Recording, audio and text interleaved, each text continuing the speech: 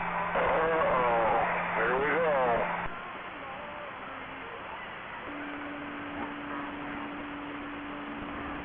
Wind 45 kilo.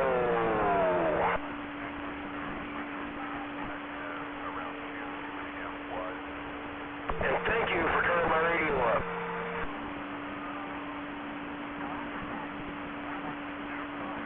My power got turned down pretty low there. You were under that screwdriver pretty hard.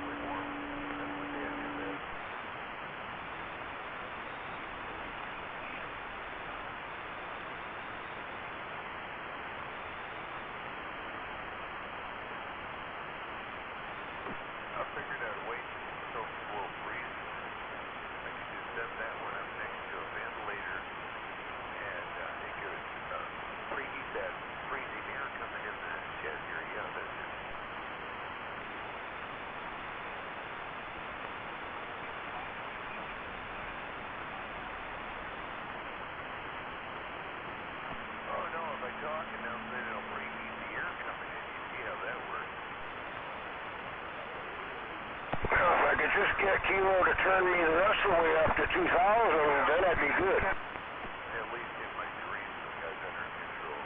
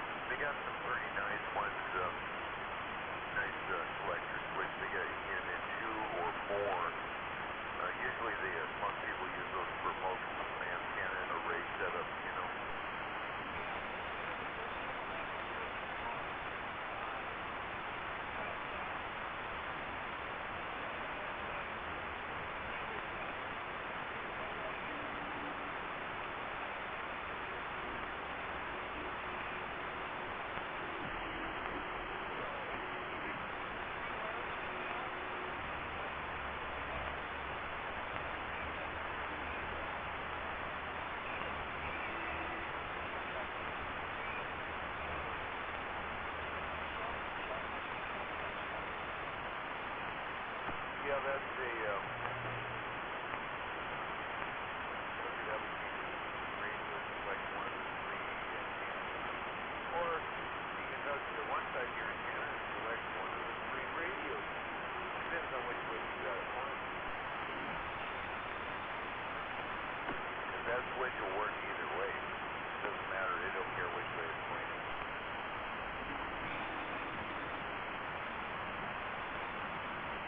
Some of the ones that are for the antenna array, where you got three antennas that you're setting up, those are set up, some of those with a separate switch. They can actually have all three of them on at once. That's not what you want to use on your radio. Use one that'll select one or the other, just with a single rotary type switch works really great.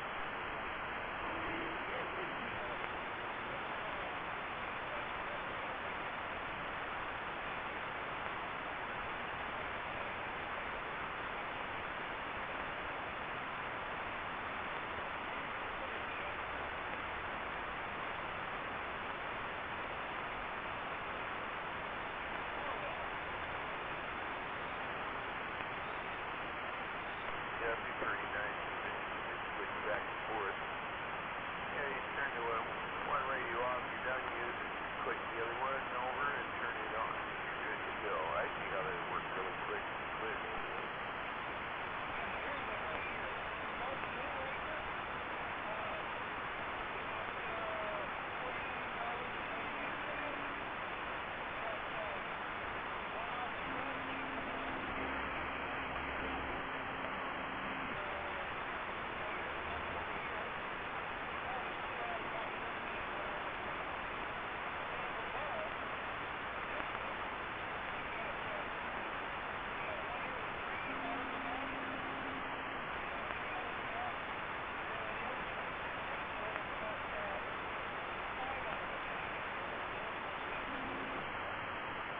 Right, but for your setup, you're probably just going to need the two out to one end and the one out the other end, for what you're talking about.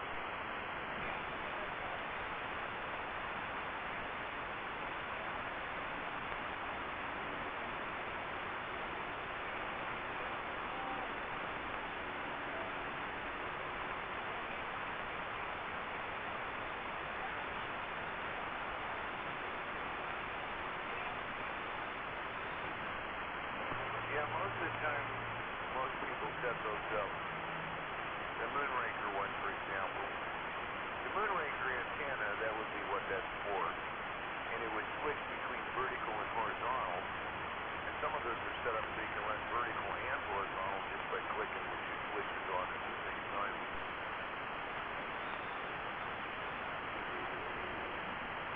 But you don't have to use it that way. You can turn it around and have two different input radios and have the single hookup go into your antenna. That way you can select between one radio or the other. It works really good. You can use it either way, between two antennas, or you can use it two radios between one antenna, either way.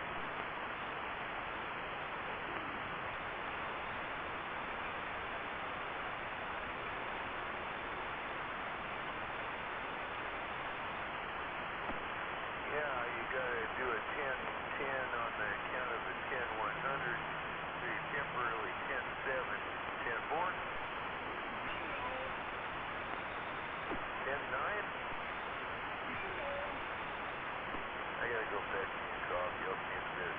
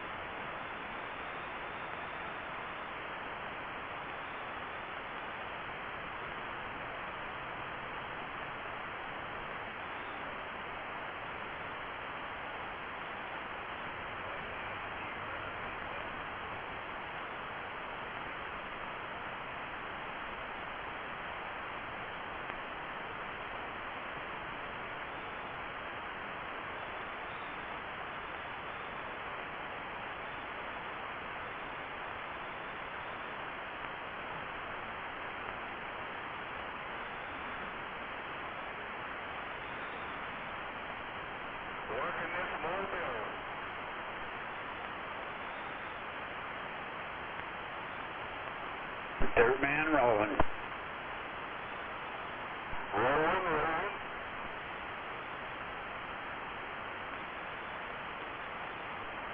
Nasty smoke over here. Wow, way out there. Not over my house, but just down the road a piece. Shitty looking. Smoking. Smoke on the water. That too. Working this homemade pizza pie with some of that air gunner smoked pepper jack cheese on there. What do you think, Dirt Man? That sounds good. You know, his daughter yesterday, I never met her till yesterday, that particular daughter, she handed me a big bag of smoked salmon, dude. Oh, God, it's good.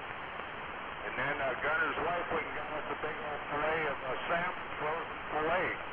I gotta stop over there more often. I'm gonna go see about buying me a pressure cooker, bigger. I know where you can get one. No, I'm gonna put brand new. I'm gonna go stock up on a few goodies here. Just like the one I got here, brand new. Got one? Hey, Nato. Hey, Dirt Man. Good morning. Hello. I got the one you gave me, Dirt Man. I don't want that one. Cheers.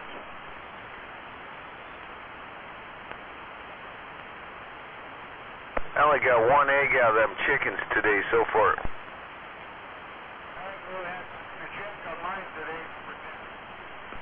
10-4 on you didn't have time. I hear that. I barely had time to check them once. I'm ramping up production over here. Yeah, I'm thinking those other ones are big enough. They should start laying over here too. Just gotta make sure they don't turn into roosters on you. That's right.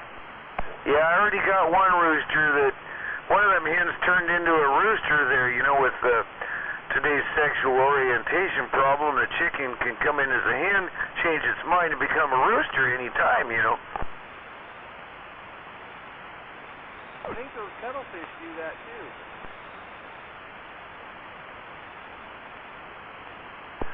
Well, I still got him off the side. I got to build him a bachelor pad as soon as I'm done with this dumpster project. And that way, if they want more chickens, we don't have to buy them. They can do the incubate them here, you know, and grow our own.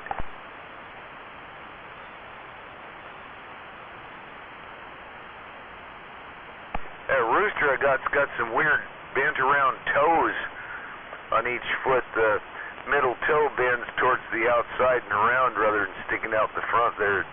Yeah, that darn thing was showed up that way when we got it. Yeah, they do. Some confused genetics, huh?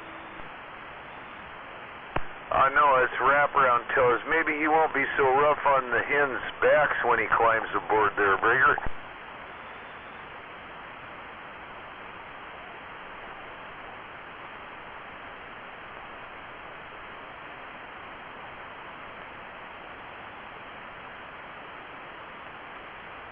One of these days I'll be out here when he's doing the and I'll have the amp on and the radio keyed up so everybody can hear him and his beautiful rooster voice there.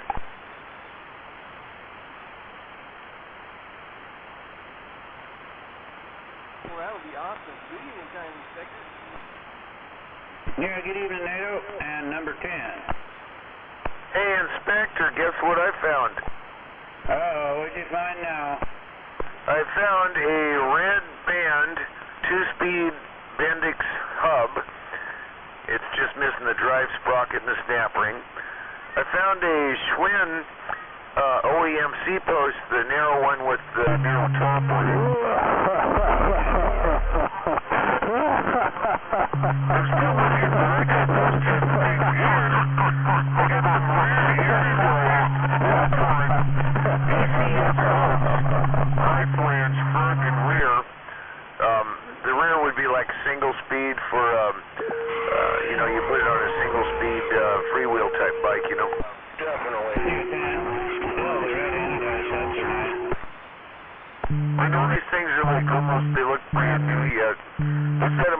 try to figure, hey, you can use them or find them somebody to trade them to for stuff, you know?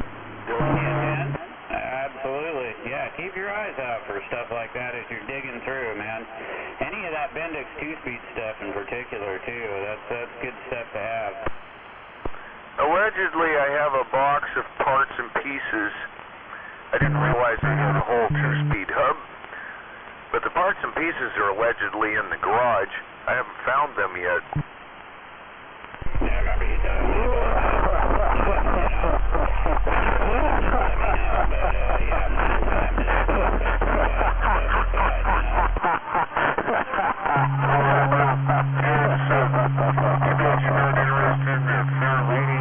Frame, I'm probably going to toss that thing in the dumpster, you know, because I'm not wanting it. It's got a crack down by the bottom bracket in one of the tubes there.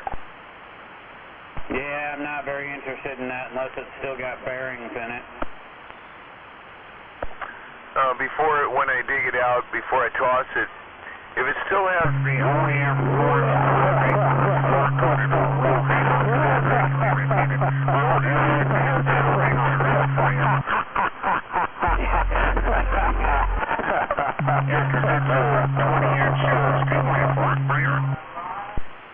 Well, usually on the girls' bike it has a longer head to, steer tube on it.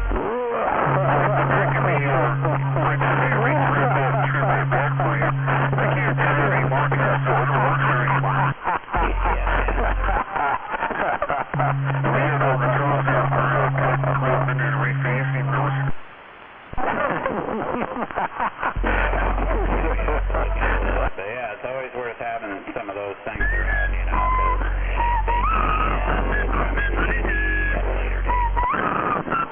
I wish they would have sent me home with a whole bunch of tools so I could have to set up a shop. That would have been so they would have just sent me a shop home to use too, you know. Oh man, yeah. Right, send you home with the shop already stocked with tools. Right, that's what I'm thinking, you know, because, god dang, I can't believe that they, you know, when they let me go like that, I would have never thought that that would be like their death sentence, so to speak, you know, because they basically ran themselves out of business as soon as they set me out the door. Yeah, 10. I know, sucks. Boss, Norm, and Matt, the self-acclaimed manager, neither one of them two guys are customer service people. They're just not good customer people. No, they're not good with customers at all. And they should have realized that. For me, being there for like almost 30 years, the boss already knew that he sealed his own fate when he sent me home. Yep, that's it. Just signed, sealed, and all done. And it weren't my fault because you heard me. When I came home and all of a sudden I'm retired, I'm still encouraging people. I was encouraging people to shop there, you know. Make up your own mind whether you like it or not. That's like, you heard me tell people that. The only reason I went there is because you were there after I had some bad experience there. So, yeah. With you not there, that was never happening. Yeah, I salvaged a lot of customers that the boss and Matt, the manager, managed to disrespect them so bad they sent them out the door. And I salvaged a lot of them, and they turned into, they'd still be customers if I was still there. Yeah, 10? Absolutely. I understand that for sure. You know, it's all about, you know, take care of your customers, man. That's what keeps you alive, man. Right? Well, I already knew that, and I kept trying to tell them, you know, the customer is our lifeblood. We're here for the customer. The customer ain't here for us. Customer walks in the door, you need to be treating them like royalty right off the bat. You need to listen to when they're talking to you, you know, if they're talking about their dog or their kids. You need to remember that stuff, because when they come back in, you can talk to them about, so how's your dog doing? You know, you had to take it to the vet last time. Guess what? That customer will always remember that you remembered that. That is a fact. All of a sudden, you are the main guy to come talk to from then on out. Yeah, customer service is huge, man.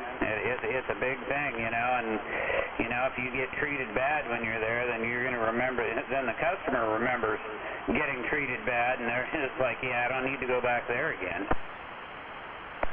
Well,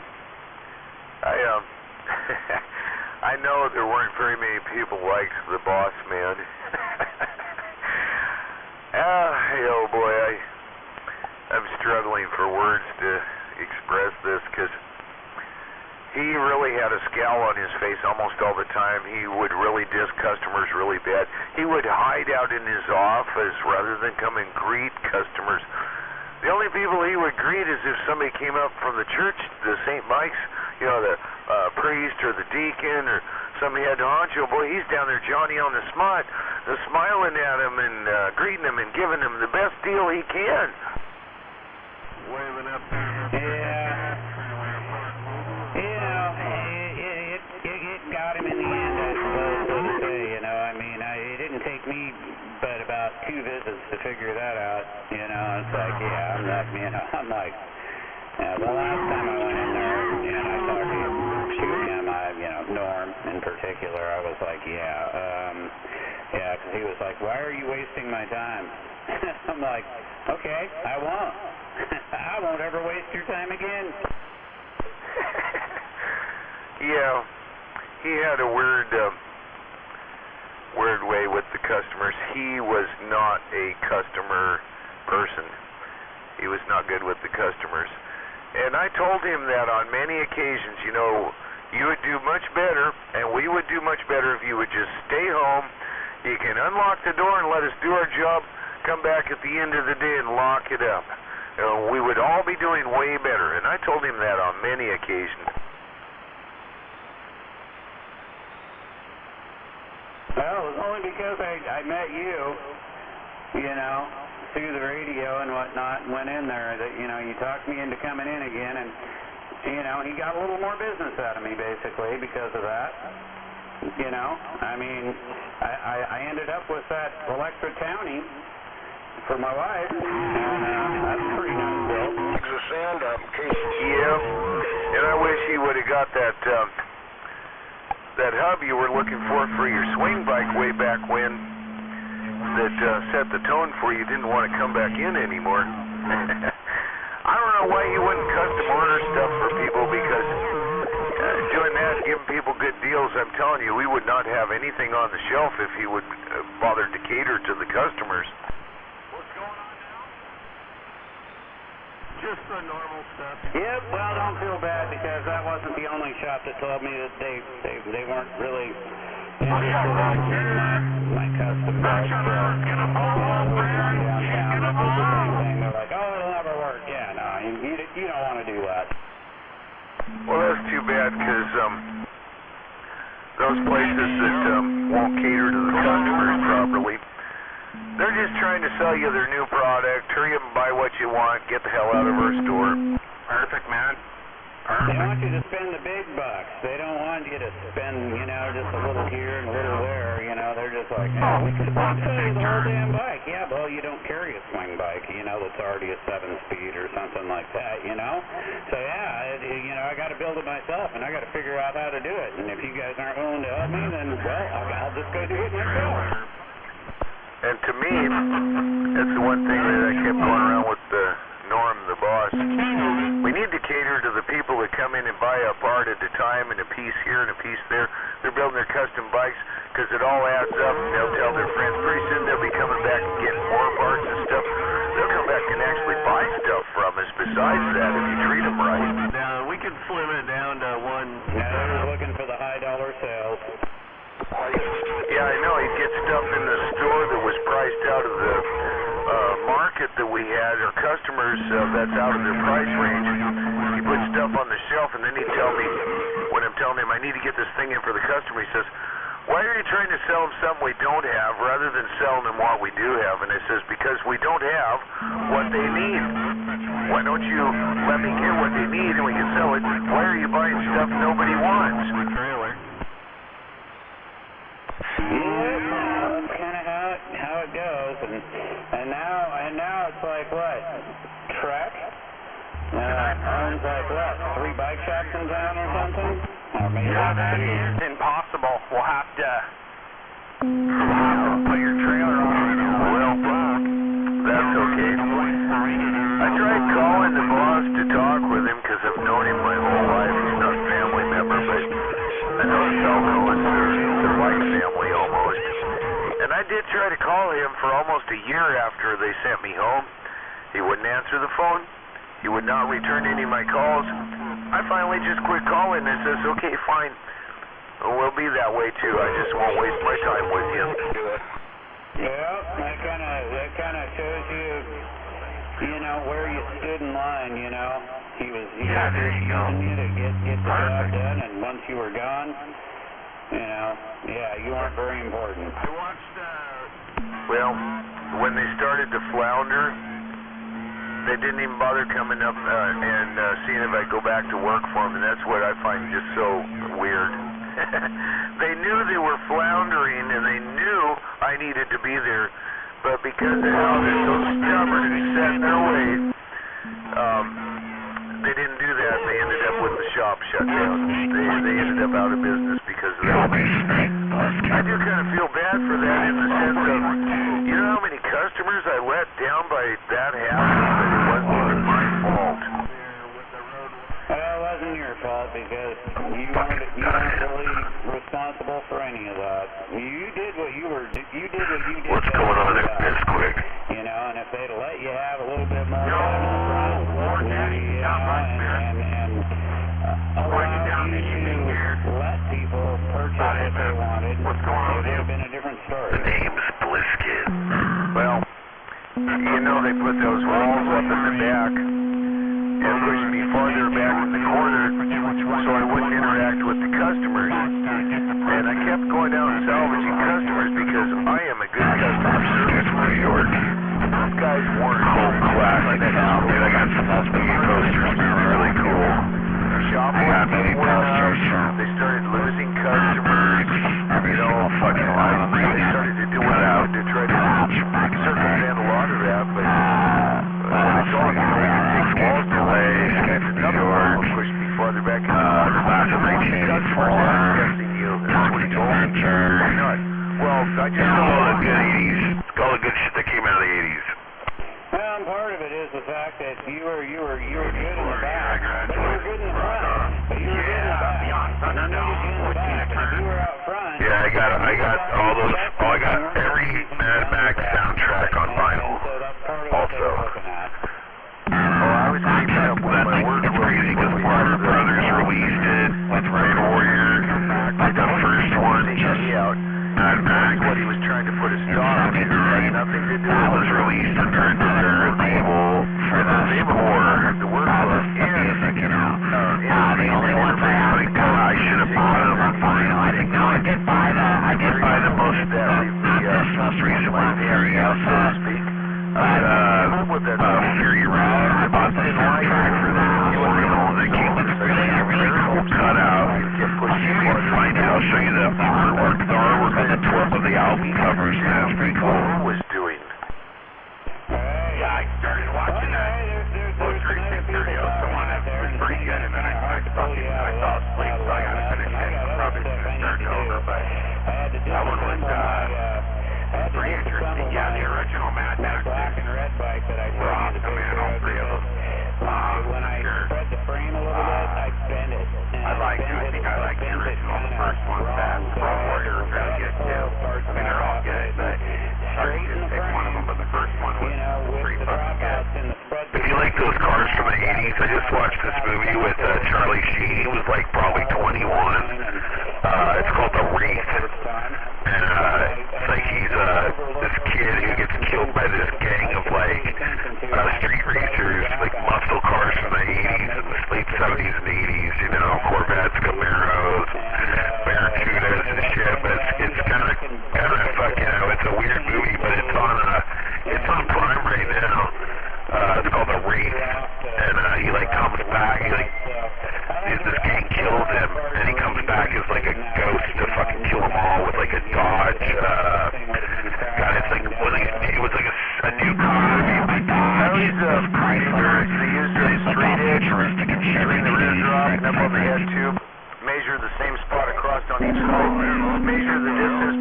that in your seat tube, it'll tell you how far off you are at any given time. Yeah, I did Mad Max.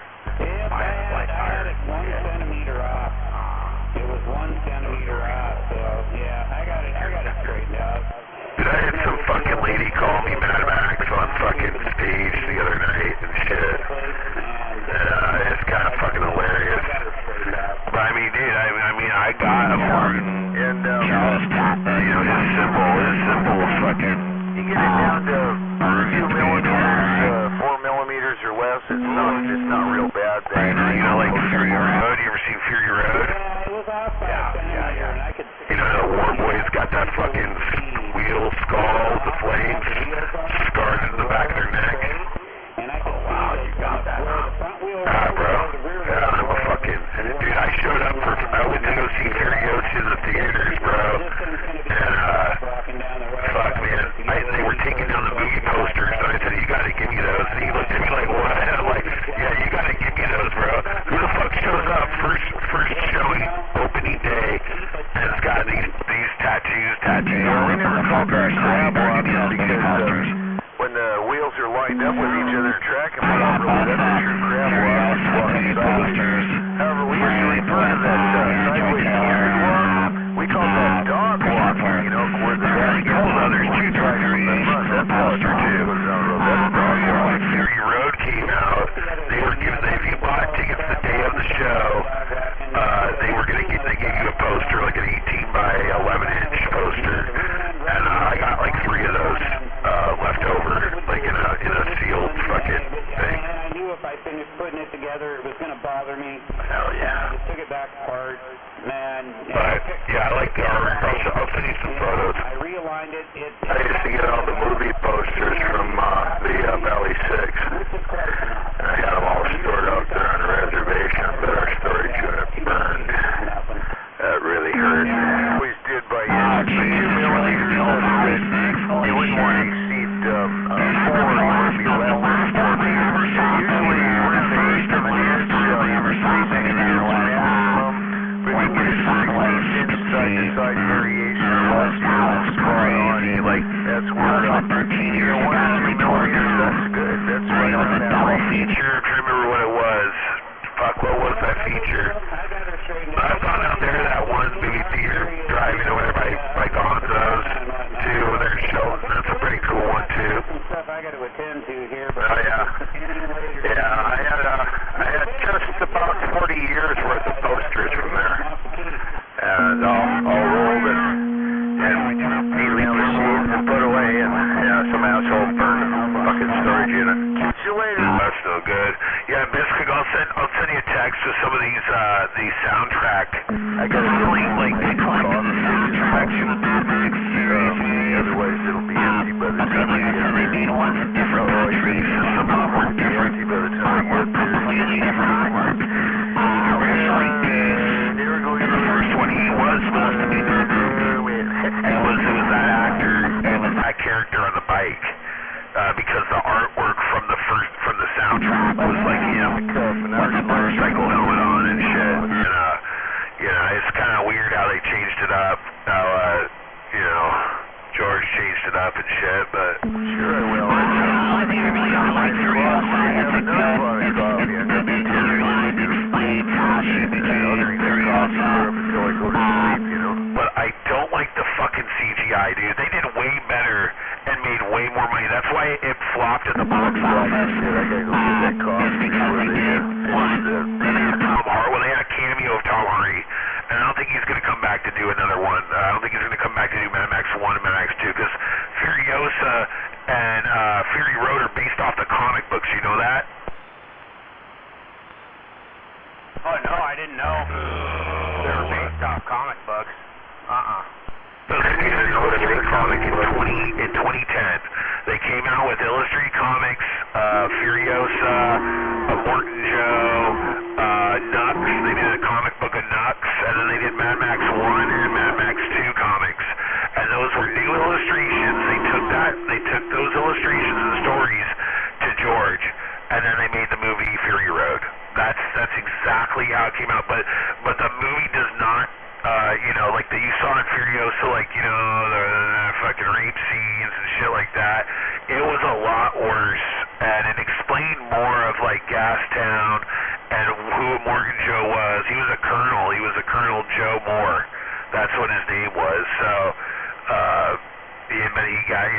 he basically fought in the fucking gas wars. Right, yeah.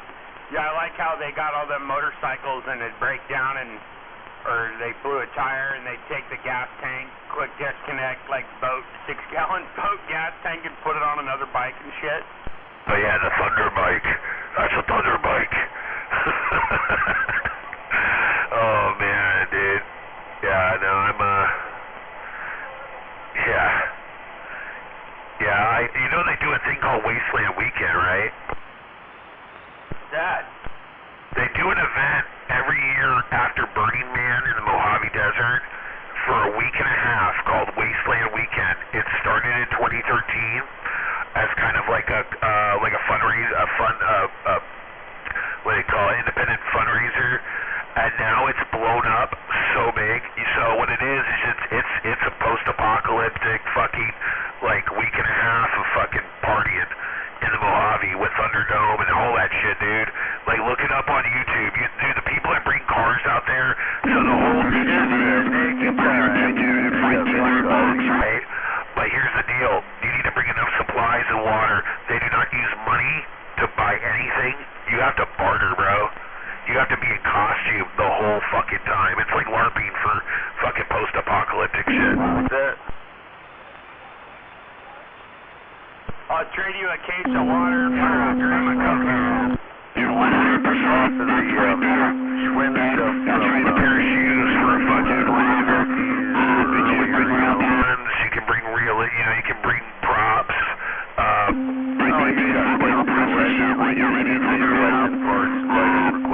Fucking like gladiator style type shit. But yeah, look it up. Wasteland Weekend, dude. On YouTube, you'll find it. You'll be like, holy shit! Some of these cars, dude. I almost bought a car. A guy from Portland. He showed up to the Gambler 500 event, man. It was pretty cool because it just like they would bring out cars like that. Guys would build replicas of ones from the movie Fury Road. Yeah, let me clean the mailbox.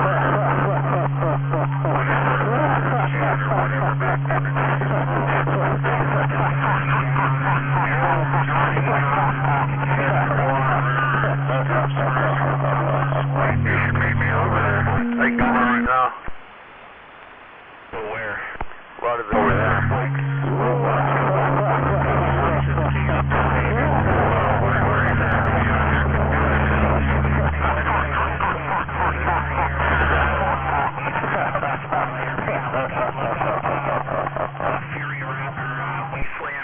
Wasteland Weekend.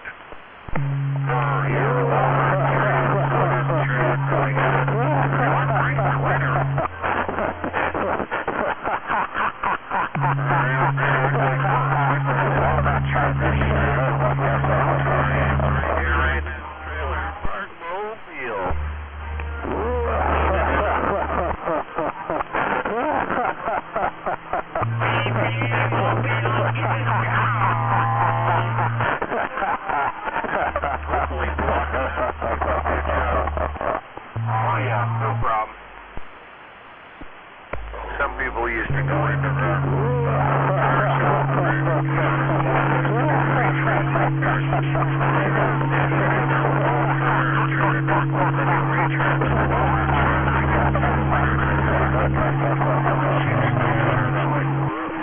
and he's been out here on the radio laughing.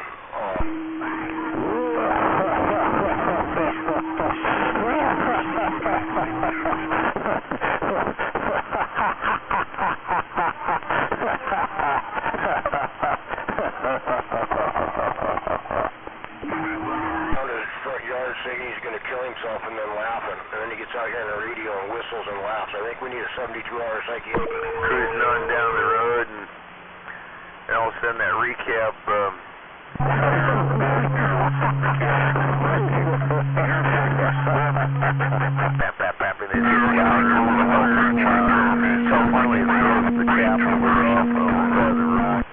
yeah, he's walking around with a gun saying he's going to kill himself. He needs a 72-hour psychiatric evaluation.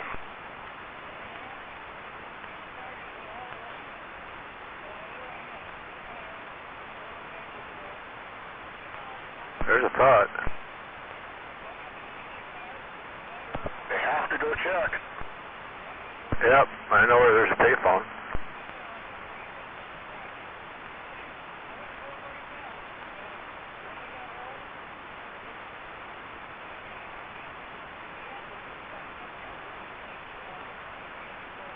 I wish there was a payphone around here, I'd do it. Yeah, that would have moisted it down and made it start hugging that brake drum pretty good. Payphones anymore. Actually, yeah, there are. There's quite a few if you know where to look. I know there's one on Bonnie Lake.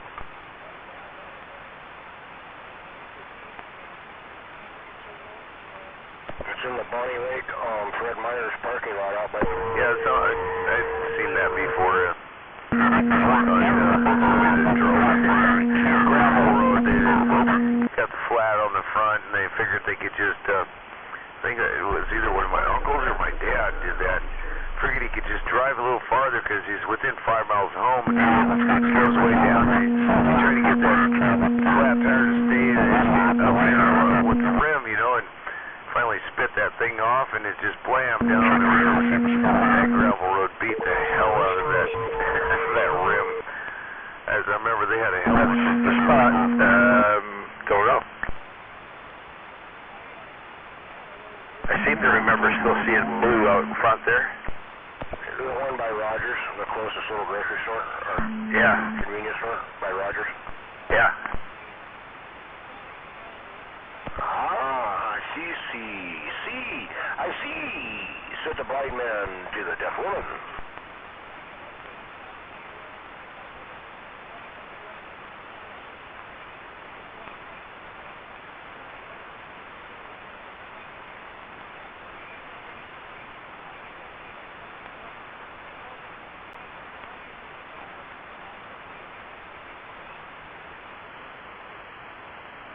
Oh man, I remember that.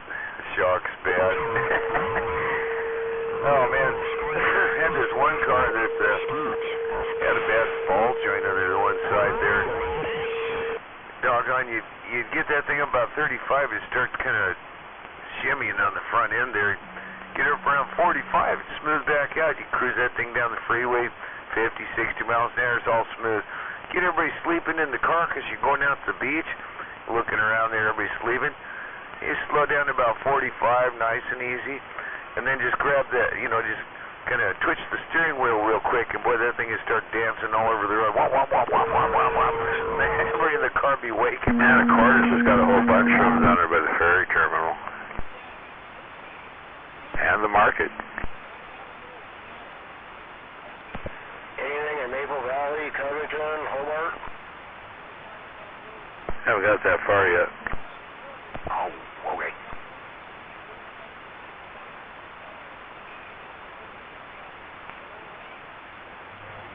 Yeah, Auburn High School's got one in a cafeteria. And Value Inn on 14th. Oh, that's right. It's right in front.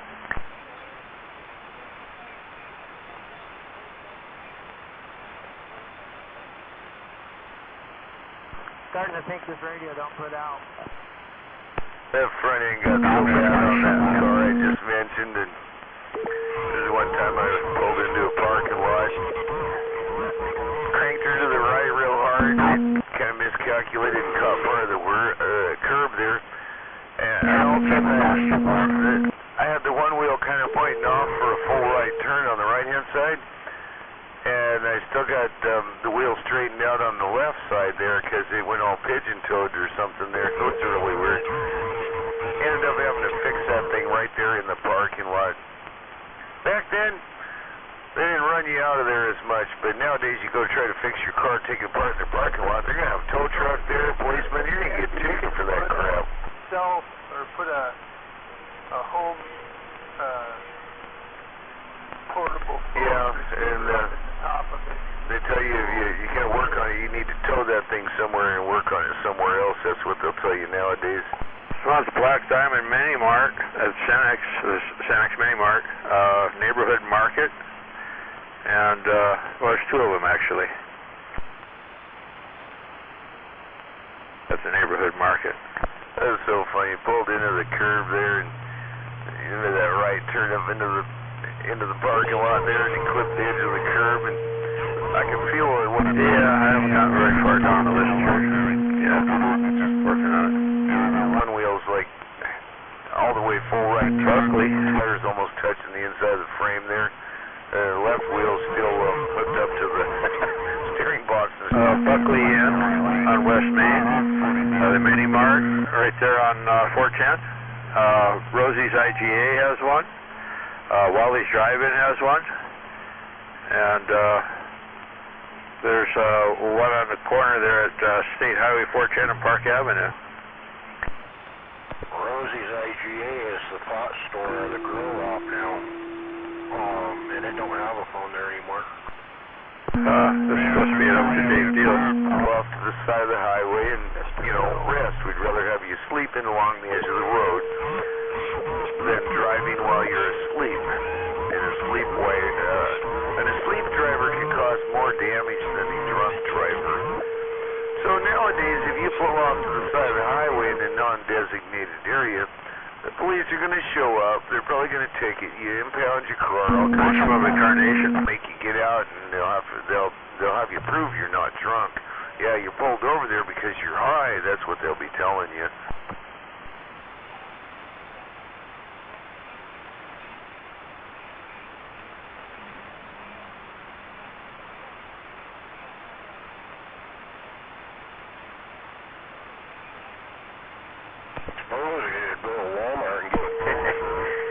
Yeah, the highway was different back in the late 50s, early 60s.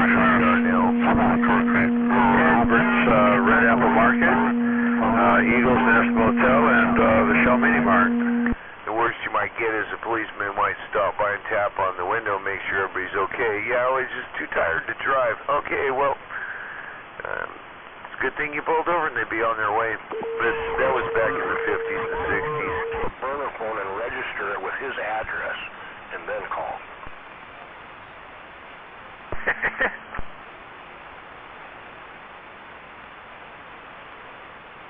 That'll fucking work.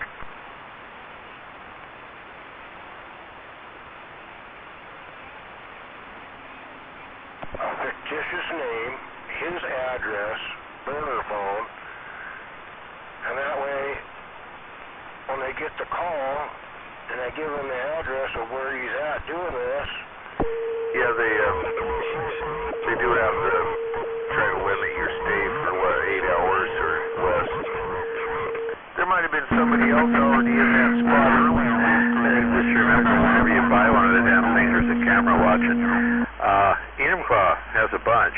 AM/PM on Roosevelt Avenue. There's two of them there. Griffin Avenue, Roosevelt Avenue, and Chevron. Cynthia's Cafe, Circle K on Griffin. Three of them right there at that Circle K. Wow.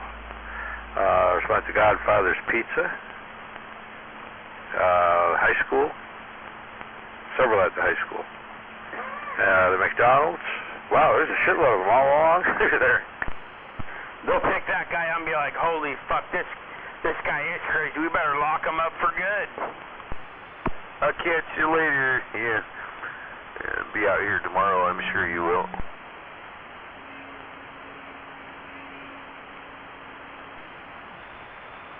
I got me a new plan. I'm coming for you, wait a minute.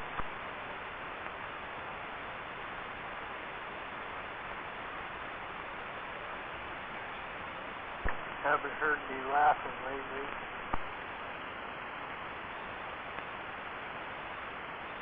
Alright, cool. Anyway, I'm going to be heading in and seeing what we got for dinner. I got to get my gloves back on. I know that it's shady up there at the dumpster now. I can get up there and start smushing all the stuff down in there that I took up there all day long. Fuck. Falls City's got a bunch too. Yeah, catch you later. To the top. Number 10, stepping on back. Direction, that's too far away. Yeah, the Commons here at Federal Way's got a bunch. I'm getting there. I'm in F5. There's actually several in 5.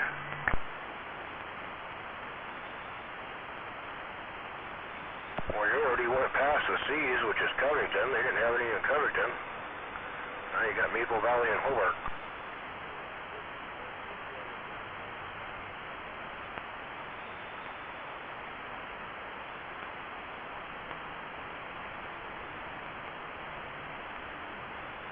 Gold Bar and Granite Falls. We got Issaquah at the Albertsons on Sammamish Parkway. Allen's Furniture. AM/PM on Northwest Sammamish Road. Barnes & Noble. Burger King on Gilman. Costco on 10th. Has several. Denny's on Gilman. Fred Meyer has several. Yeah, there's a bunch of them there. Home Depot.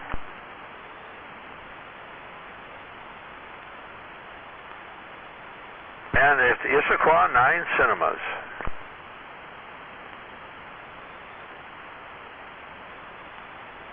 Well, Issaquah's not too far away. I just hate going into that town. It's fucked. Yeah, kinda. Yeah, there's a whole bunch of them on Gilman. Safeway's got one. Got quite a few out there. That's interesting.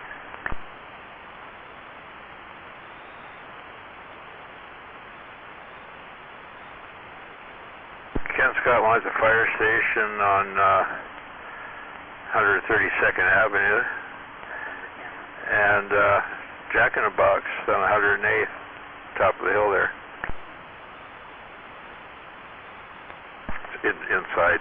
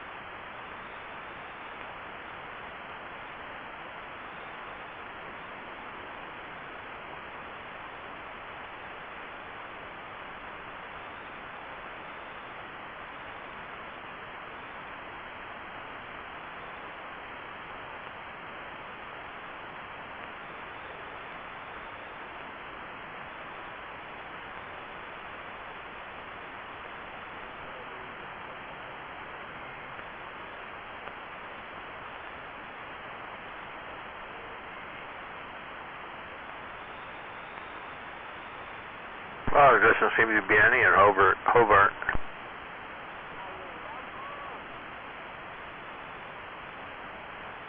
Who, what, where in Hobart? None in Hobart.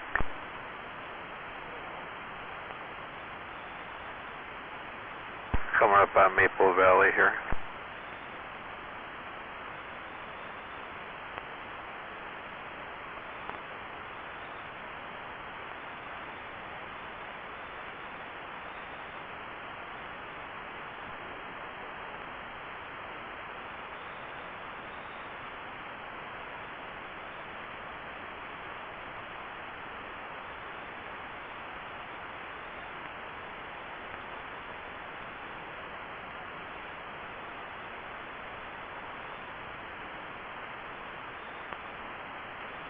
Nope, another Maple Valley. That's weird. I would have figured there'd be at least a couple there.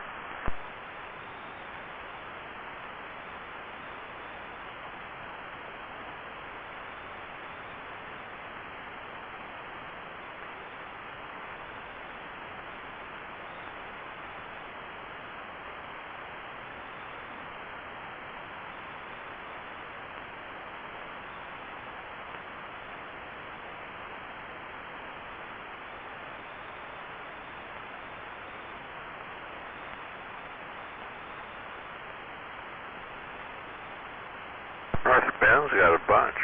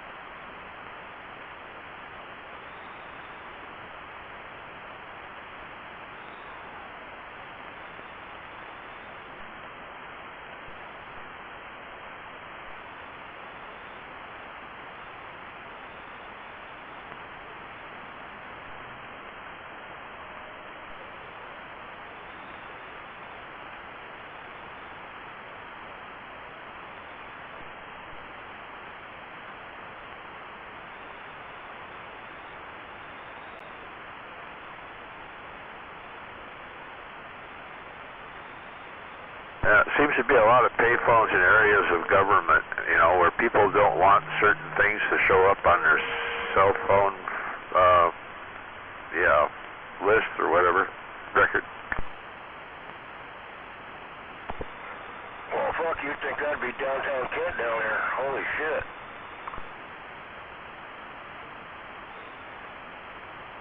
Well, there's a couple of them I can't. There's one at the police station. That's a place I would go to do that.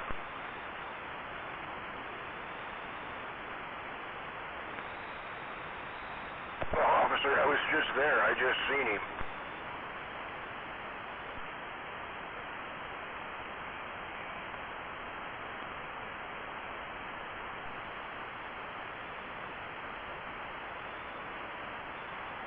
You know, I do have a burner phone around here. I could call and just... Yeah, but I just got the wrong address. Never mind.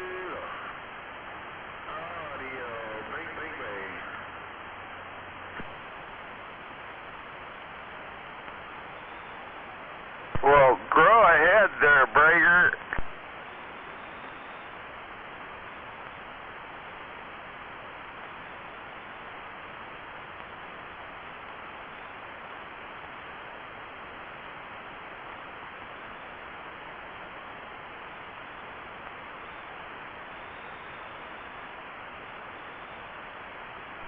Can I get a breaker? No. Come on, I need a break. We all do. Breaker. Hello, number 10. Damn, nobody's willing to give me a break. Oh, grow ahead, Brager. Thanks for the break, I'm done.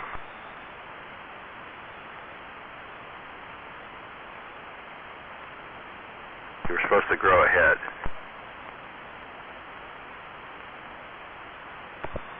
She ain't here, can't do that.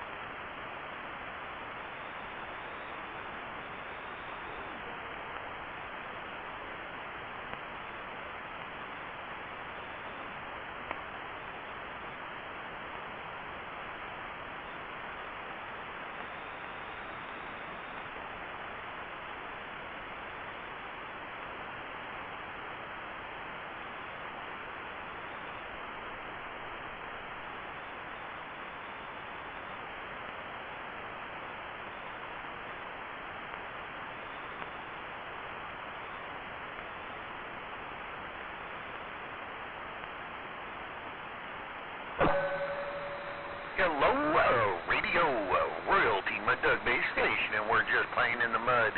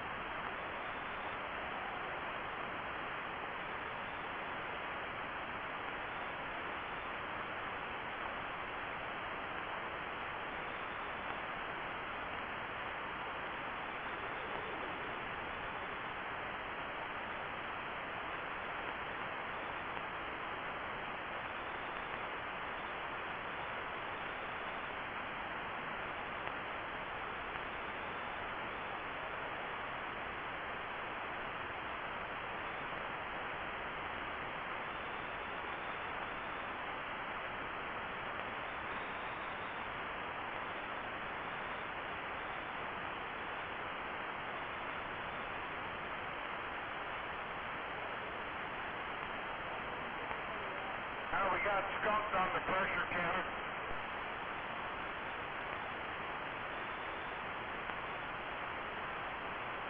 They don't have the big boy I'm after.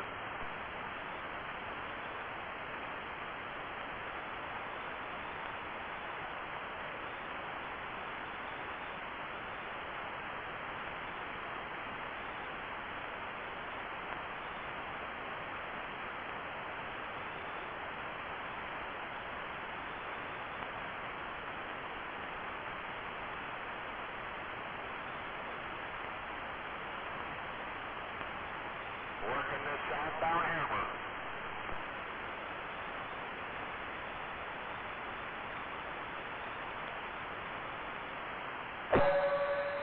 Man, it's awfully quiet out there. Where'd you go, Breaker? Yeah, come on. Did you go to Tractor Supply? No, but I can. Do they got it? I don't know. Wanted to get a... No, I'm not going to go there now, I guess, but It's so quiet you can hear a wiener drop. yeah, that's pretty good. I'm kind of reading through it. It's pretty deep, and then you can do up to 23 double stack. The one her friend was at said, no, you can do 14. So I just bought another case of big jar, plastic lid, so when you open the jar, and then the seal lids, so we're all set up. Got to get the new cannon. I'll buy one. I might be doing it tonight online. Yeah, Tim, I know they probably have them down there at Tozier. Yeah, but I think they're really proud. You know, you get one like Gunner's got, they're fucking $500. $4.99. Dang. How'd your cannon go? Well, they're sitting on the counter. Everything's sealed. Have the lid popped down, and the jars are kind of fairly easy in there. But the 10 big solid ones, Nice. pints. I just got another wide mount case of 12 jars, pint jars. Figured get it now while they still got it before it goes bye-bye. So I'll be set up with 24 jars here.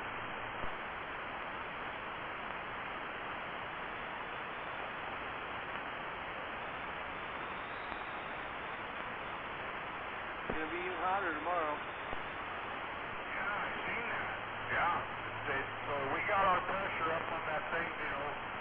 They said you can, but go to 11. I heard Gunner tell BS that. BS told me that on the phone. So we were 11, 11 and a half, 12. Just run the burner G and still consistent. We're about for 1 hour and 40 minutes. $1 a day. Oh boy, I'm gonna sit on the counter and hear them go pop. Yeah, so we got her down. I watched the whole process. I took notes.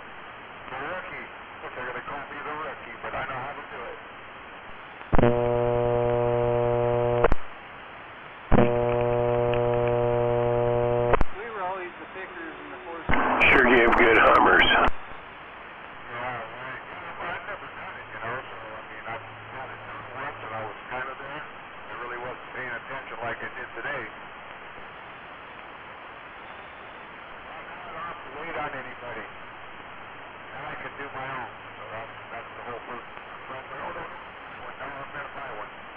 So then she left, we left. So look.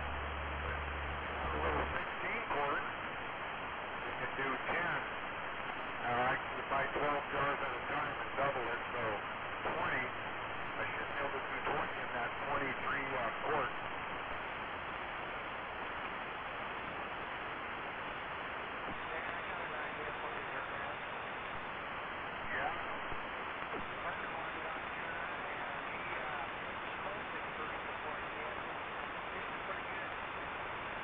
Sent me a picture, and his daughter gave me a bunch of smoked salmon last night, big bag full, and you could put that, you know, she smoked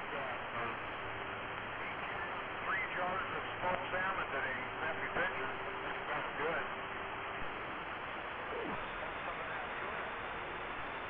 I mean, I could, but if I get more, I will, maybe. Isn't it hard to keep tuna lit? When you can do the hot pack, and you got to put it in the oven at the main, like the way we did it today, cold pack. So yeah, it should, you know, it'll be good.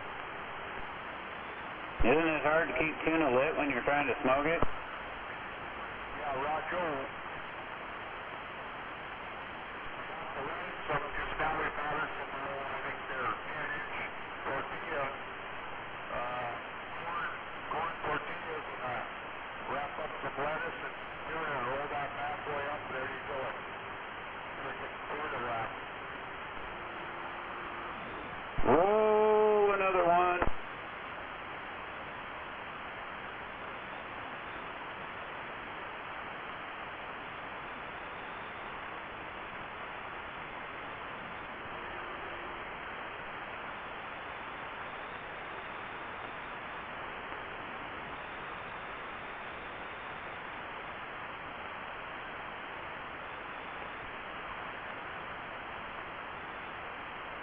Every one of them lids went down and up.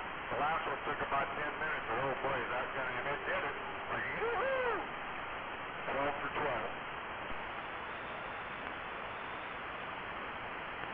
I think the US and Gunner have the same, so everything's sealed on them.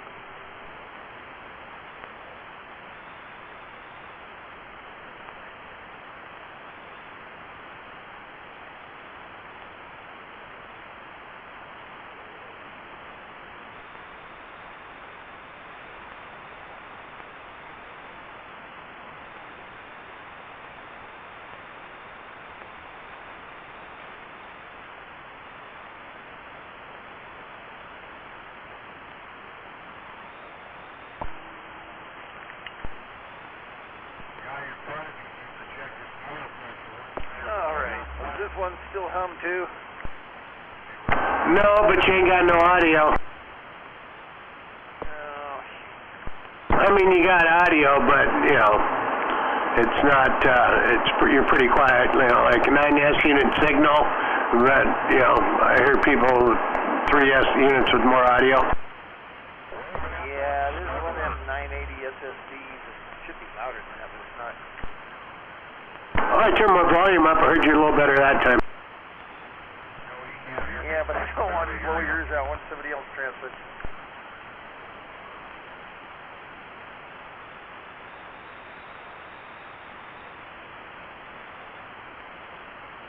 Is that any better?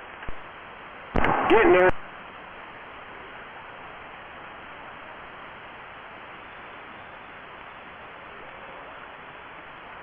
Well, it's a stock mic too.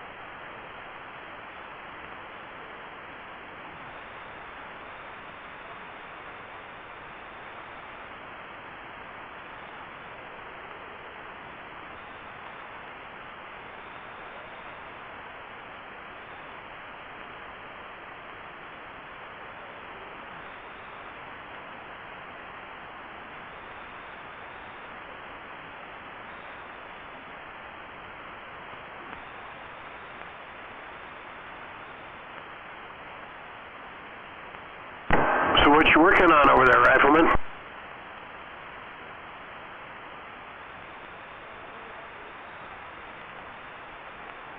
Oh, I forgot. I had a switch turned off there. What are you working on there, Rifleman?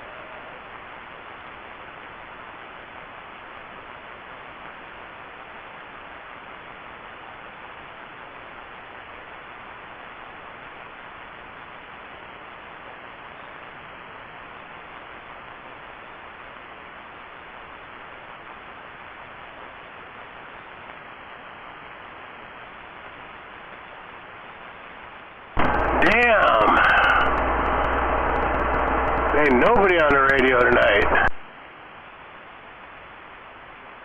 Well, for a lot of them, the Radio Shack's probably really hot.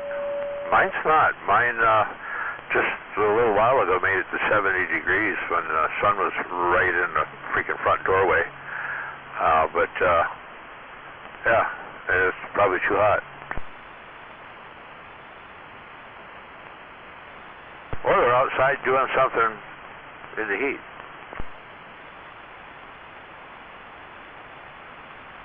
My audio go to shit?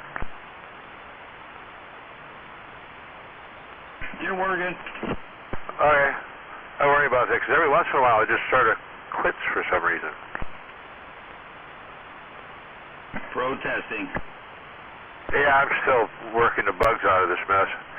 I have my little echo box in between here, and that sometimes has an issue.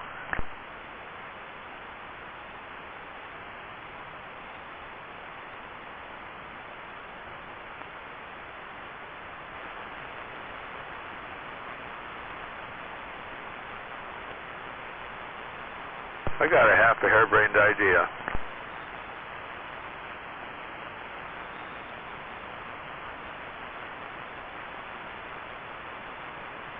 Somebody wants to wander by here and help me put together 3 PDL2s, I'll give them one.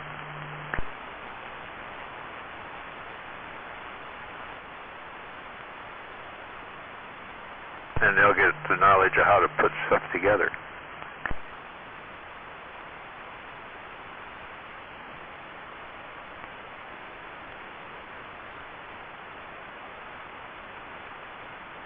I'll let that thought digest a little and bring it up a little again later.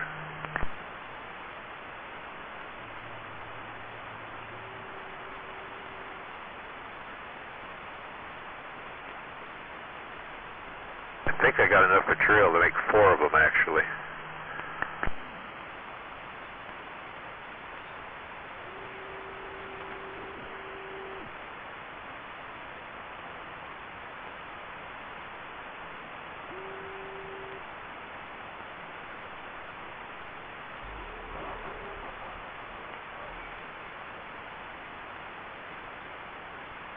Yeah, I think I'll go out and look and see how many pieces I got there, if I got enough for 4 of them or not.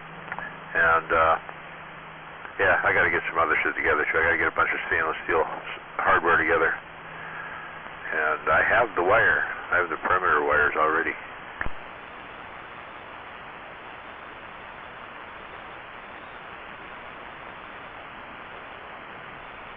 Anyway, I'll be back.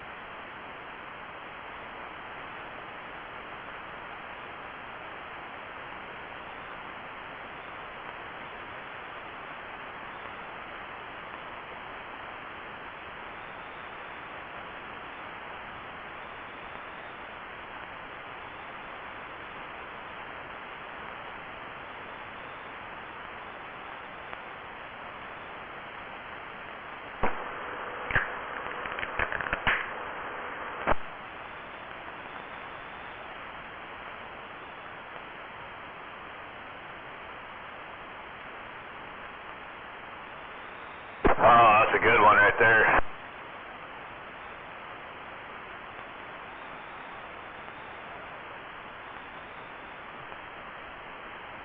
Shit, that one's even better than the last one was.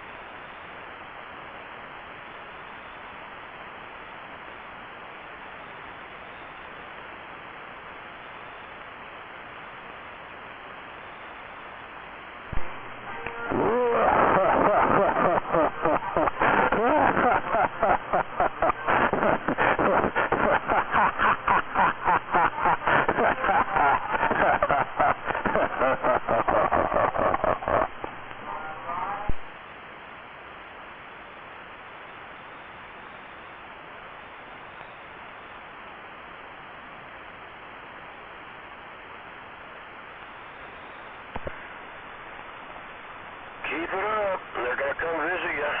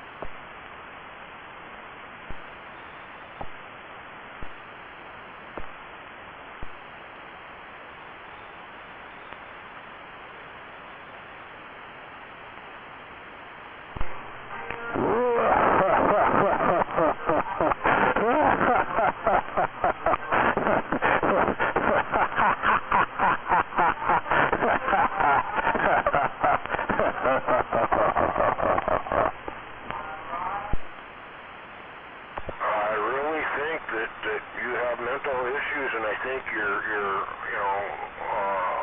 trying to hurt yourself. And I think that they need to come and investigate for a 72-hour psychiatric evaluation. I honestly think you're losing it, dude. You need a psychiatric evaluation.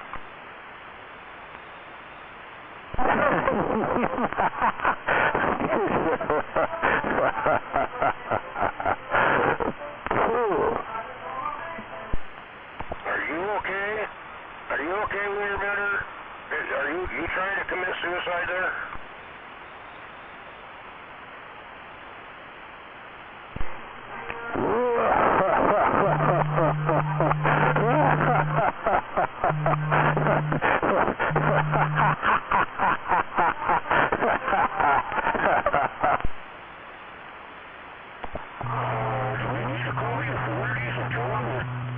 You're suicidal and you're thinking about committing suicide? It sounds like it.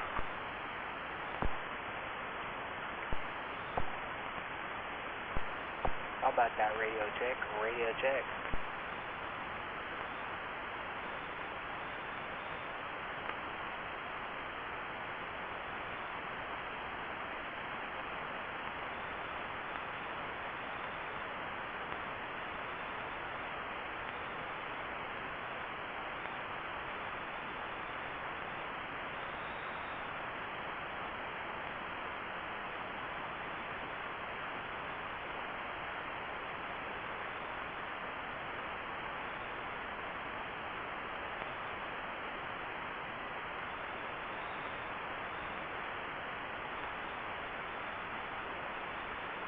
I mean, just being a concerned neighbor there, I wouldn't want you to kill yourself, so we might have to call the authorities there and tell them, hey, you're a little bit nuts now. I don't know what's going on.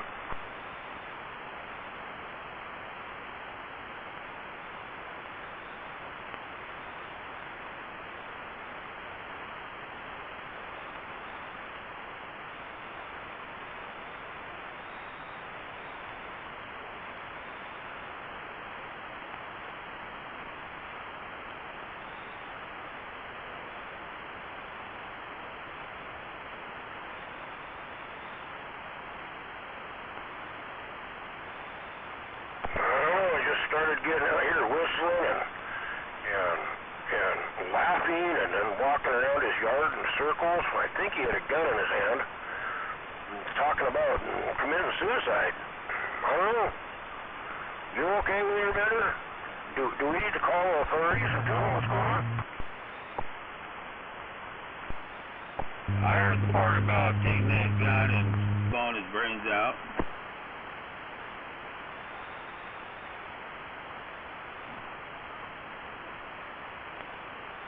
He's a grown man.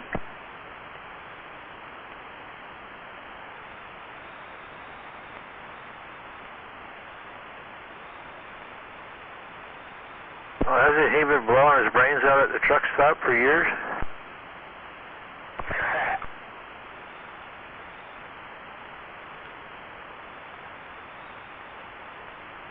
Yeah, but to be honest with you, I've never heard him this way. I think he's losing it, and I think he might hurt himself.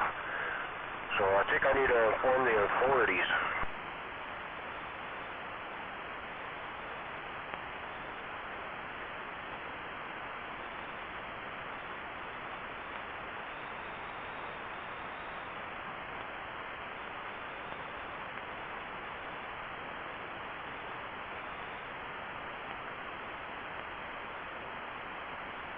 As a concerned neighbor, I might have to do that, Winterbender. I don't think you're okay.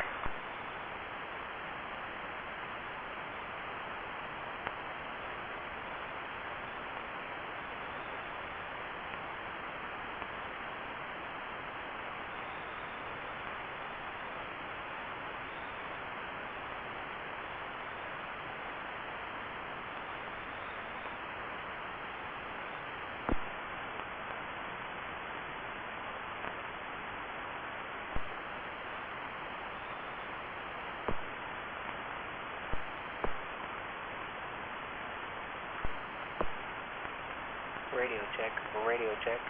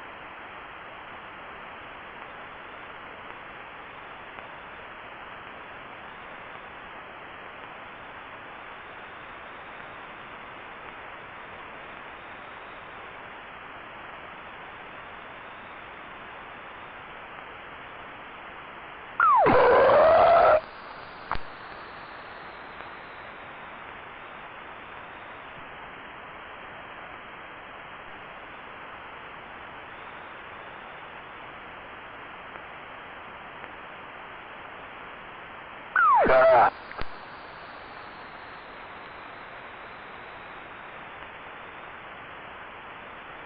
You shut up.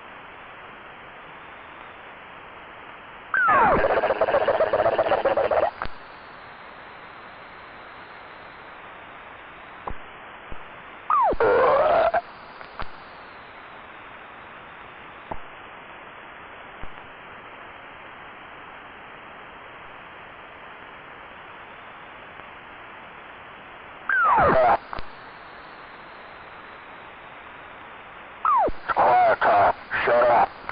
Bootlicker. Shut up.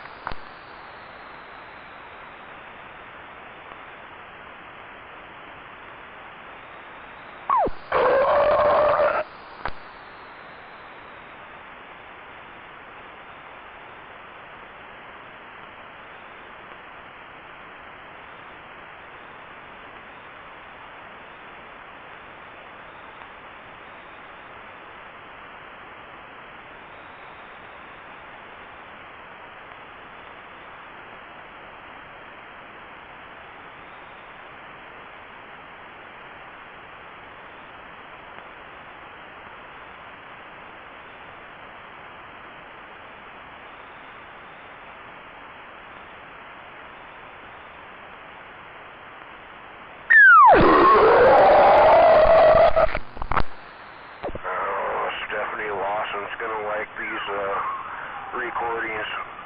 Same with Debbie Hartstock.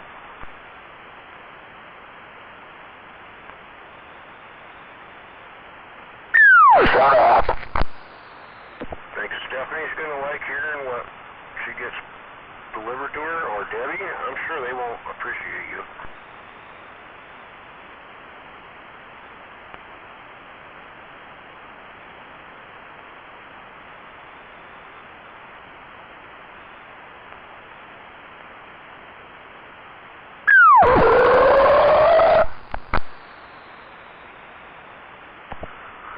Rob Guthrie. Willard Nelson. Robin Hewitt.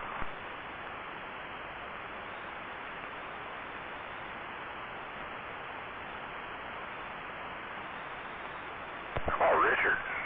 Think Richard would like it? Yeah, you probably get along with Richard. You ride with him sometimes, don't you?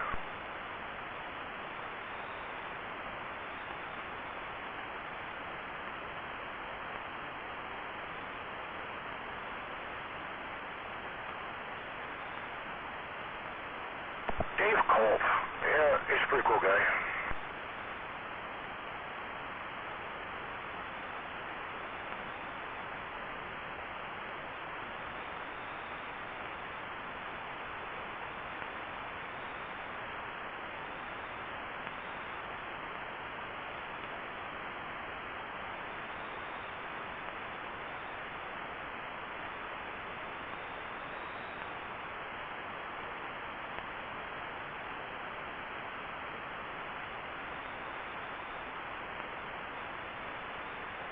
How are you going to explain that to them there, Froggy? I just got to know. I just want to know. How are you going to explain yourself?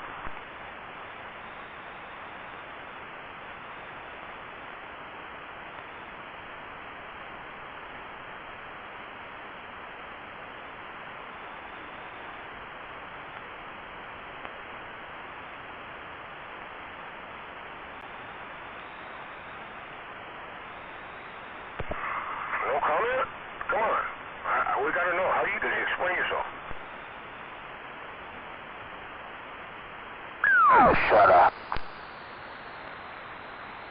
You think Stephanie's gonna enjoy hearing you say all this shit out here? Oh, shut up.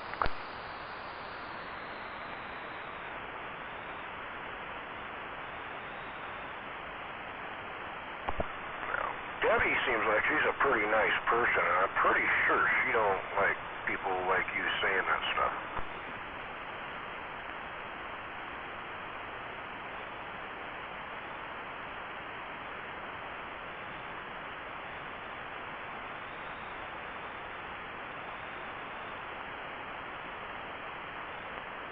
Oh, joy, Kilo Keats back up.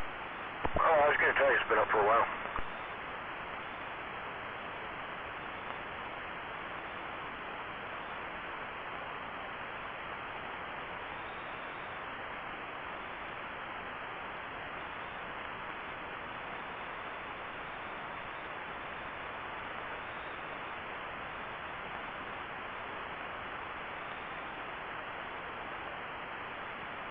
What's it called?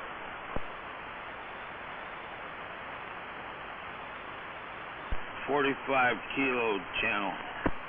It's just a butt plug channel.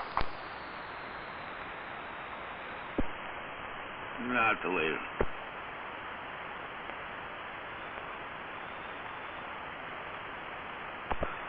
Executive Director, Stephanie Lawson. Interesting. Board Director, Debbie Hartstock.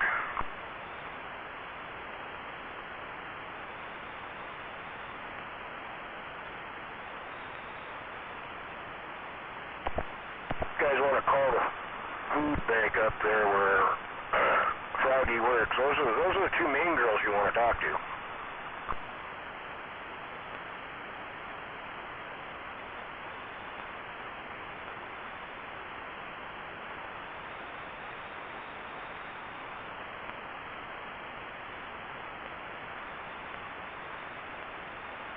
Dave Kilp, he's the chair of the board.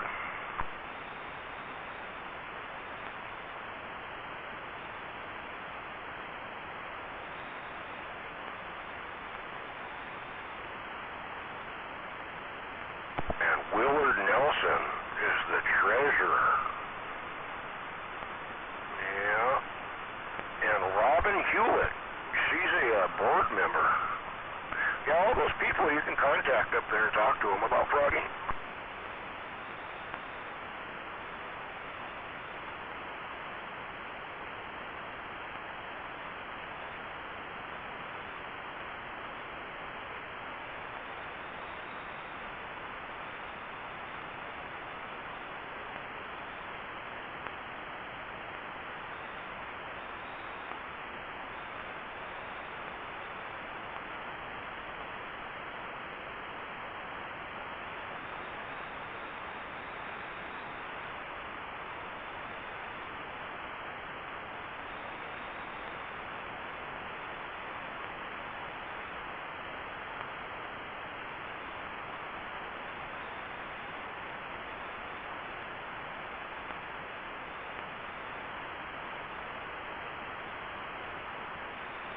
Everyone should call and give Froggy support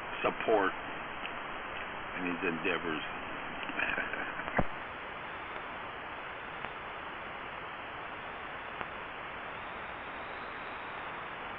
Yeah, I think everybody should call and say, hey, you have this guy that, he's doing this, he's doing that, and here's a recording of him talking about some sort of medical anal toy deal he keeps bragging about it here on the radio.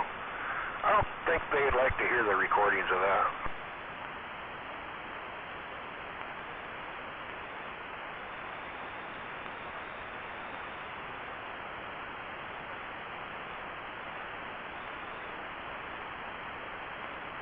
Well, all employers like to know about a little community activity that, that their employees are involved in.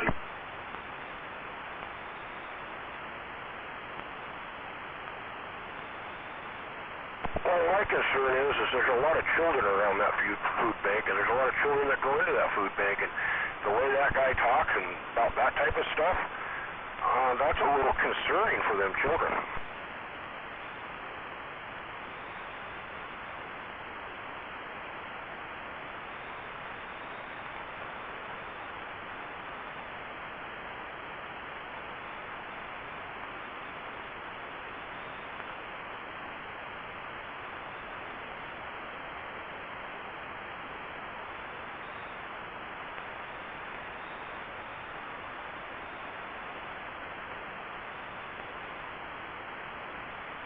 Keep digging yourself a bigger hole, Foggy. Keep digging it.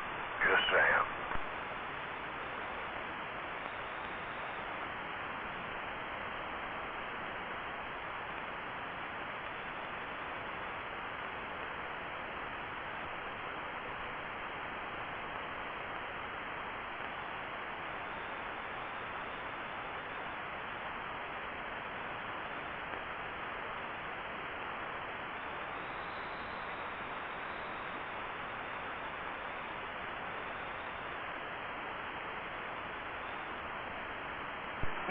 I gotta go up to the mailbox sooner or later. I got a USB extension cable. Get this SCR back up and running.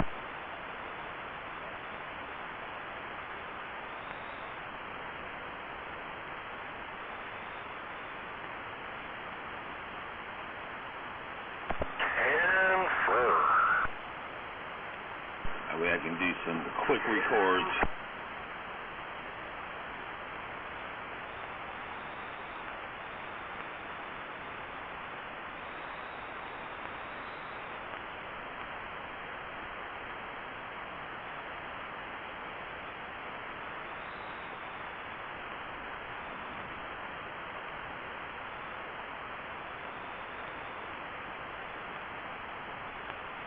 We're gonna make Froggy a star. Was he out here?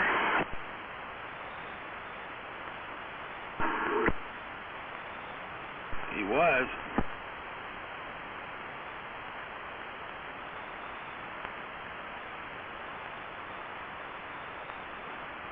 Oh, I'm sure I can lure him out.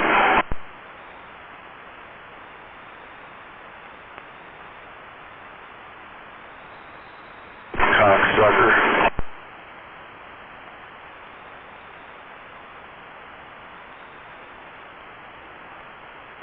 Besides that, it was a hot one today. Gonna be hotter tomorrow. Yeah, not by much, so that's all good. Yeah, we normally get about a week of this, and we're just getting these days here and there. What the hell? Yeah, I'm not liking it. I'd rather have a long stretch.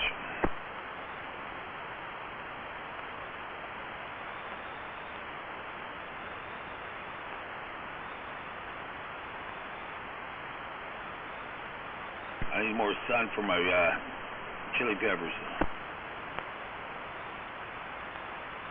How are your chili peppers doing? I'm kind of like lots of blooms and no nothing.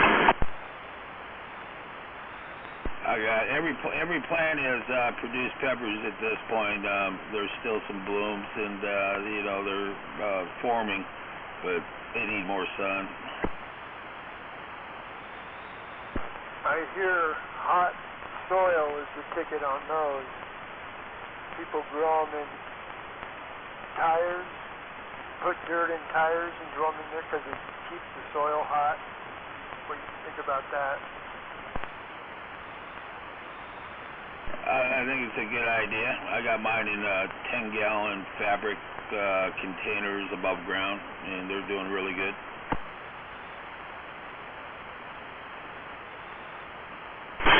Well, I tried these Thai peppers and some other jalapenos. I grew them myself, started in January. And I tell you what, them some bitches, they just ain't producing. It's like they got no bees. Yes, he does sound like shit, Mr. Nobody. He definitely sounds like shit.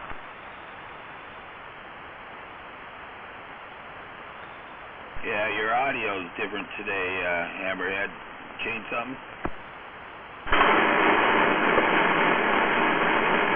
That's the AC unit next to me about 2 feet away. Okay. I'm assuming Mr. Nobody was referring to Hammerhead there, or was that Doug the Slug or whatever?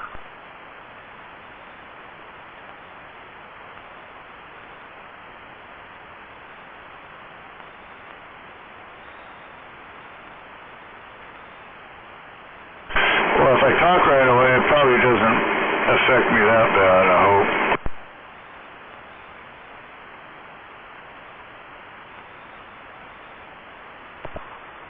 Doug the Slug is Slammer Brain. Okay.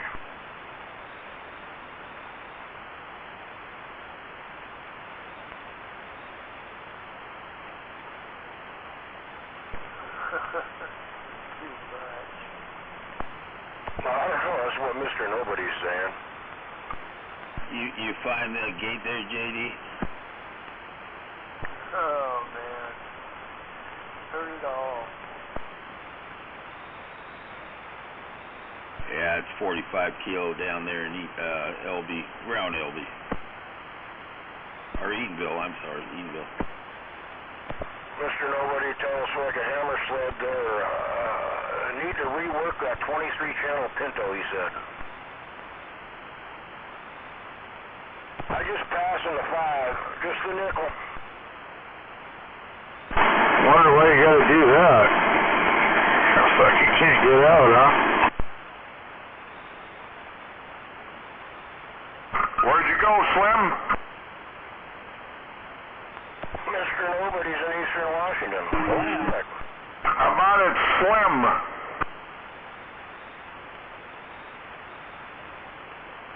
Not Slim Shady, just Slim. Here's Slammerhead. Are you going out on a whim? Yeah, maybe.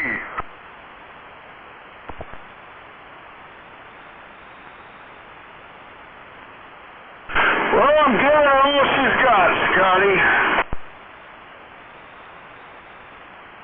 Yeah, I don't know. I guess he was out there, but I don't hear him, so.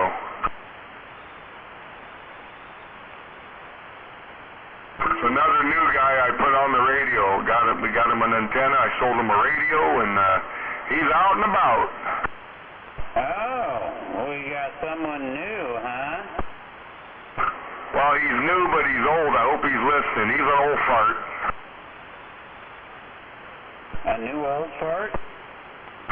Right. He used to be the train guy. He ran a train. There you go, Inspector. But he was the real operator.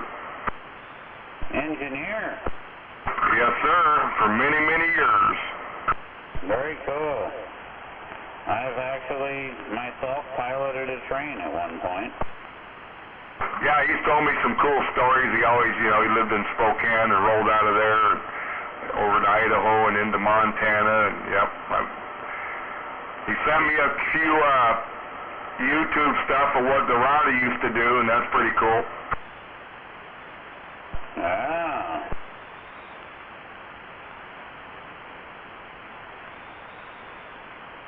I sold him my Richard, so he's I gave him a really good deal on the Richard and said get one of these striker antennas. So he's all set up. Well, sort of. As long as the striker keeps working. Come out here and drop the hammer from time to time,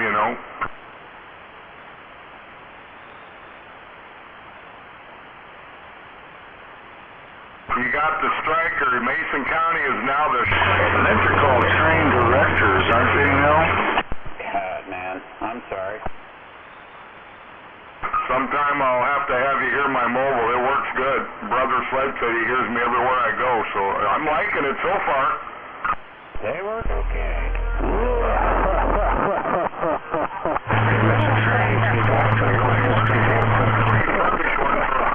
That's what he did. I had him buy one for $100. Yeah, we'll see. So far, my Maytag's got one about 4 or 5 years, and mine's on, I think, around 2.5. So let me knock on wood. Listen, nothing. It's still working. There you go.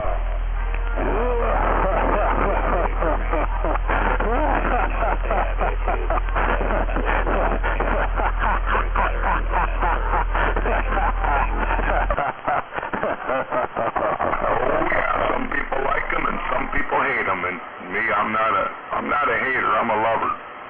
Right, I'll take a Stereo, thanks. Yeah, those are okay too. I've looked at them, yeah.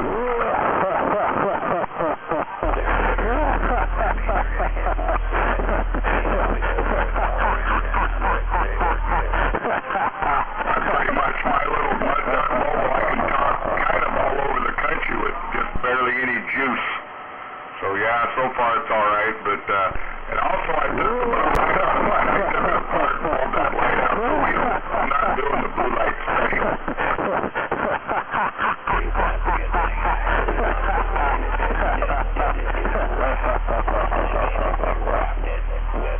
With something that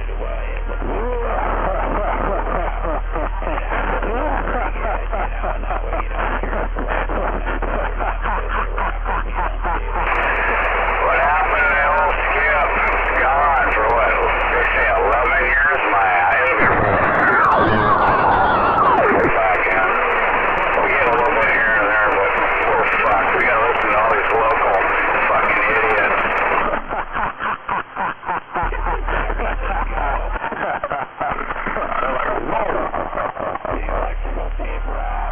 perfect.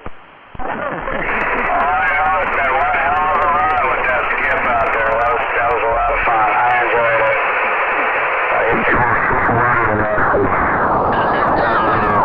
Duct tape.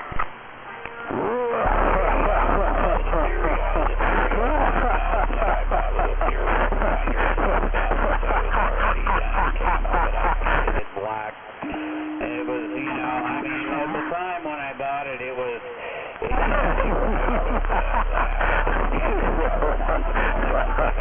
Price for the Fighter 5000 that had the camo.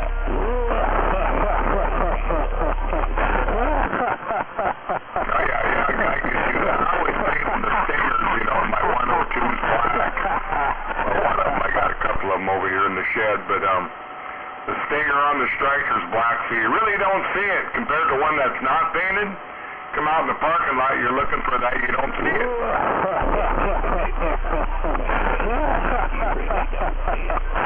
Yeah, you're right.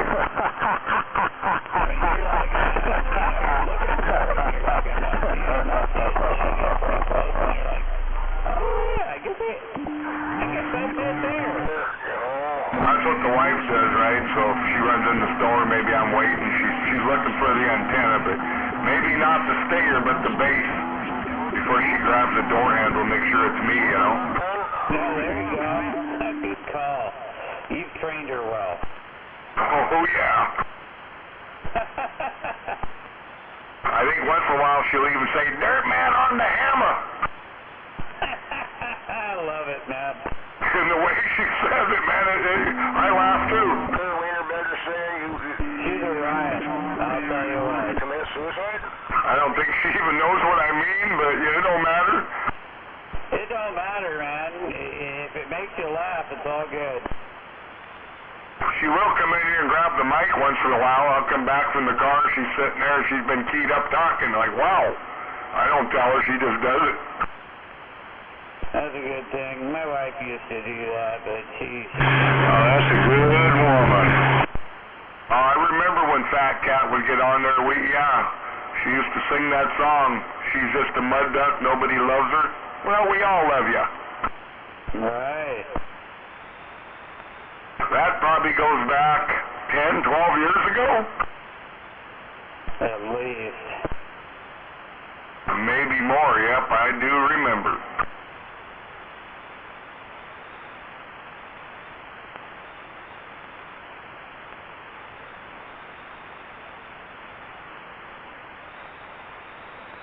I know you remember the $5, was it Tuesday, Wednesday, or Thursday at the casino? Grab it and go? That's what I did.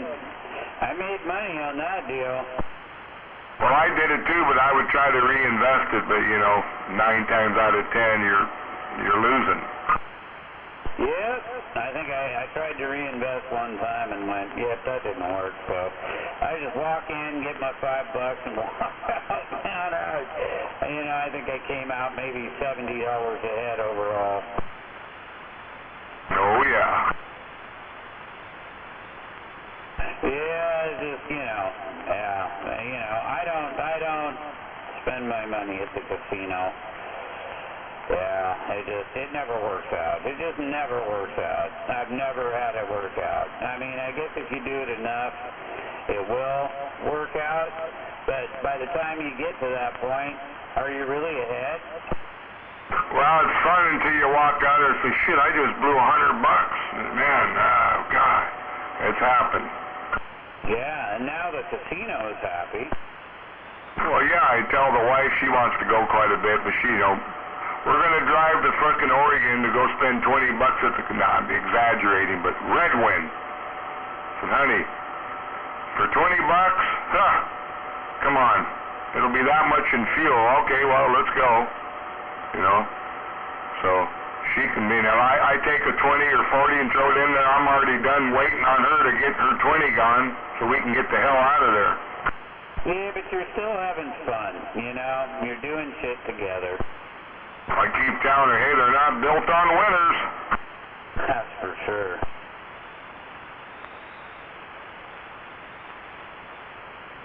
I'm more about going there getting some food.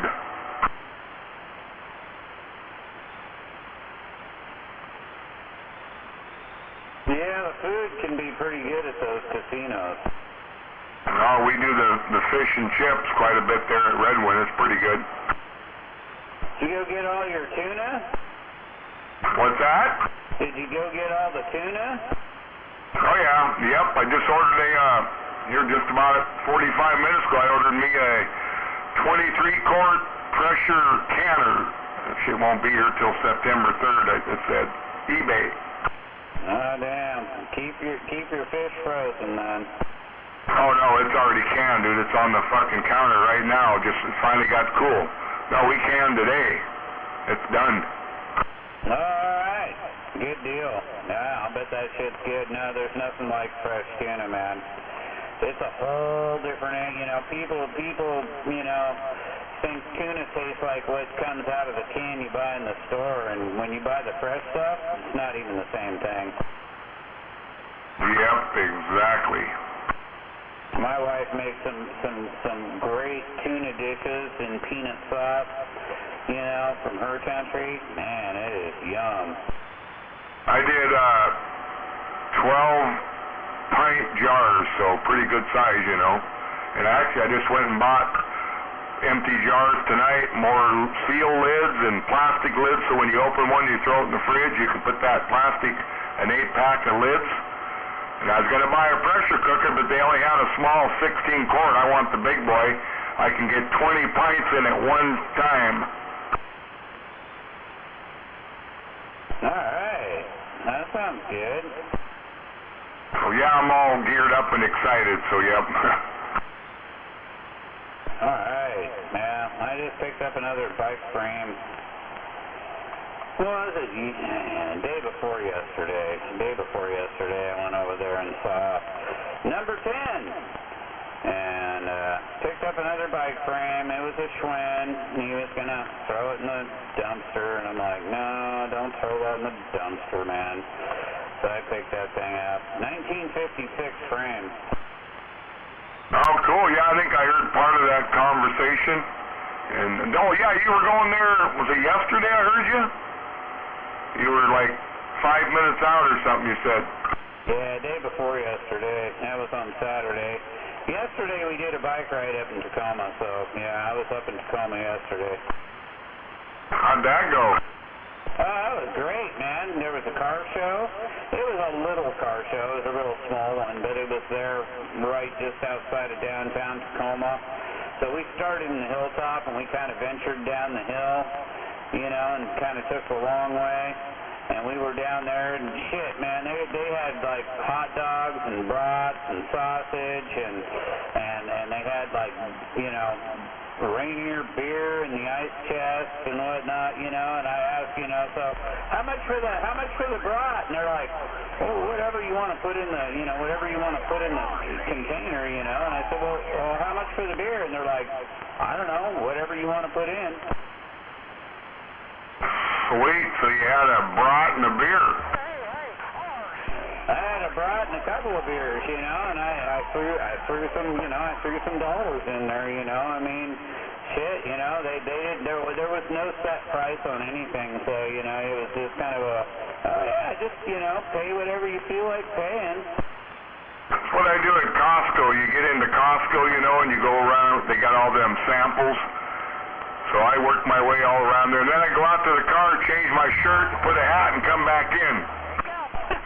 There you go. I'm a different guy now. No, it was good, man. It was all good. Yeah, we had a good time. It was a fairly short ride, but you know, it was goddamn 90 degrees, so you know, we didn't want to do a bunch of riding. No, I was just telling Zodi the other day, we were at Buck, I said, shit, I haven't even had my bicycle out this year. It's hanging up in the shed and looks good, and there it sits. I I go walk. I could go ride, but I can walk further than I can ride further, but yeah, I should get it out there and go putting around a little bit. I don't really do it around here. It ain't no fun right here, right? So I like to get that trail over there on that where you and I went. Oh yeah, for sure. Yeah, you need to come on some of these bike rides that we're doing, man. Fall Colors ride's coming up, man. We're gonna start. It's October 12th, and we're gonna start at the Snoqualmie Falls Lodge, and we're gonna ride down to Carnation, and it's a fantastic ride. Oh yeah, I remember you guys did that before. That's a good one, you bet. That's an annual one, man. We do that one every year, and it's a stellar ride, man. It is absolutely one of the best rides of the year, man. I look forward to that ride every year, and I just got the word yesterday, while I was, you know, up in Tacoma, I got the word yesterday that it's going to be October 12th. October 12th this year is going to be the Fall Colors ride, and we're all going to meet up at the Snoqualmie Falls Lodge, upper parking lot at 11 a.m., and the ride starts at like 12:30. Yeah, and then we all ride down from there down to Carnation, down it's an old railroad grade, so it's basically a wide gravel path all the way down. And it's a fantastic ride, man. I mean, it's just so good.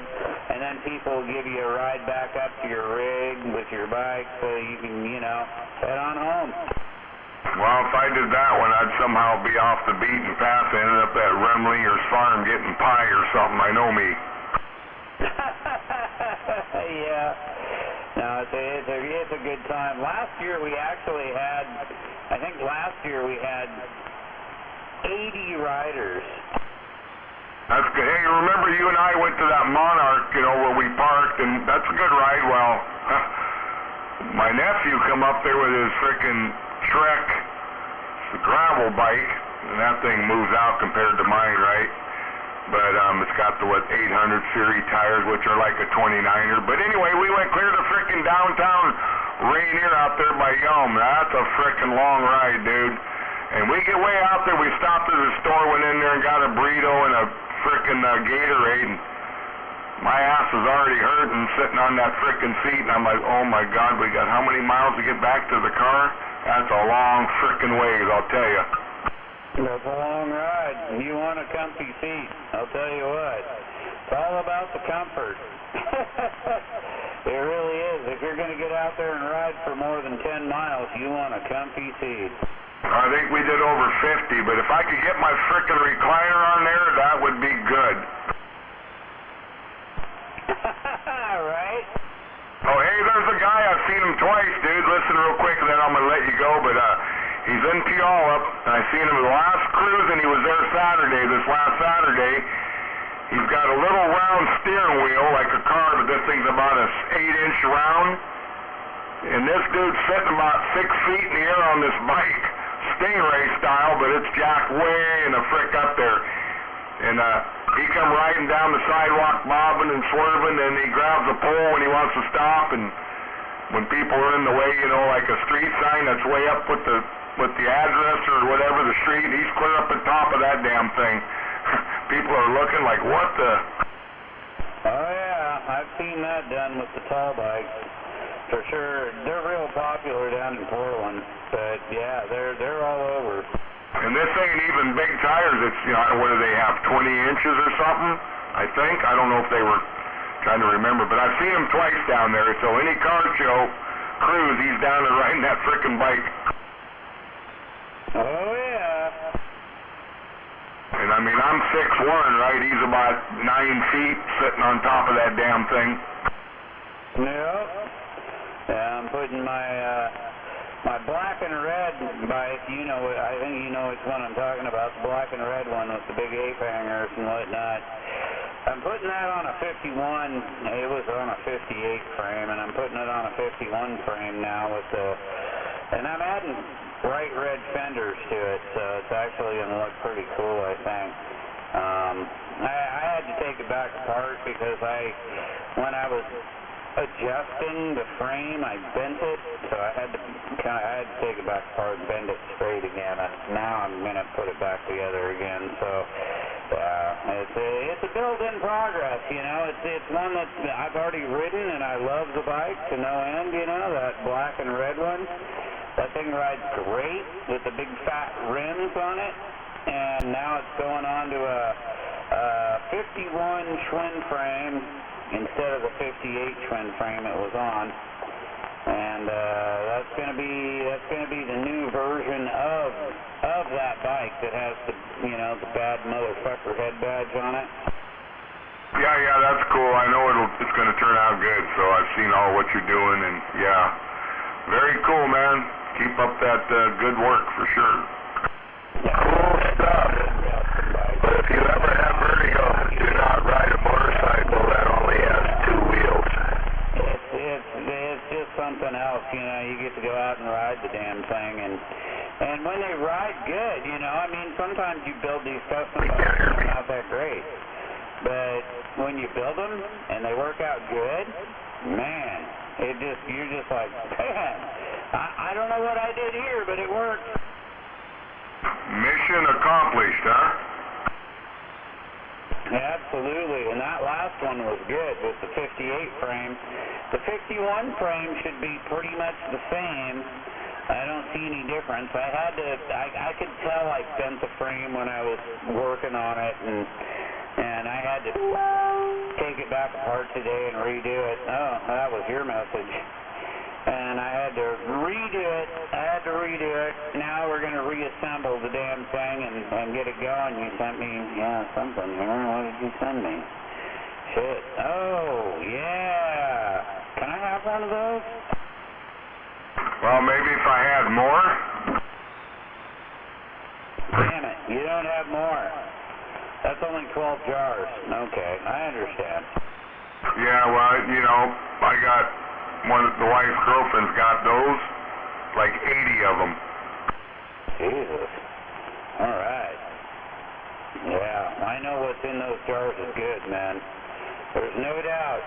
The fresh tuna tastes nothing like tuna out of the can in the store. That's for sure. It's not even the same thing. My stepfather, who passed away, he and his sister came down one time, and we said, we're going to make you dinner, man. Stop on in, we'll make you dinner. And she's like, what are you guys making, you know? Well, we're going to make some tuna, and, you know, tuna dinner and whatnot. She's like, oh, tuna, okay. And then when they got done, they were like, oh my God.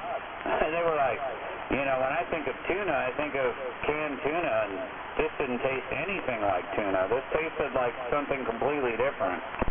By the time it gets in a can, it acquires the metal taste from the can. Chicken of the sea, yeah, no. When you have fresh tuna and canned tuna or frozen tuna, it's a whole different thing. It doesn't taste like that shit you buy in the store in the can. Yep, it's a process, but it's pretty simple. And it tastes damn good. Oh, yeah, I even bought some multi-grain bread here this evening, so tomorrow I can get after it. There you go. Well, I used to get my hair cut in town, and now there's a lady, like, halfway up the road, like, literally at the Indian reservation where the fireworks stands are. You know where I'm talking about on my road. And she's got a haircutting sign out there. She does haircuts. Well, she worked apparently in Tumwater for like 20 years at a haircutting place, and then the pandemic happened, and she just did her own thing. And so she started her own haircutting business out here that's literally like a mile and a half, maybe 2 miles up the road from me. And I started going to her, and man, she does a great job on my hair. And she collects some rocks. So I had some rocks, and I gave her some rocks, and I'm crystals, rocks, whatever. And she's like, wow, cool, and her husband is like really cool, and he's there some of the time, and I was there the last time, and they're like, well, hey, you give us some rocks, we'll give you some fish, maybe we'll give you some fresh salmon or whatever, because, they go fishing, and they're on the reservation and whatnot, so, and the last time I was there, he's like, hey, he brings me in this pack, and he's like, well, have you ever had lingcod? And I said, no, I've never had lingcod. And he said, well, here you go, man. Here's some lingcod. Give it a try. Let me know what you think. So I tried the lingcod. The lingcod was really good. My wife made some ceviche out of it, and it was damn good. So I got to go in there this week. I'm going to go in and get another haircut and let them know how that was. Yeah, lingcod's damn good. We eat, cod. We eat cod all the time over here. Yeah, I mean, they gave it to me because I gave her, she collects rocks.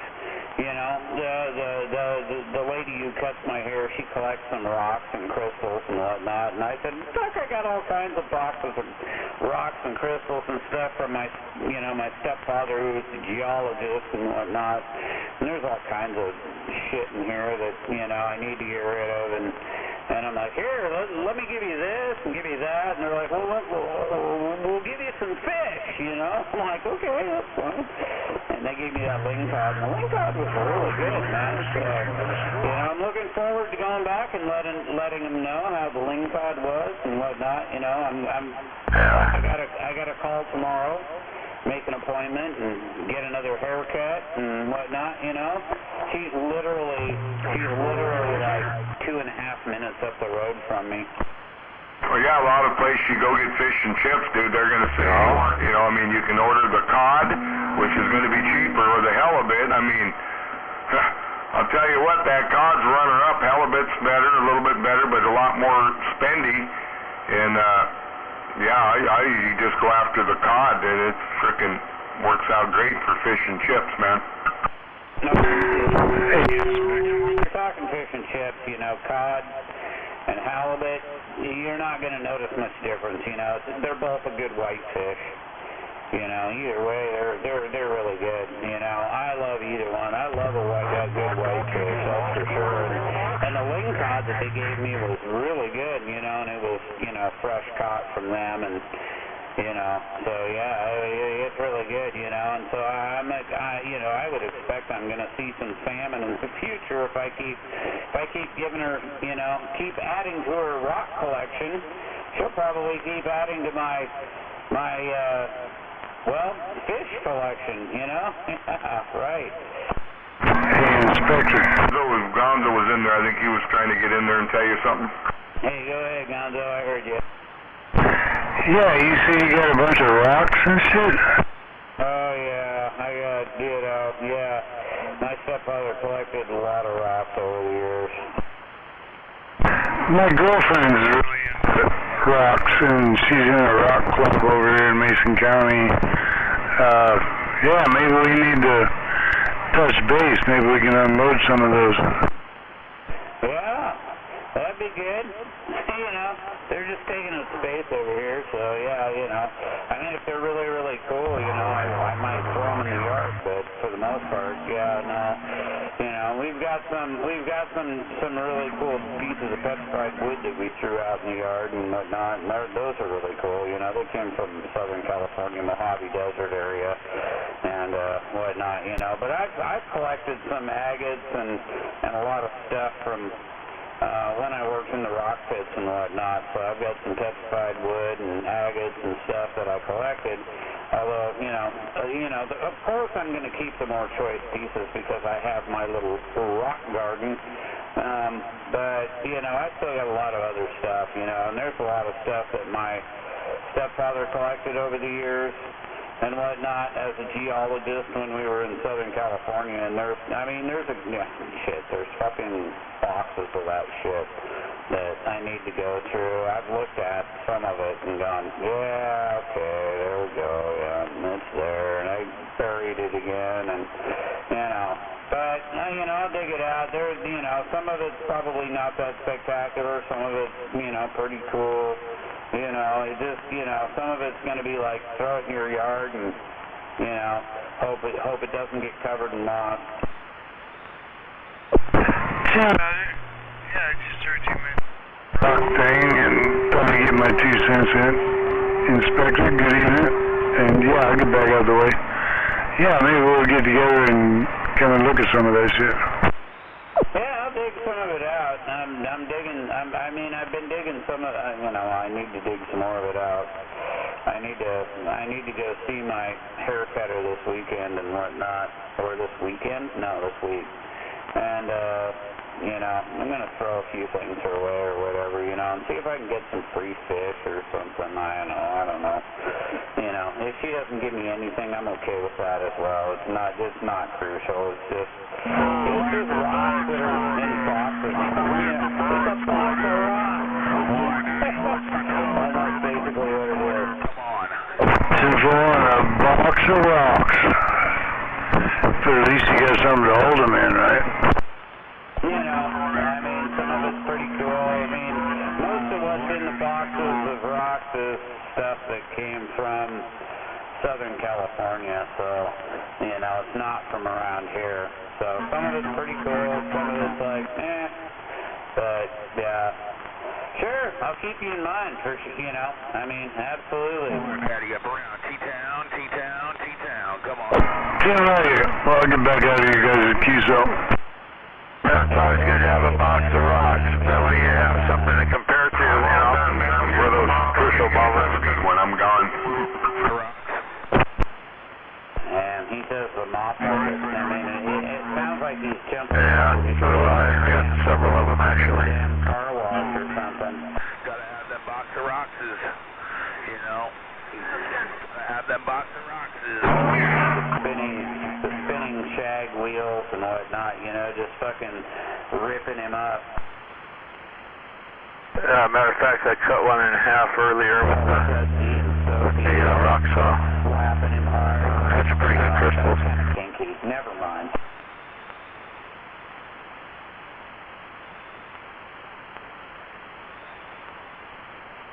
I don't need to see Dirt Man getting slapped hard with a soapy rag.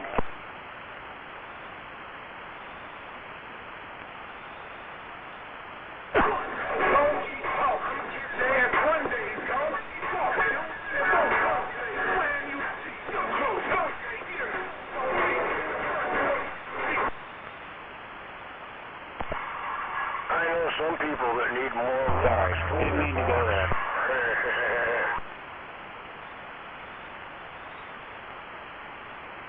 I gave everyone such a horrific picture that nobody even wants to talk anymore. I'm gonna go feed the dog. I'll be back.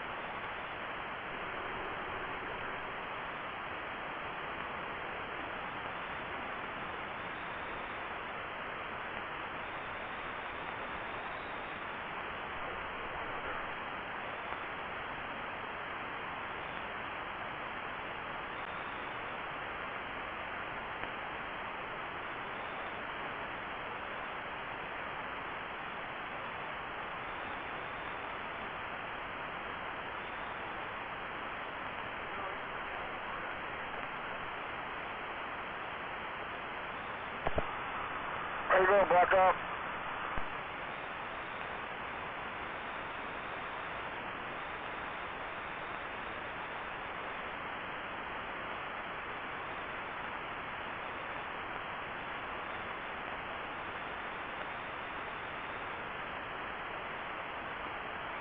Hey, Black Top, you didn't get dementia or something and forgot how to get back home from the mailbox, did you?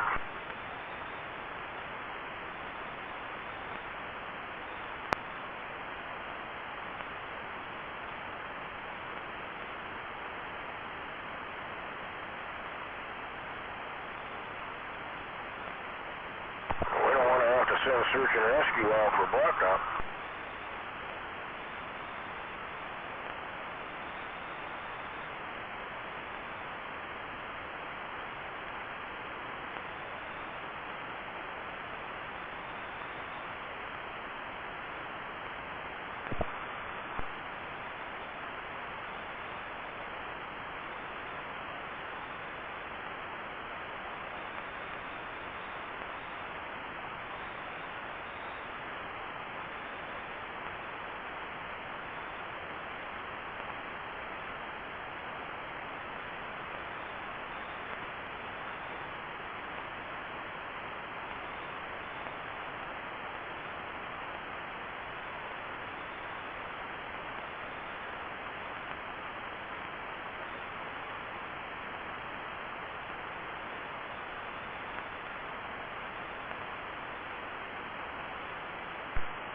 What's going on out here?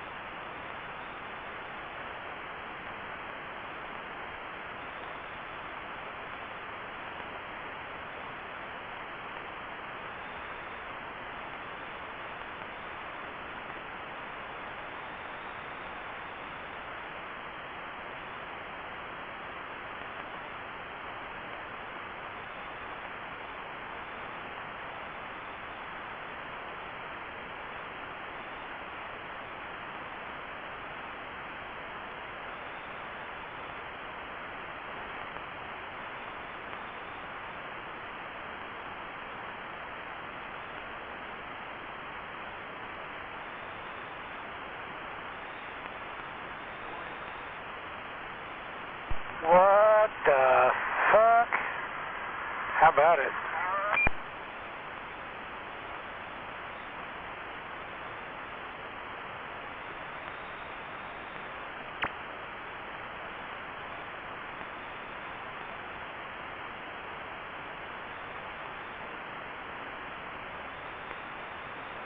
Waving a hand there, Mr. Nobody, Bull Sniper, and everybody else out there, Breaker.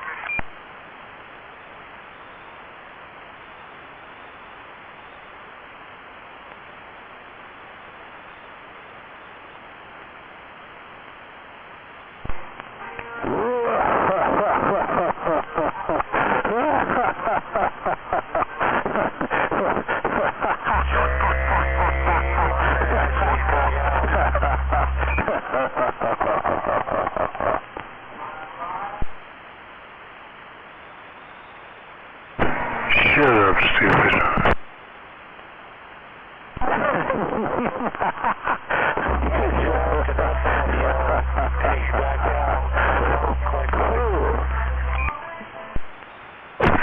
Go for it. You spit on that mic some more. Yeah, I'm sure it'll work for you. Just shut up, stupid. Spit on your mic.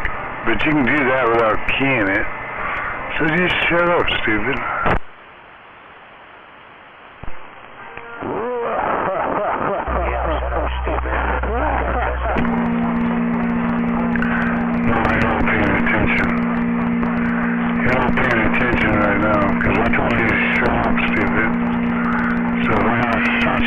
By keying up, I can do that. Just shut up, stupid. Go lay down and lick your dog. Feed your dog some peanut butter. He likes peanut butter.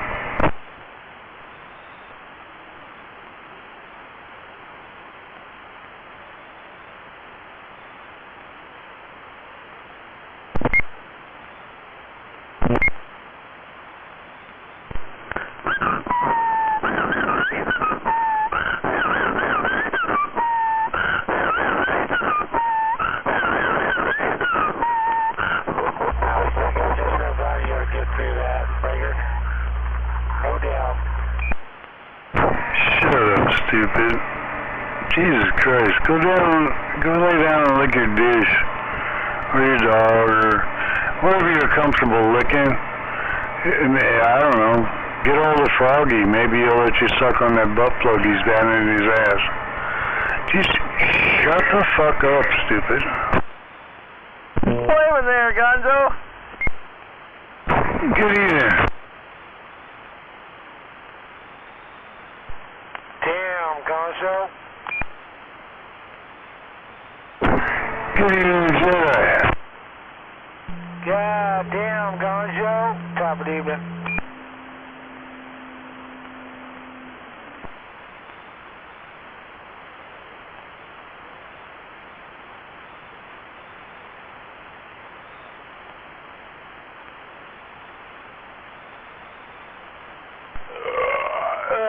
Excuse me. Now, anyways, yeah, talking like that, you gonna make the boy cry, Gonzo?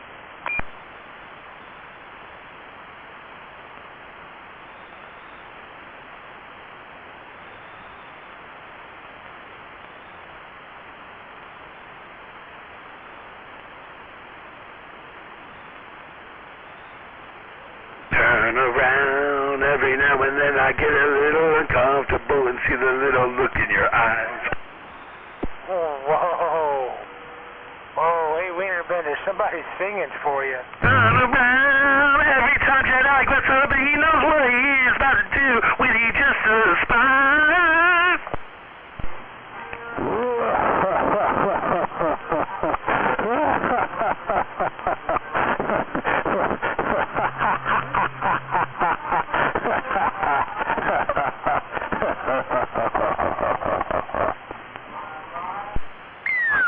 That plug in your ass.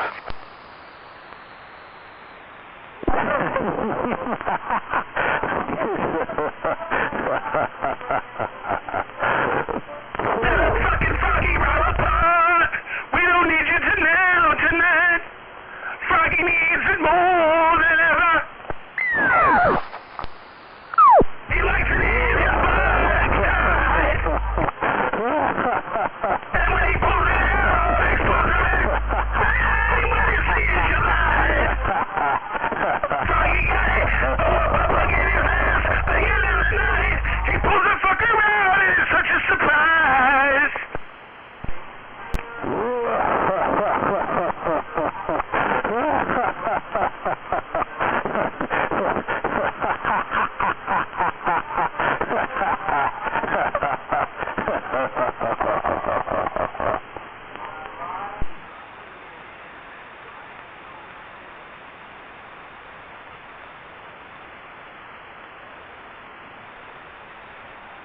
We got Wienerbender and his son Froggy out here tonight.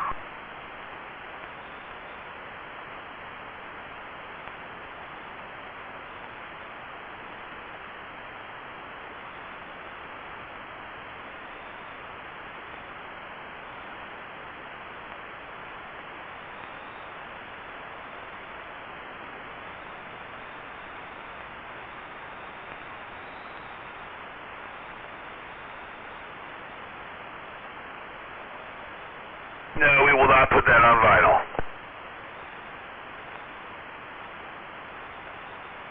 Stick a butt plug in your ass.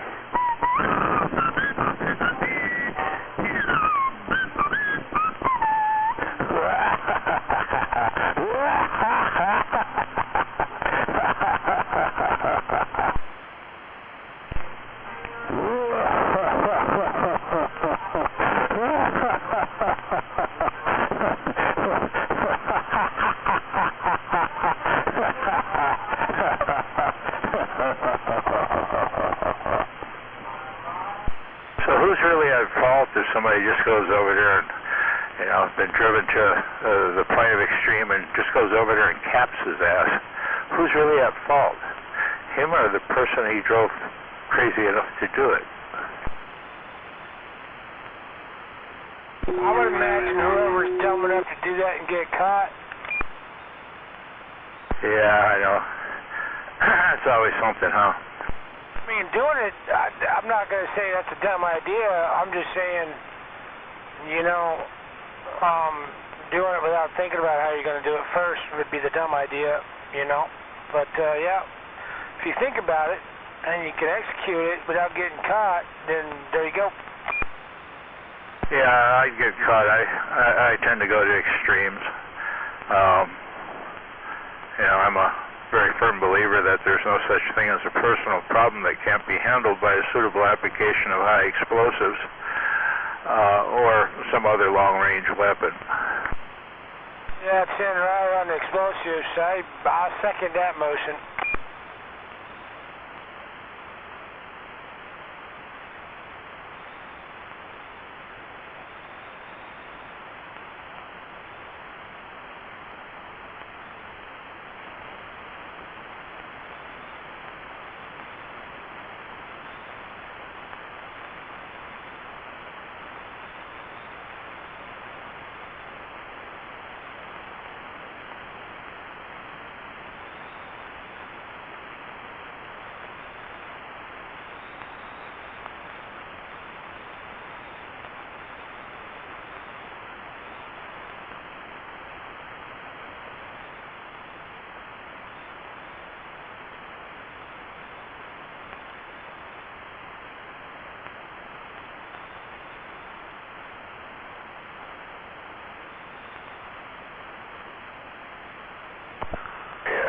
I think I'm going to go buy me a cell phone tomorrow.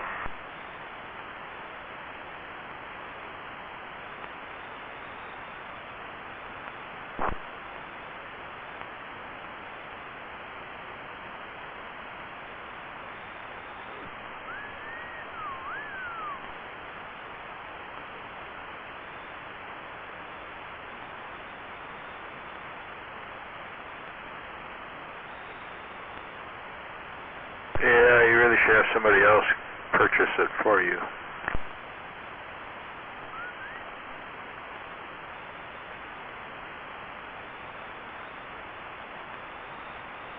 Because about every one of those places that sell them have cameras.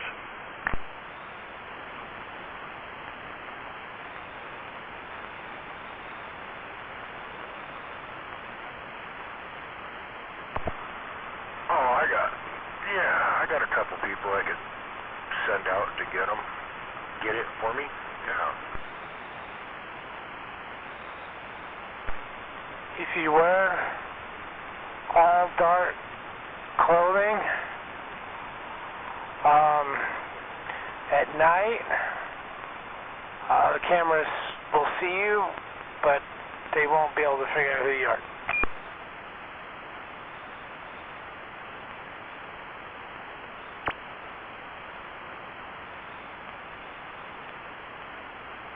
I know who you are. Oh, yeah, I'm gonna get you from there. Old Sling Blade gonna get you there, Ratchet. Oh, you remember there. Old Sling Blade. Yeah, call me Doyle. Yeah, old Sling Blade. Yeah, cameras don't scare me. I'm not afraid of cameras. There's ways around cameras. It's called spray paint.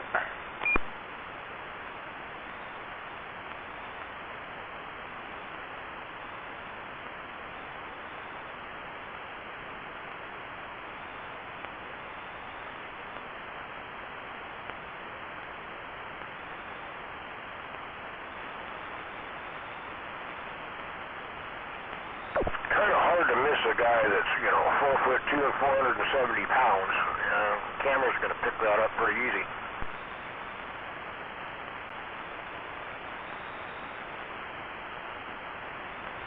Yep, even if you pull your hat down.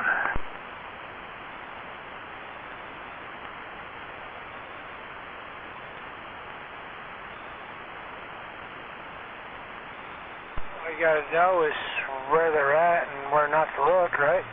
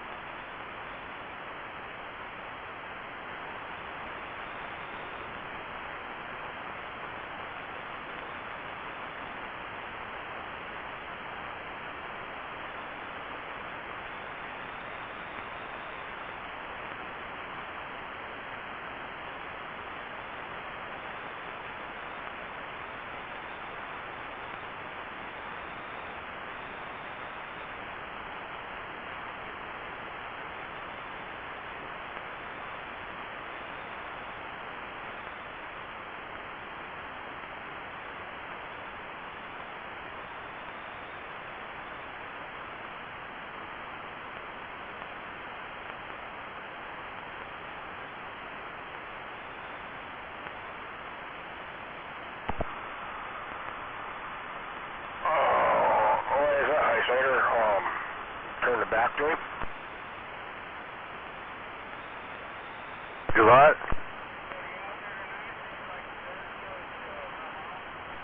I didn't hear that. I said, why is that? To turn the back to him? Oh, well, yeah, I hadn't really thought about that too much, but no, I should probably put it together and clean it up, make it work, and sell it.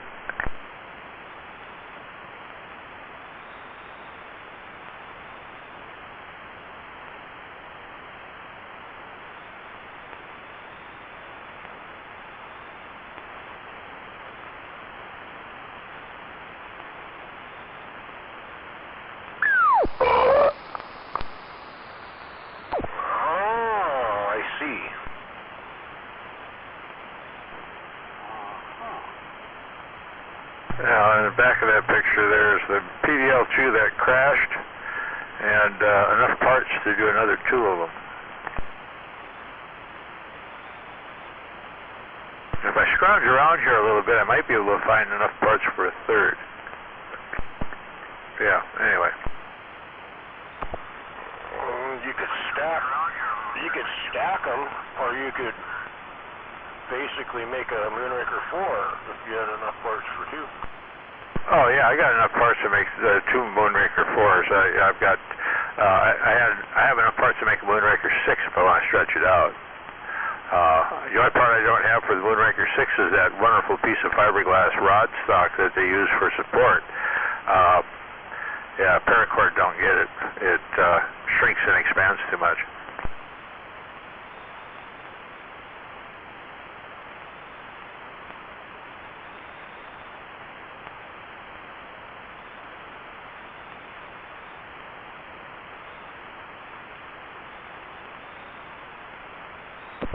Moonraker 6s are too big.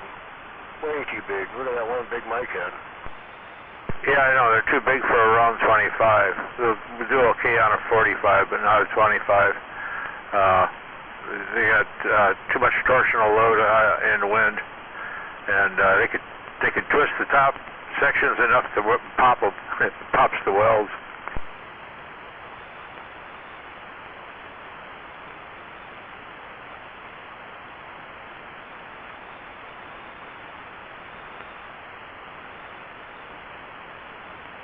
That's in a pretty big wind, though.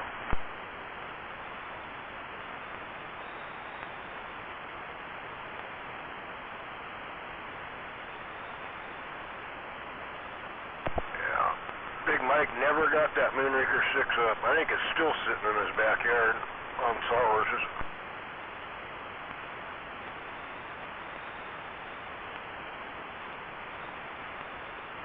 Well, you should probably wander over there and see.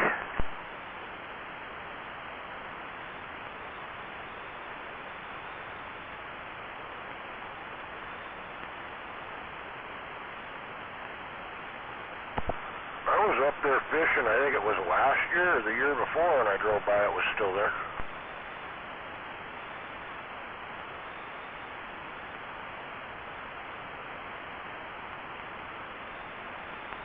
Should stop in and see if it's available.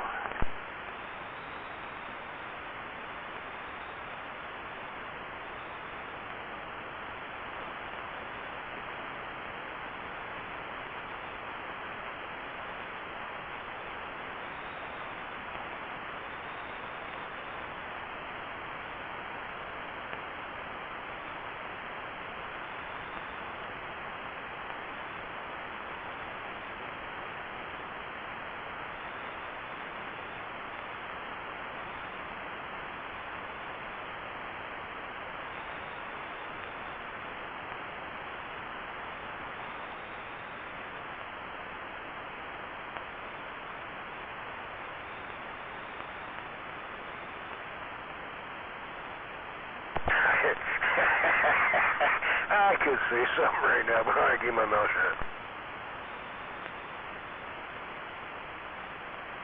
Yeah, I got enough parts in the back there for another high gain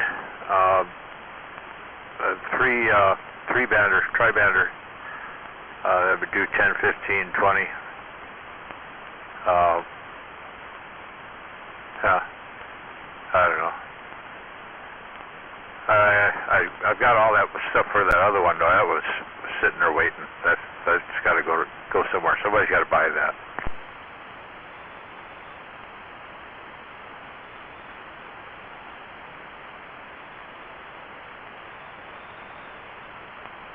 That KT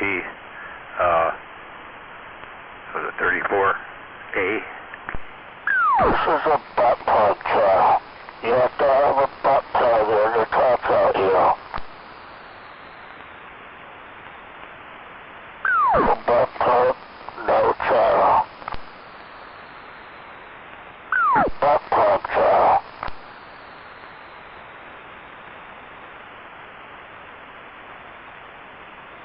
Keep talking.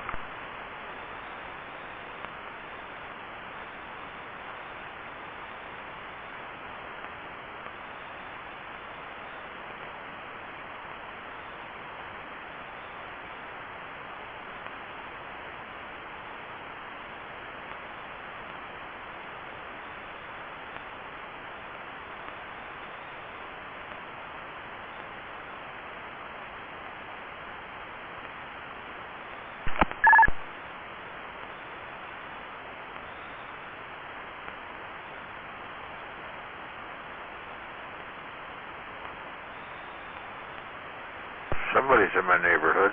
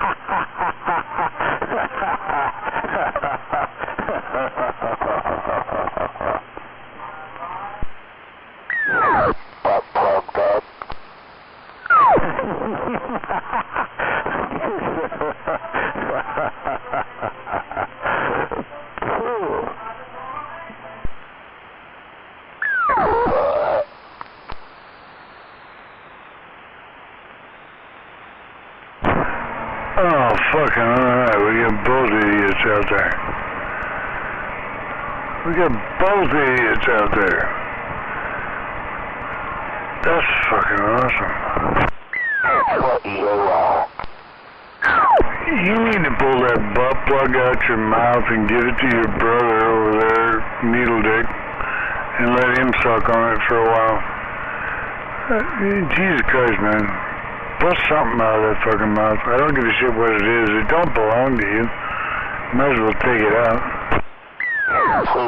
Shut up. Yeah, I'll get right on that. You know I will, Froggy. I'll just get right on shutting up because that's what you asked me to do. You fucking lame dick fucker.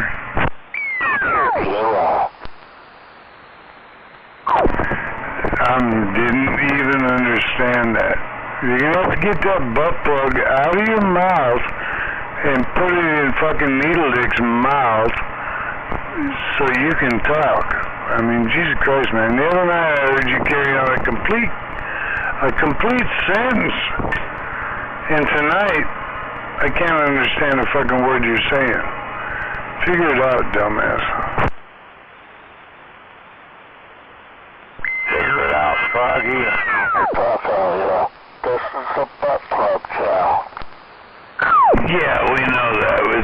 plug channel. You're the only one with a butt plug in his mouth. So you need to figure it out, Froggy. I'm just saying. Nobody can fucking understand you, dumbass. Get your fucking head out your ass and butt plug out your mouth and talk. That's not his mouth.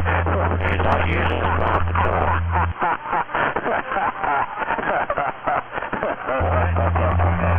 You know what? Sometimes math gets me down.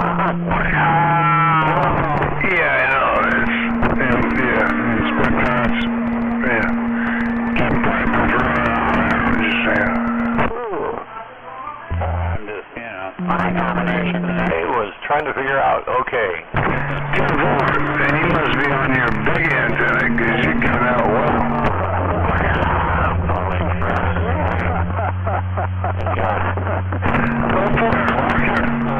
It's even taking that dumbass, I can't pick his fucking name. Wonder what review.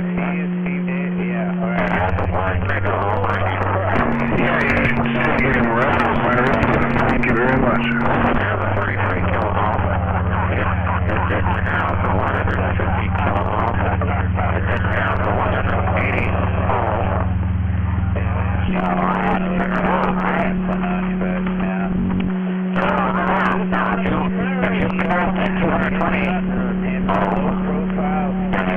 Kilo ohm resistor.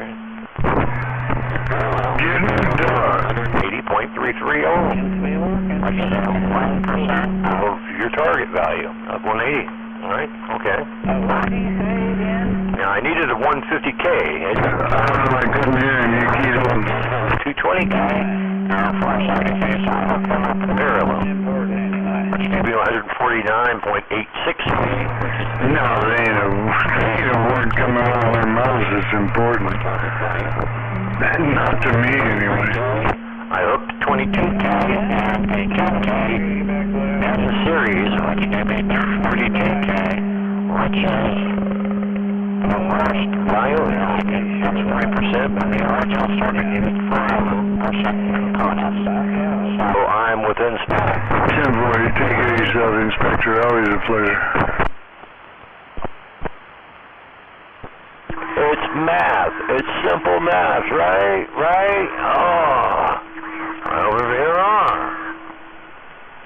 VIR, stuff like that. IRV, IVR, VIR,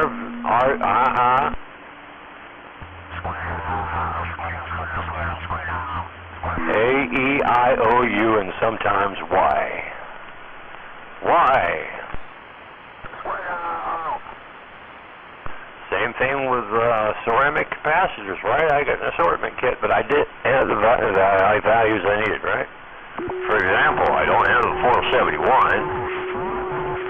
I didn't have the 471. So I'm going to have to line up like 4 of the ones that I do have to make a 471. And I didn't have an 800 one. Now I'm going to have to hook up like 3 to make the 800 within spec. But still, it's going to work. It's just going to be a cluttered circuit board, right?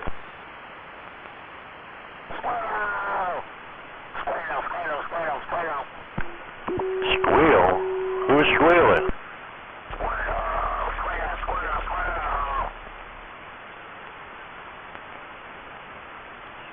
Someone's having a squirrel moment.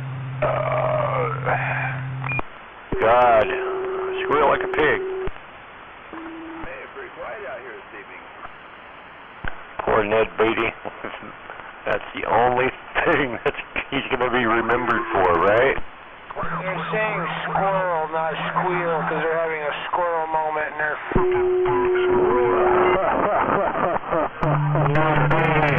Squirrel like a pig. Squirrel like a pig. Let me hear you squirrel.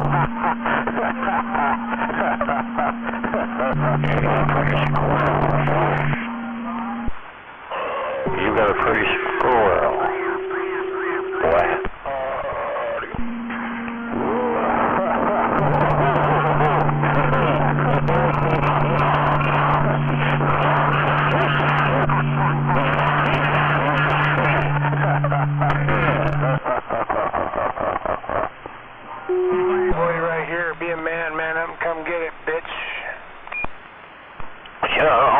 from you. I'm trying to be nice, and you're the one who's being aggressive. Shut up. Take your meds. Squirrel, squirrel, squirrel, squirrel. Squirrel, squirrel, squirrel, squirrel, squirrel. Squirrel, squirrel, squirrel, squirrel.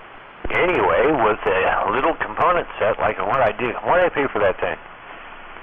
$3 for that little set, little bitty set, right?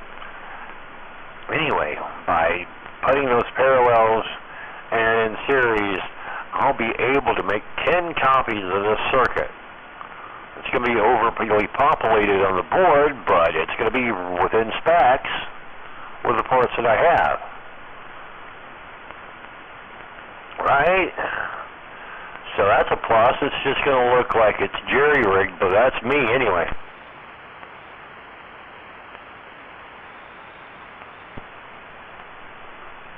Squirrel, squirrel, squirrel, squirrel, squirrel. Squeal?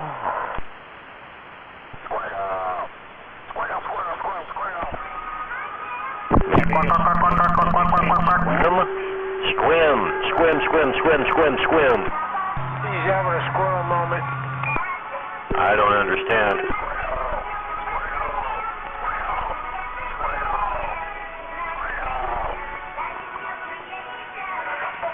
That's what happens when you do too much math. I don't know. I've never touched this stuff, actually.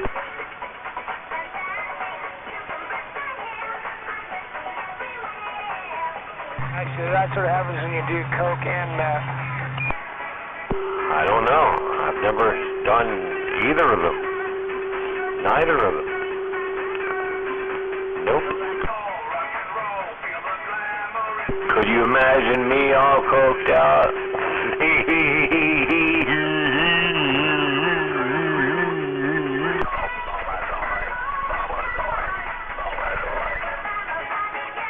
Hey, it's Aqua.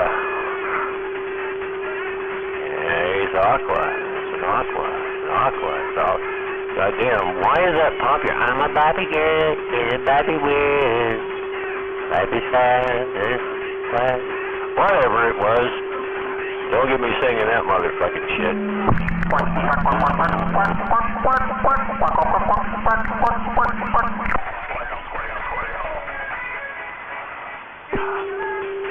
I'd have to resort to shotgun mouthwash if I had to start, like, singing Aqua. Come on.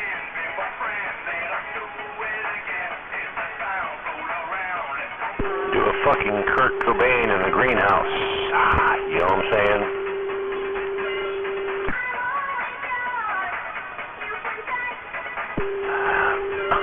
Bud Dwyer in the Treasury's office.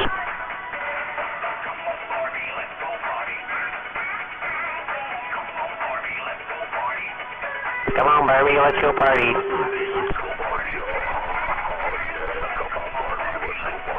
Come on, Barbie, let's go party.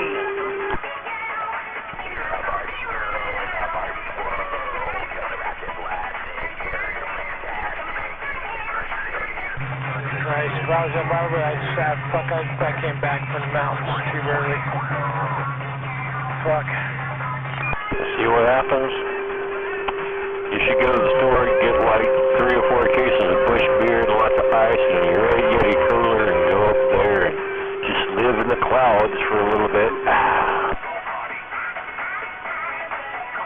Yeah, like I said, at least up there I can point away for Tacoma and Pierce County and not hear all the dumb shit down here.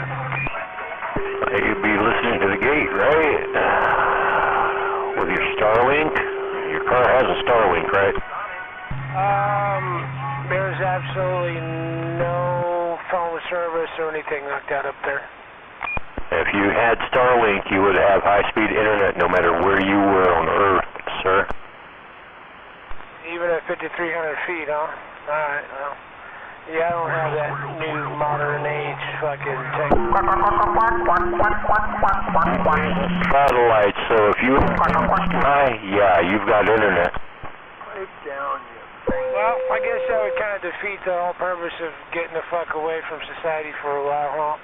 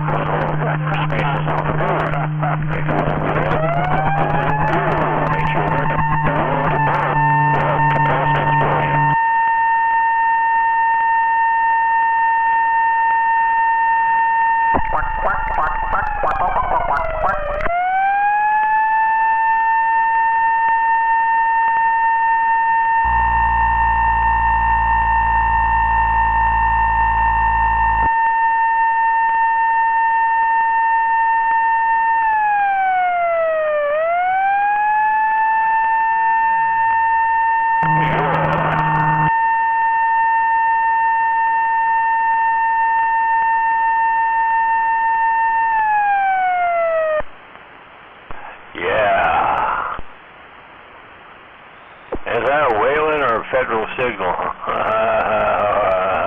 Or code 3?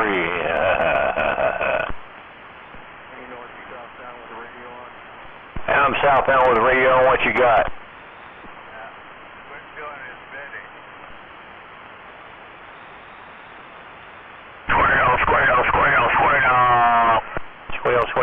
Squirrel. Anyway, I can make, what, 10 sets? I can make 10 circuits with the parts that the resistors I haven't really computed anything with the ceramic capacitors right now because my brain's on hold right now. I got the fog. I got plenty of the resistors. I got plenty of the transistors. And the values I do have is 1 meg. And, what else do I have? Yeah, I got 1 meg and 680K, which are 2 of the 5 values that I needed. And I've got a workaround for the other 3 that I needed. So that's fine. But that's working with 9 volts. I'm going to have to recalculate stuff if I'm going to use different voltages. I'm aiming to design something around 5 volt and design something around 3.7 volts. So I'm going to have to recalculate everything to that. So I'm going to be busy with the Acubus, moving beads around along the string, right?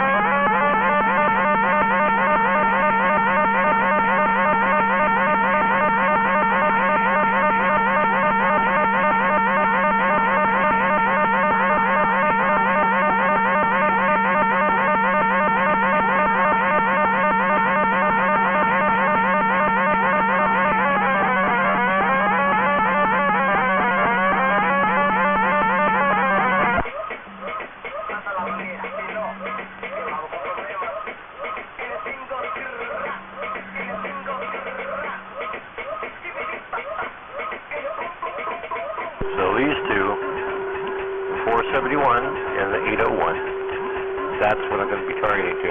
I'm going to be targeting those two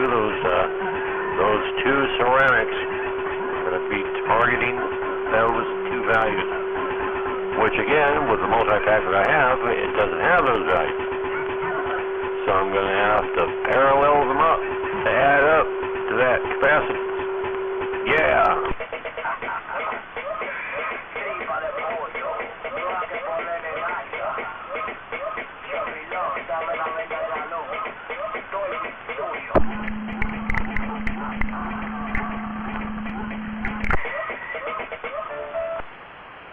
Yeah, baby, yeah.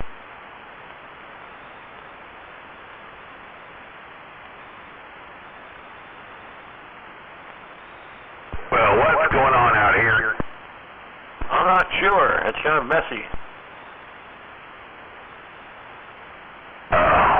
Well, good day to you, sir.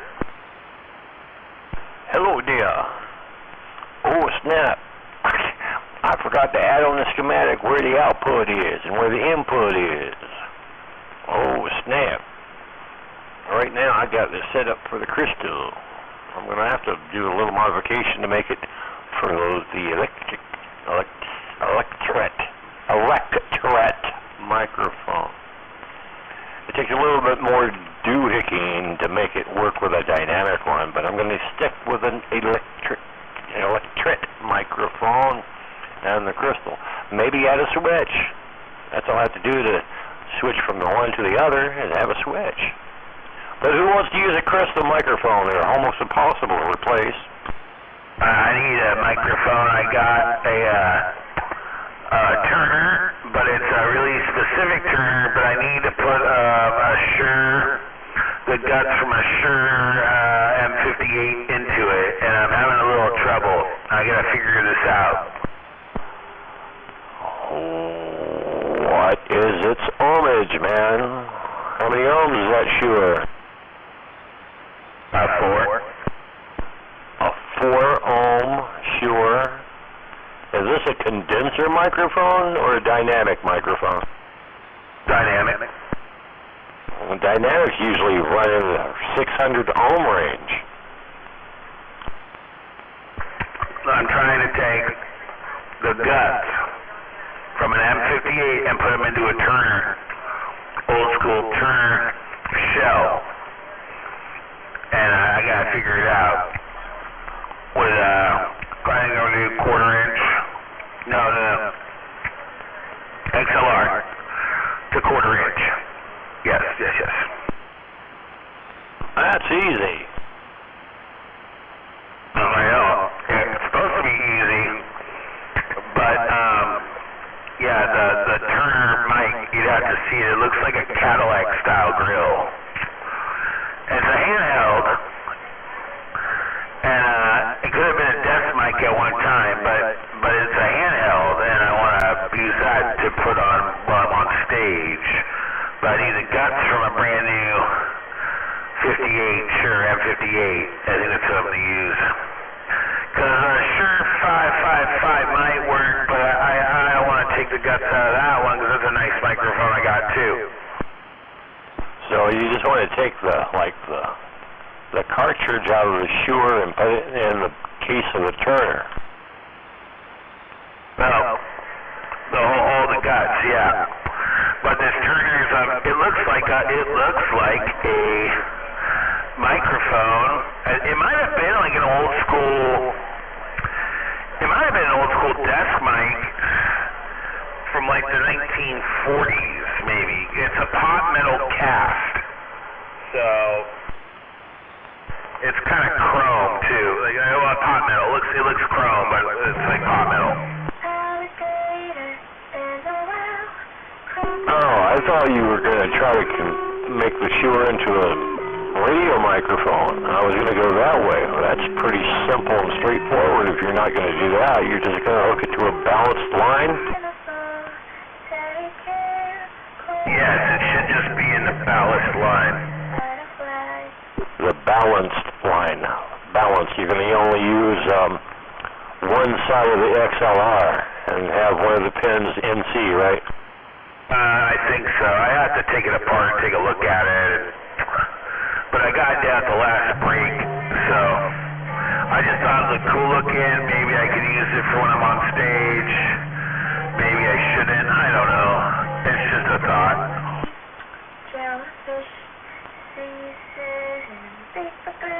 Well, you know what? I will send a picture to, who can I send a picture to? Oh, wait, no, haven't I sent you pictures before there, Steve? No,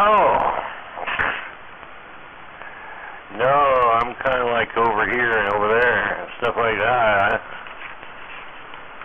Right now I got numbers flying through my head and I see all kinds of weird trigonometry and algebraic symbols floating through the sky here. Fucking Greek came up with algebra, right? That's another thing we did, algebra. You happy about that, right? I sent you a couple photos there. You're just gonna accept it. I don't know. I don't even know where it is. Whoa. I get to use a lighter ink because these are fading through the papers here. Look at all these scribbles. Well, just accept the direct message, and you'll see the picture of what I'm talking about. Waving, block up. Waving.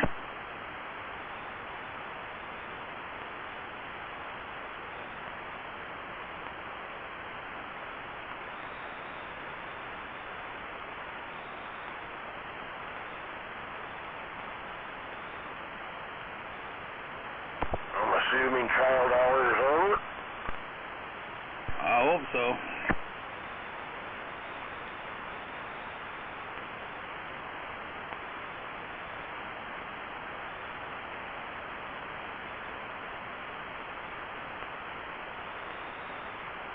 Waving a hand at that duck whisperer out there if you're listening, Baker.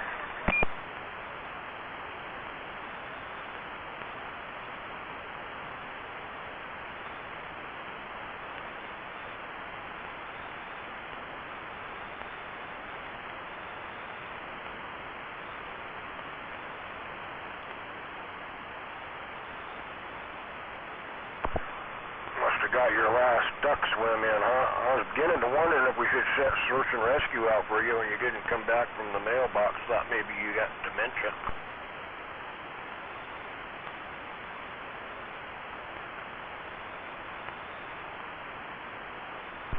Not yet. I'm sure it'll happen.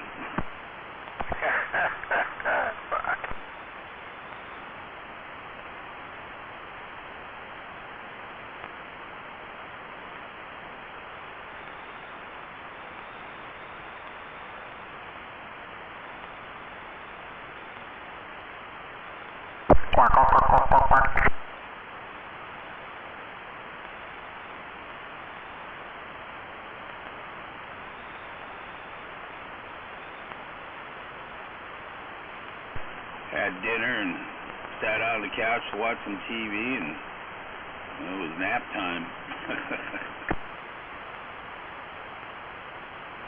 Oh, nap time.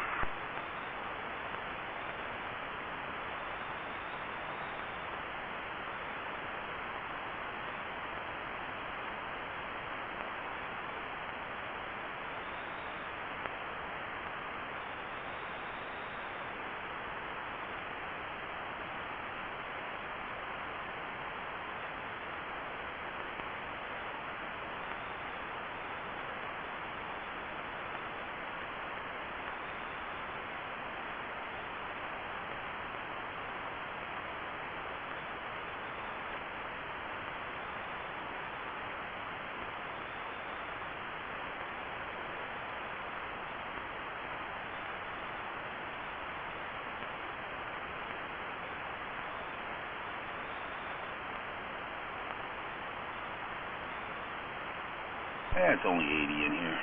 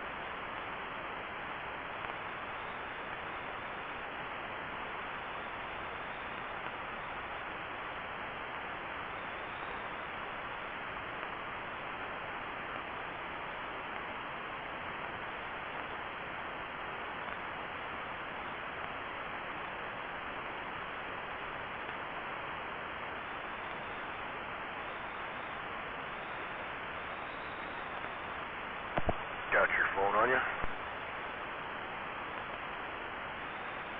Yes.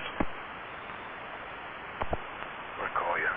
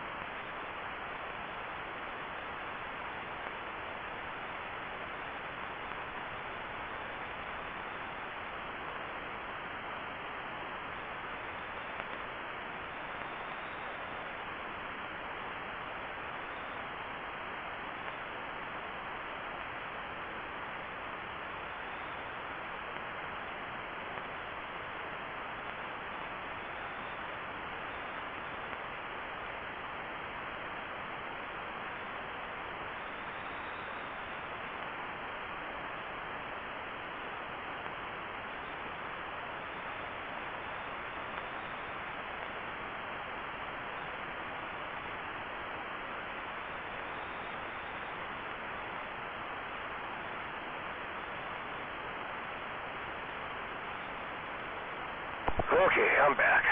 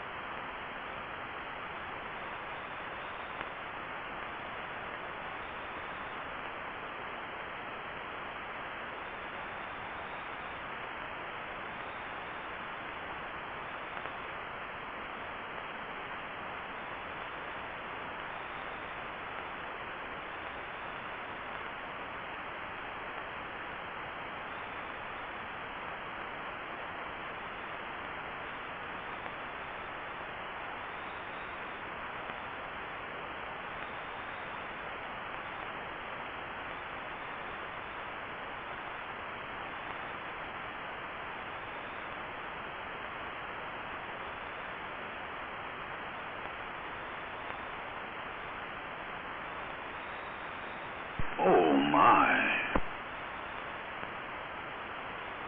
Oh, yeah.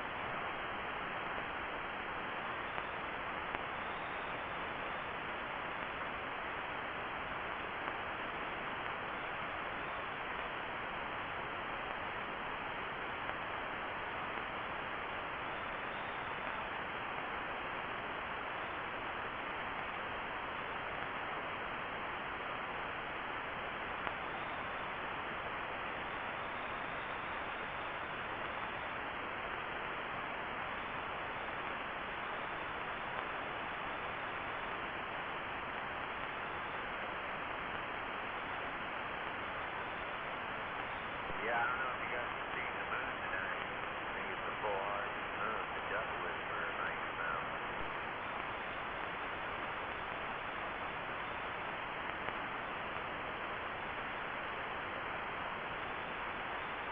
I thought I heard speed out there. I thought I heard speed.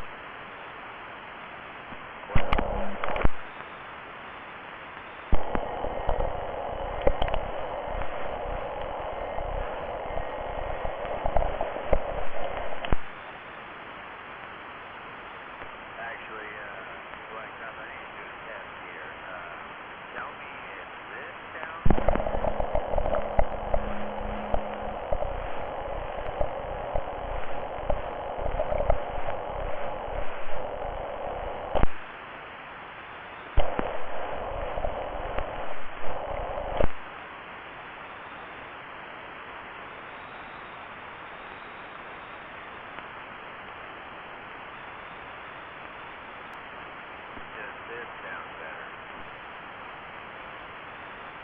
I think that one's louder. Okay,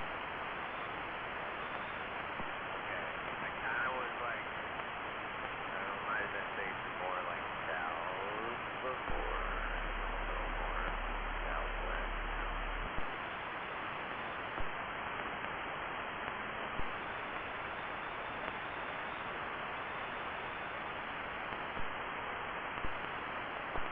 That's the perfect parking spot is like straight south, but I kind of have to park back. Right angle. It's just kind of tough hearing you through my static level.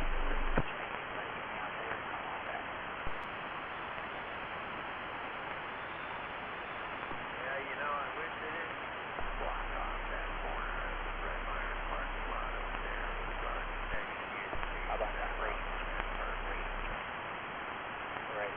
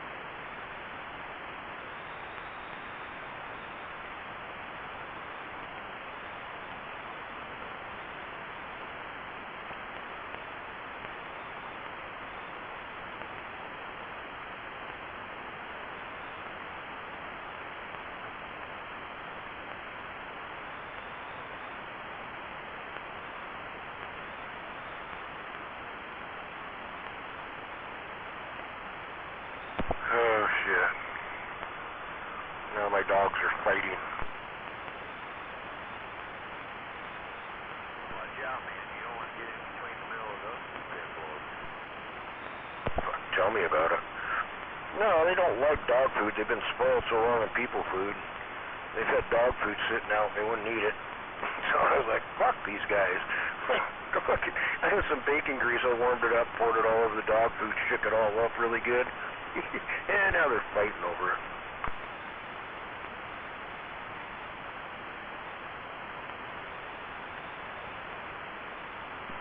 Yeah, see, the problem with my cat that I rescued like a year and a half.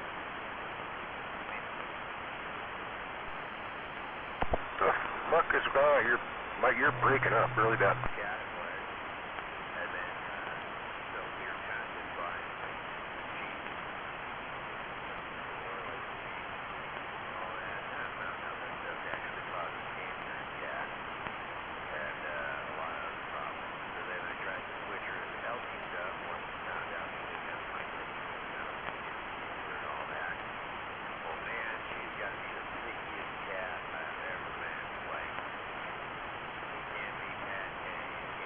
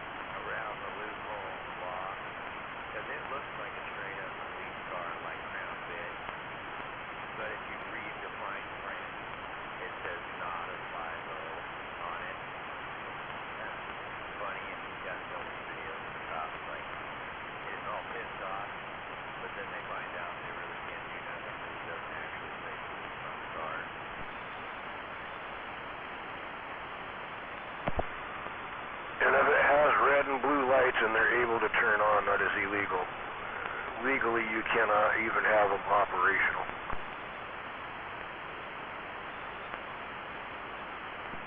Oh yeah, I think in this state that's tough. These are some Midwestern states, but I think, I don't know, whatever state you've been in, they can do it. So just have like car shows and stuff. Plus, it's obvious. Cop cars got airbags in them, but it's like slammed to the ground. But yeah, obviously, the fact of being that out in public, they can kind of try to use it as an emergency.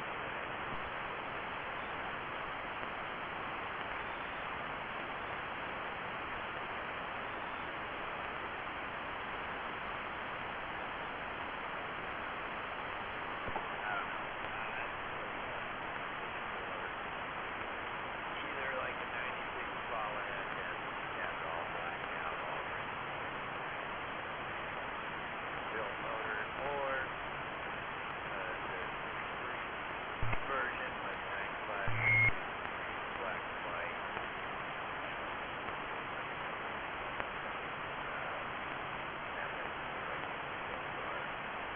I don't know. I still remember when they had where they always have like the cop cars on show, and I remember like the Dare, the truck like Dare cars, and I don't know what else with that.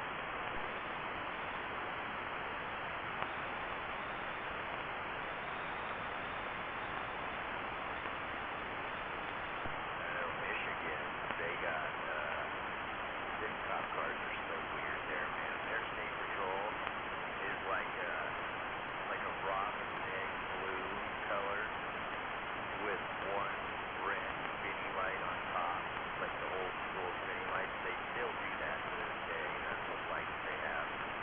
And then they're just like this weird blue color. But they still have a 5.0 Mustang, an IROC Camaro, and then one of those 90s Caprices that they always bring out for like the car shows.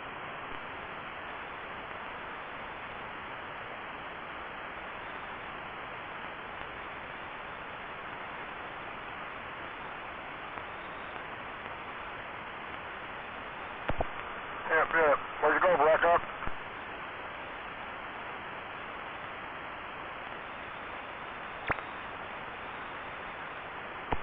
Huh. Where'd he go? Probably went to jump in the pool.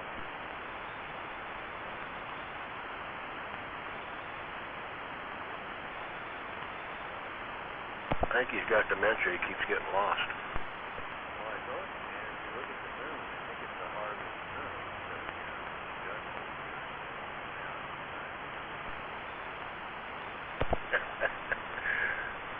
Rocky, come here. Let her eat, asshole. no, it's crazy. It's like so low to the ground, like with that BE. Hey, You can't see it. It's fine. It's true. 151. Respond to my text, please. Church parking lot.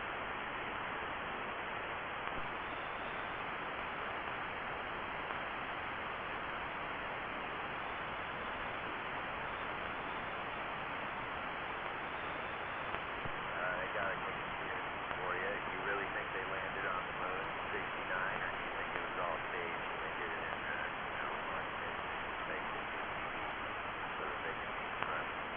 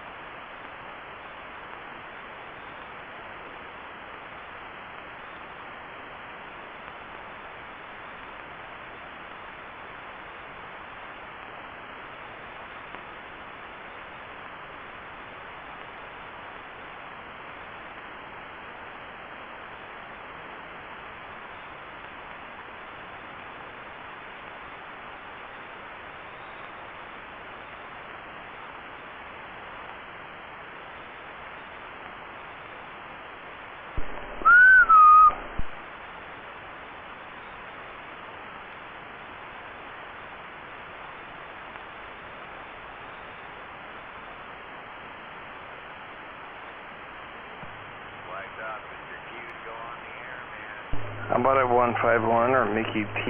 You guys out here?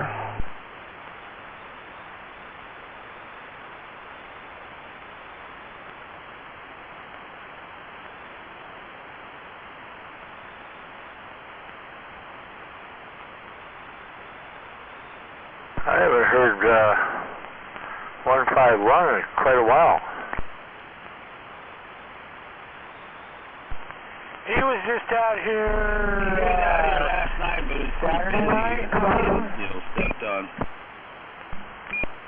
Oh, okay.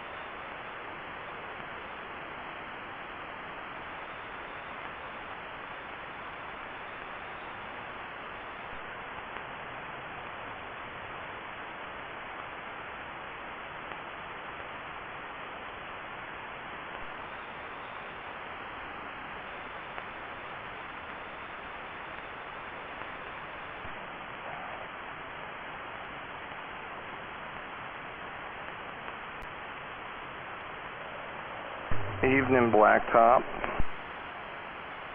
Good evening, nobody.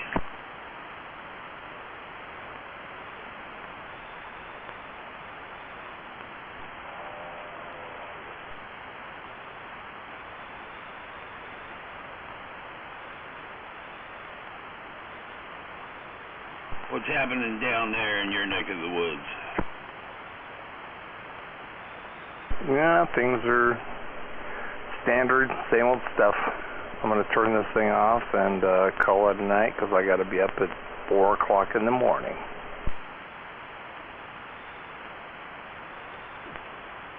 Yeah, that gives you like 5.5 hours. Yeah, but luckily I had a 2-hour nap today, so it's all good. Copy that. I think I got the 2-hour nap in myself. The time now is 4 a.m. Yeah, don't get me going.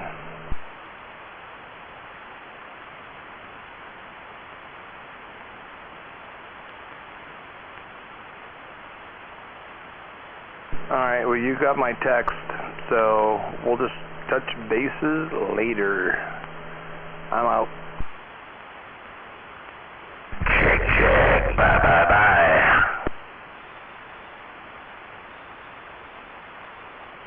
I just noticed it.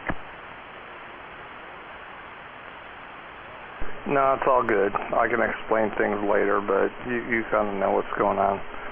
War Daddy and I had a good long, probably an hour-long conversation, phone call yesterday, so I know what's going on. You know what's going on? Yeah, just based on what War Daddy is telling me, so, yeah, life is what it is. Yep. It is what it is. But who knows? Things might change. You never know.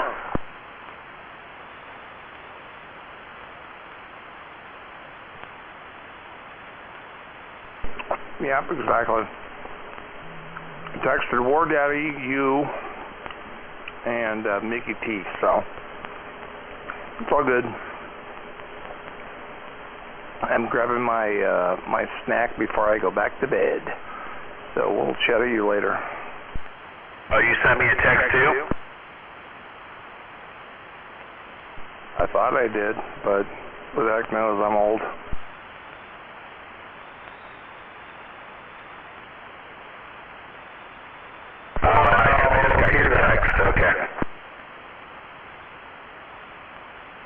I think I doubled with somebody. No, it's all good. Nothing majorly important. Nothing earth-shattering or it's going to affect my life on my planet.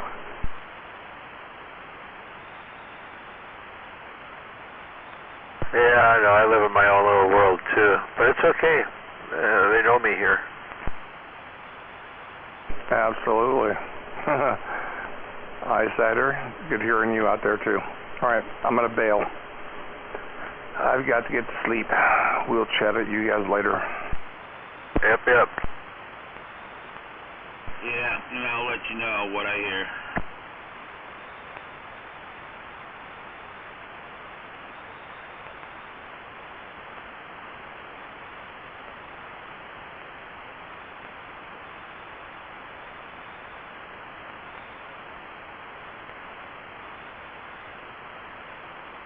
Yeah, I'll let you know too as well.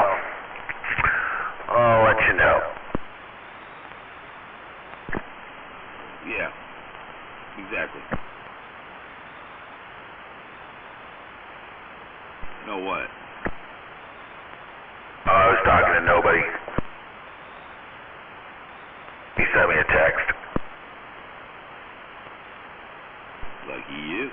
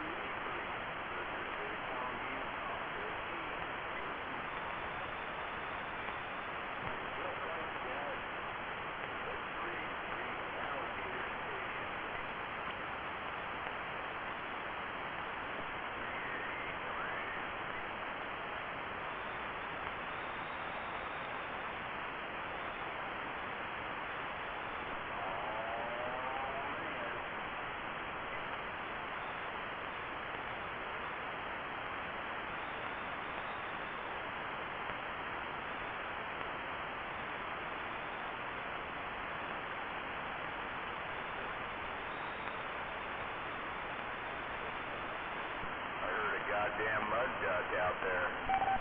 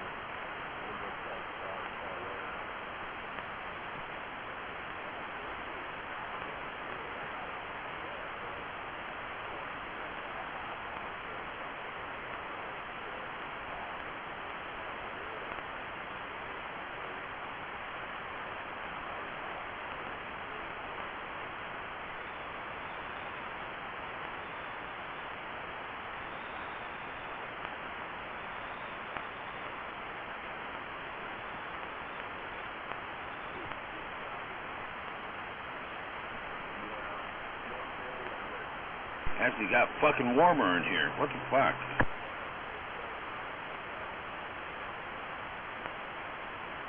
Oh, what the fuck line?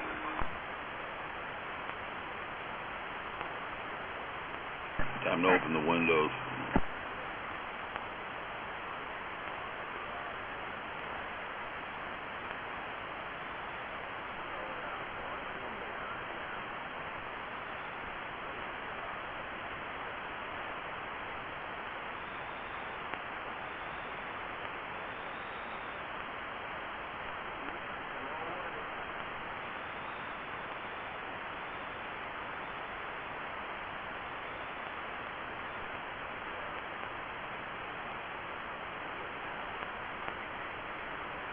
Trying to figure out what I'm gonna eat. It's too fucking hot to cook.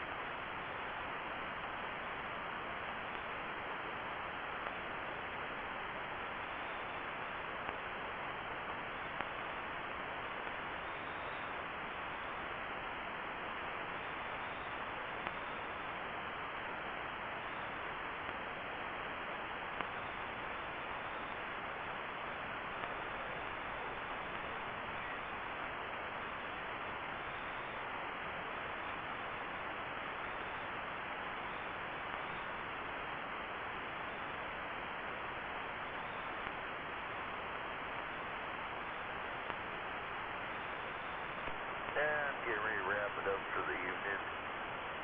Came down here to make sure everything was locked up and shut down.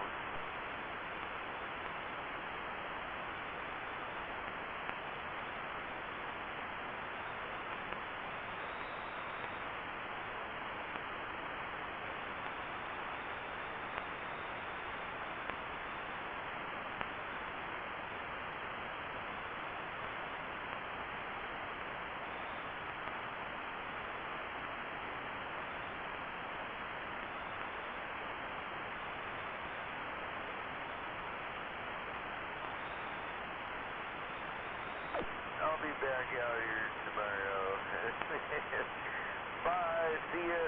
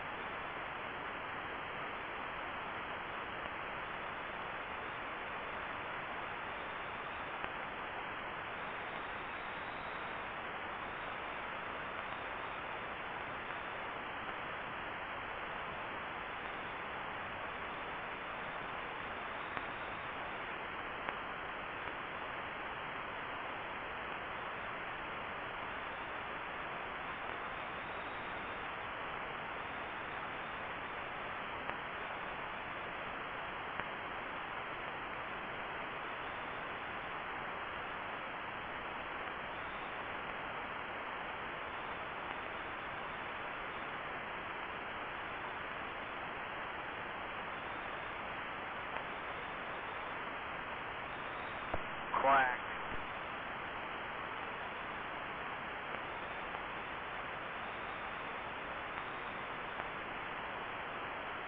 Yeah, we're looking for the duck whisperer.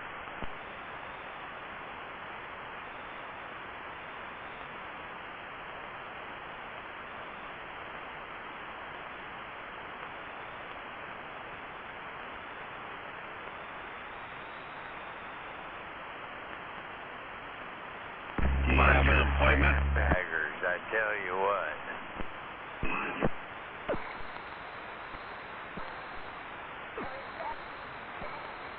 Do you have an appointment?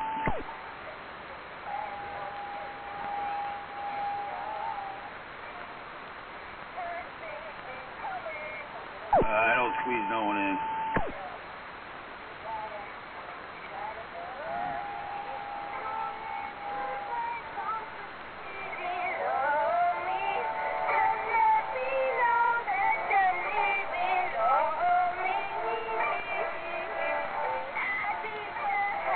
On a scale of 1 to 10, how bad is your duckitis?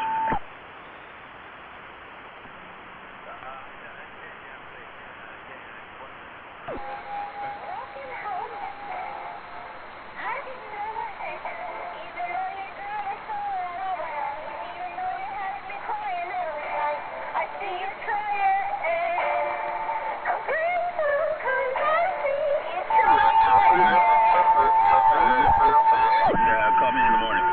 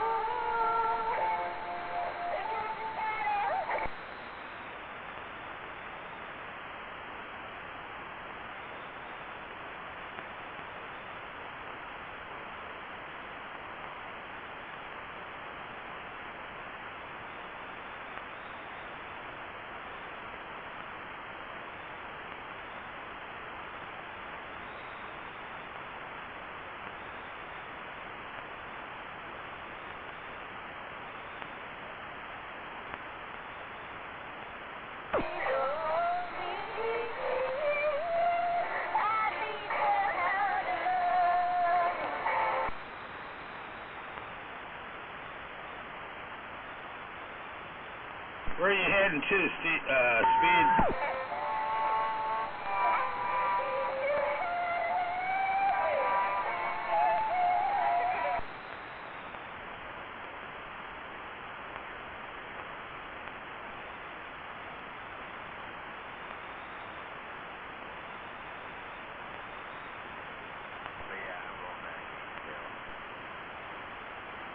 Hey, you're definitely under my antenna.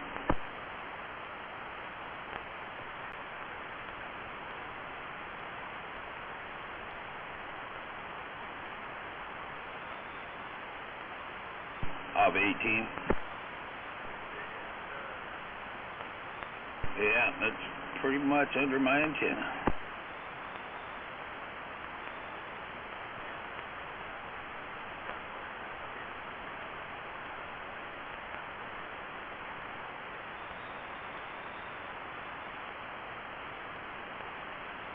Well, when you go to church, just make sure you say your quacks.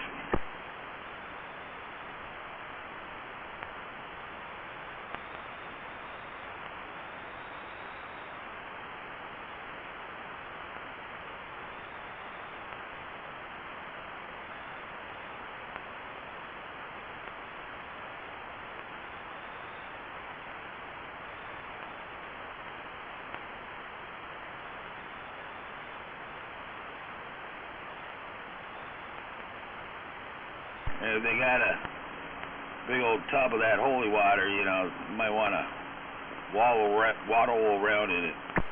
He said you might want to relocate. Okay. Tell that to the court. I can't go but 3 fucking counties.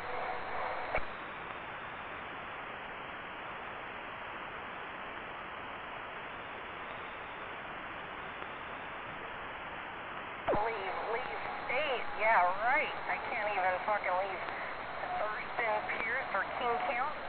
That sucks. I can't even go to Snohomish County. 3 quacks and then 2 quacks. 3 quacks, then 2 quacks.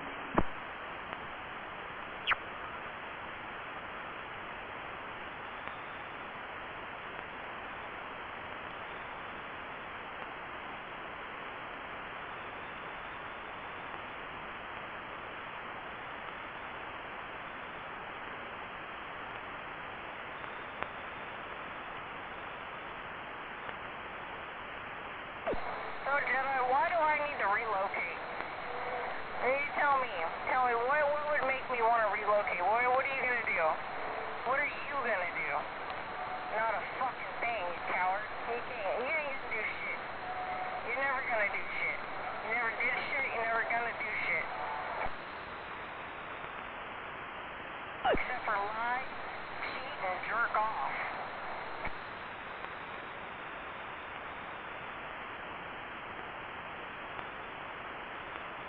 If my foot gets a hold of those fucking balls, you won't even be doing that.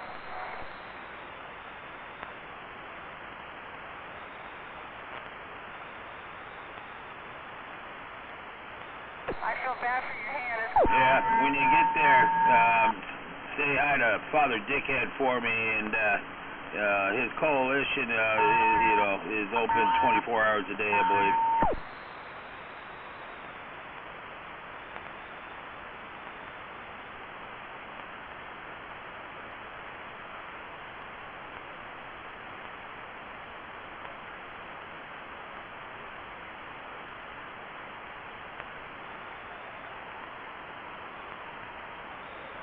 And they're gonna get fucking kicked hard.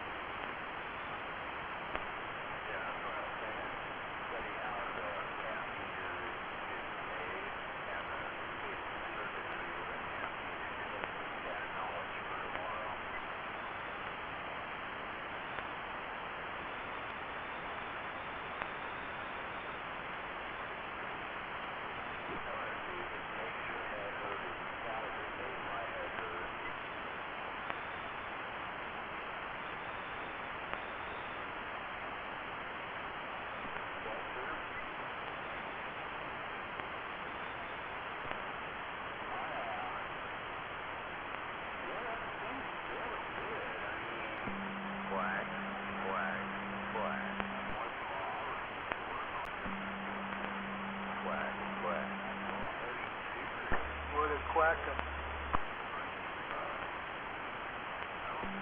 Sorry, my young guy is flaring up again. It's unjust.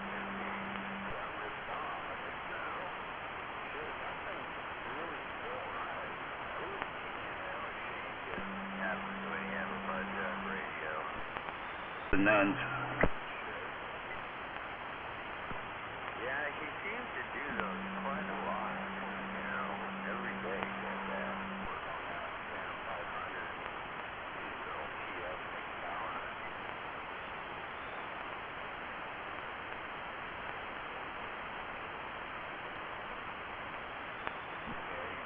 Either that or he figures that, you know, he's not good DJ, so he said to hell with it.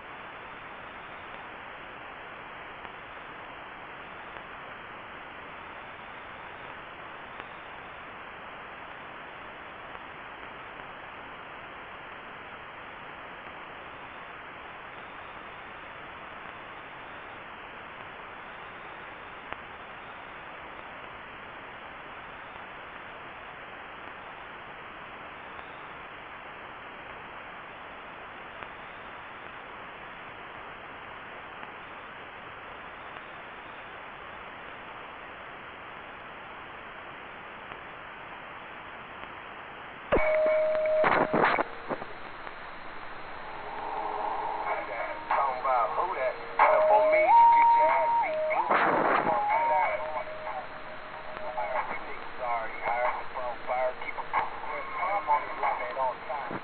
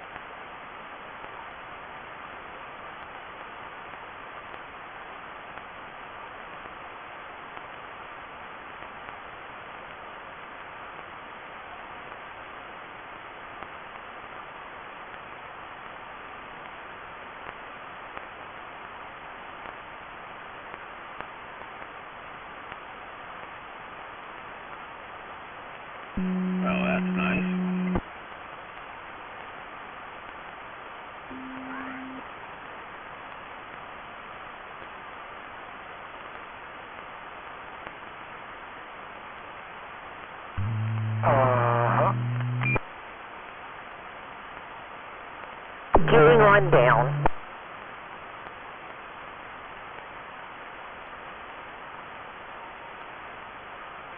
Are they sleeping? Nice big dead key. Wonderful.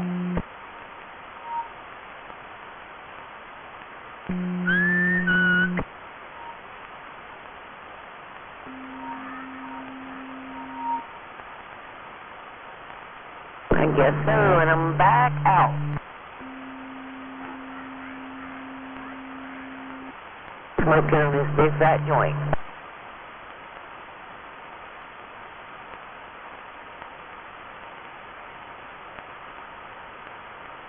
Can I make it through? Hello.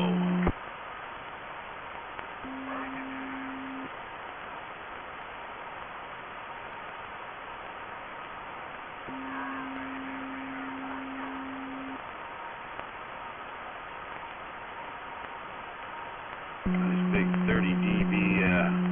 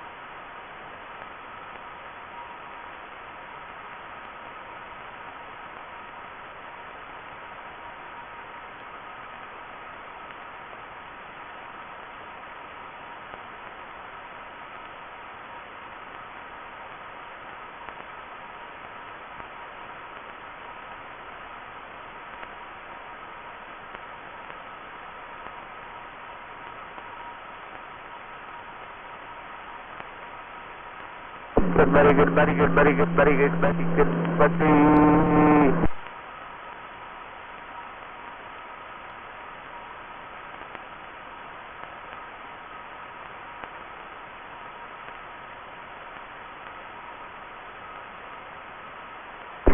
Where is everybody?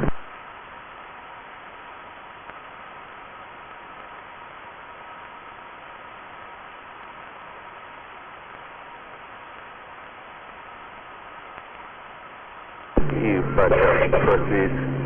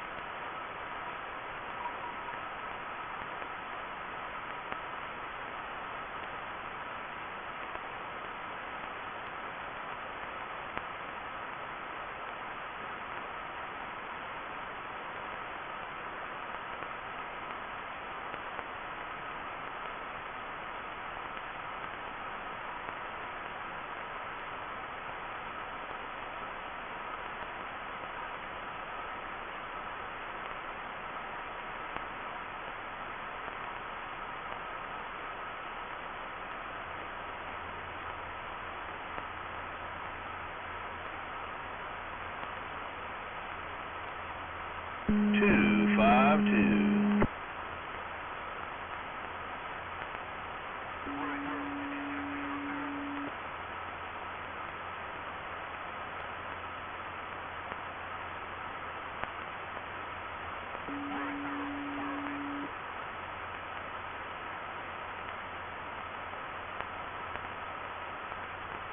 There's someone out there. I got the 30 dB dead key on my end.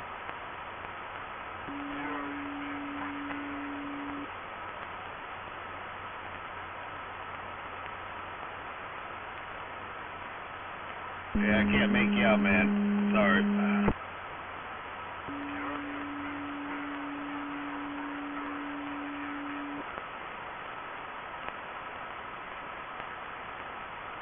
Go to 24 if you can hear me. Go to channel 24.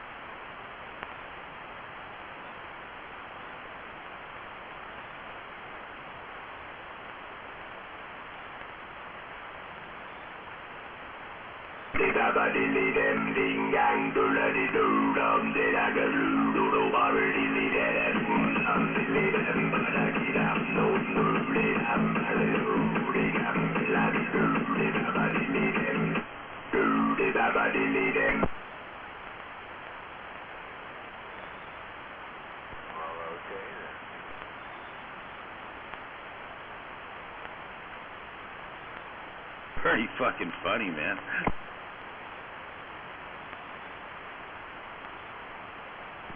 makes me think of that Beastie Boys song.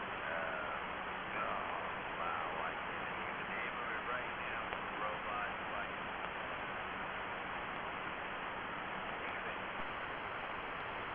Yeah, maybe.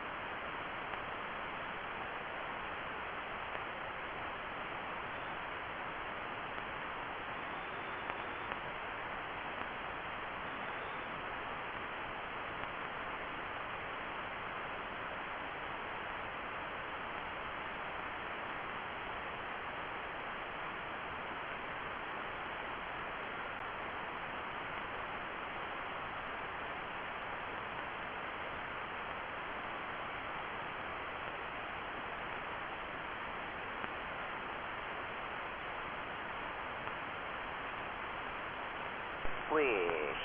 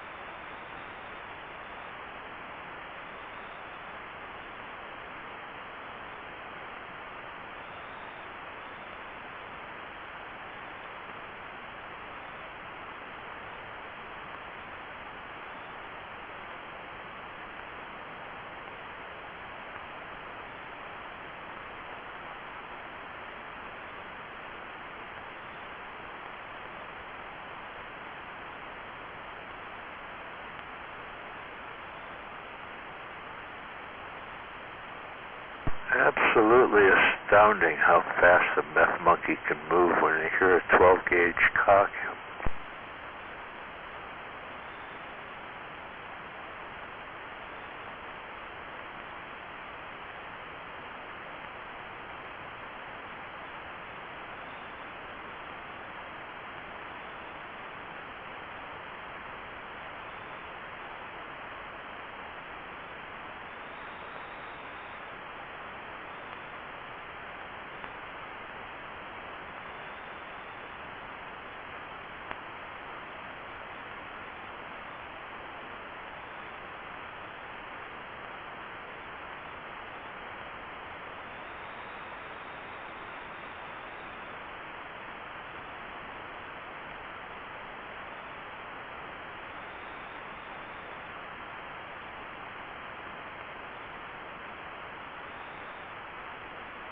I suppose everybody's asleep by now.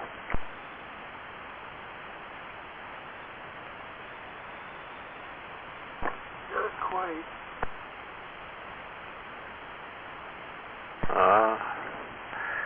Yeah. Had a visitor. He left in a hurry.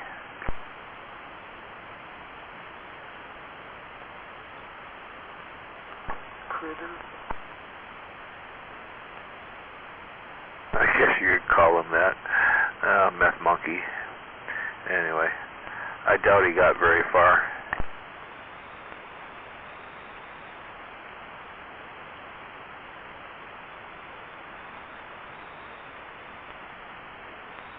Yeah, I don't think he made it very far. I see the blues come on down the street.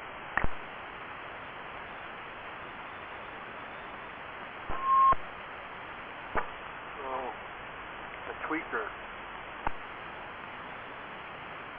Yeah, wandered into the wrong neighborhood. And apparently he has really bad eyesight, because he couldn't tell that those were cameras looking right at him.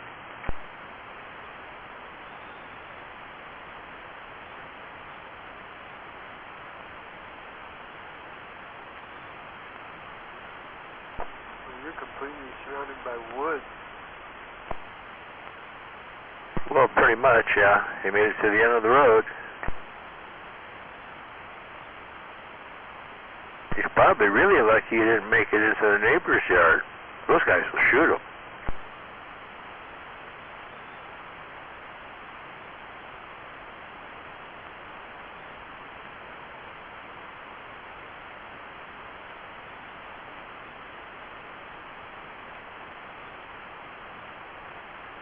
I just scared the holy fuck out of him and made him run really fast, but he was running towards the county cops. I'd already called him. I called him as soon as I spotted him on the camera.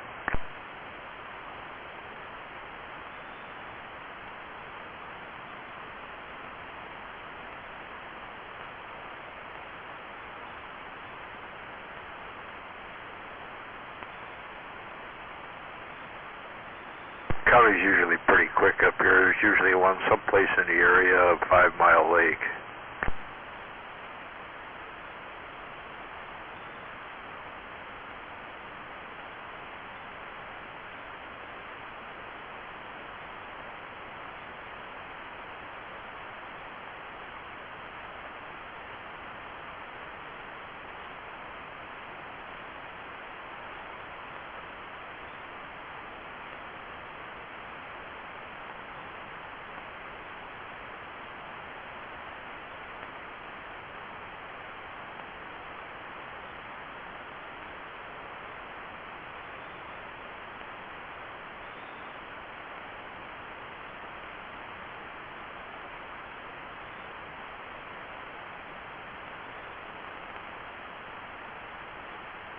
Okay, I gotta go take a walk, I guess. They want me to ID him.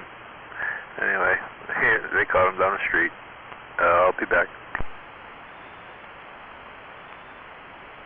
Oh, they're coming here.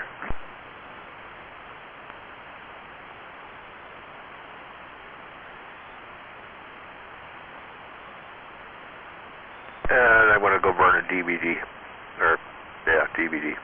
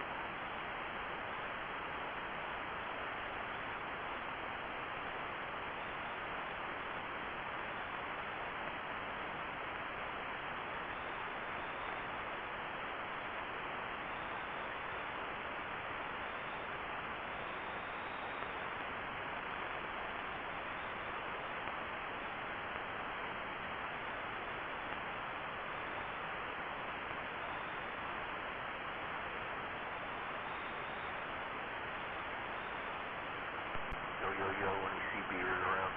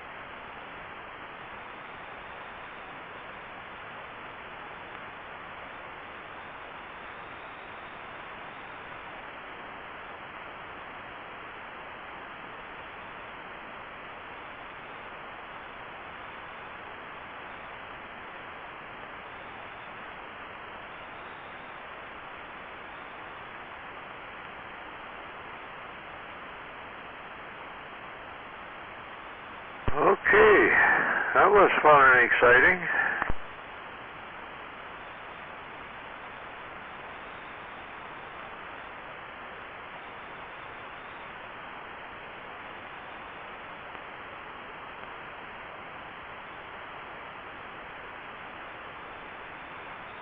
Still in there, JD?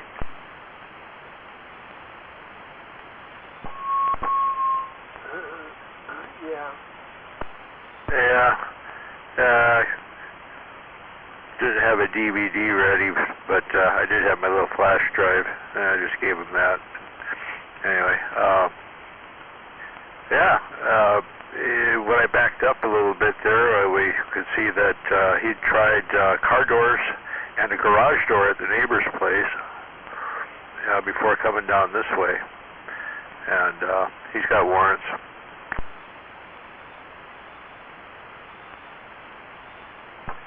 Perfect.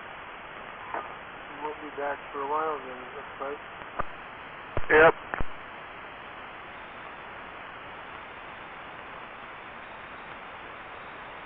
And he's very definitely fucked up. He is really fucked up.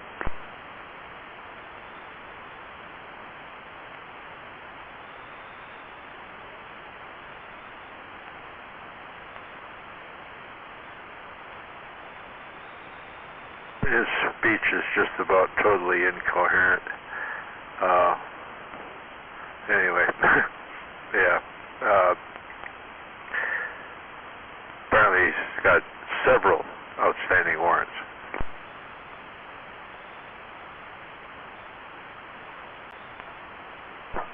Yeah, those guys usually don't like to go to court.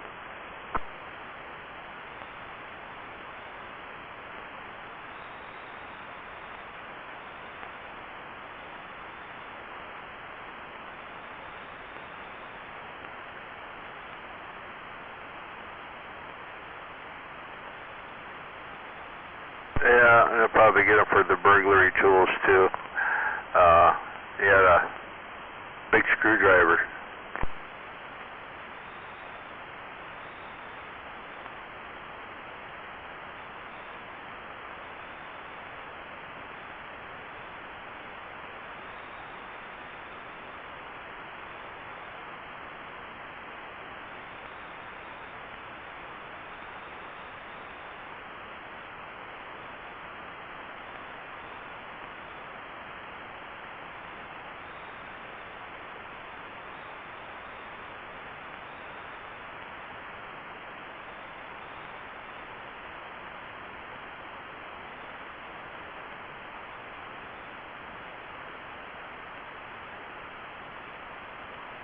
Yeah, we're just about averaging one a month around here.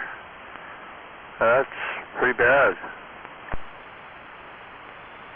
You know, one incident or another. Mail thief was the first ones this year. And then June, guy tried to steal a goat. And I broke his arm. And he came back and I broke his other arm. Yeah, I have a butt plug in the cocktail here.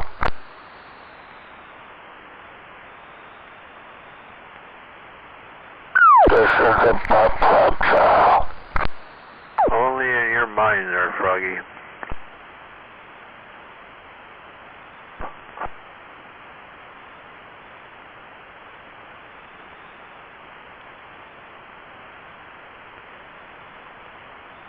No butt plug, no trial. This is the butt plug trial. Well, I bet you don't have a butt plug in either. I can fix that for you.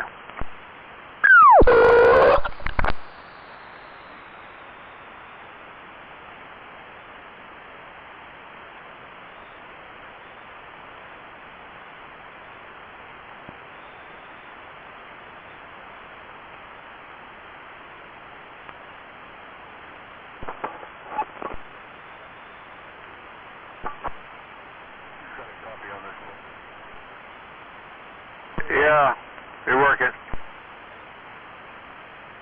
Copy that. can hear you in Federal Way anyway. You're in Federal Way? I'm in Lakewood. Copy on the Lakewood.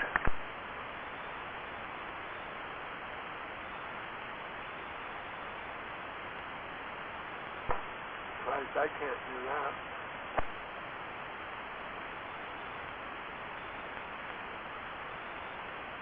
Well, I'm a little taller than you are right now.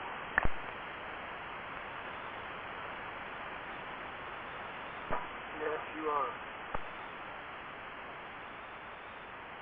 I'm surprised with the bit of wind that we had here the last couple of days that it didn't come down. It's held up there with a single piece of binder twine.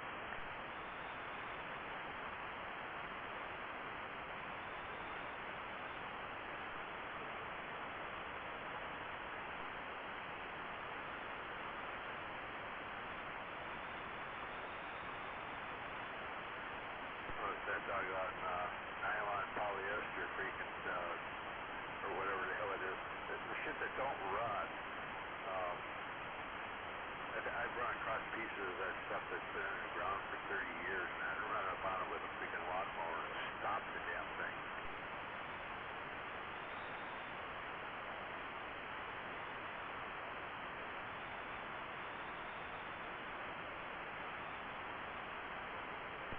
It's not like the old binder twine that was made out of probably some version of hemp or something. I don't know what the hell that was.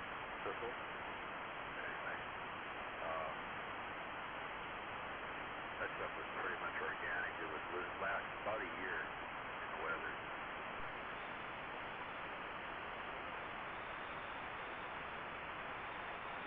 Colored plastic stuff lasts forever.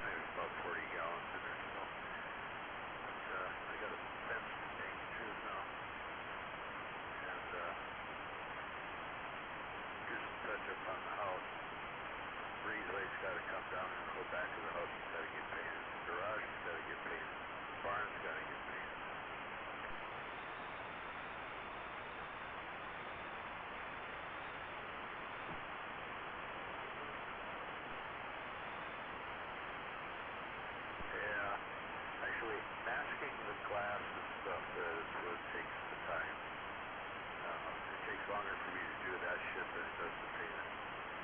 Because it's airless. It does the job.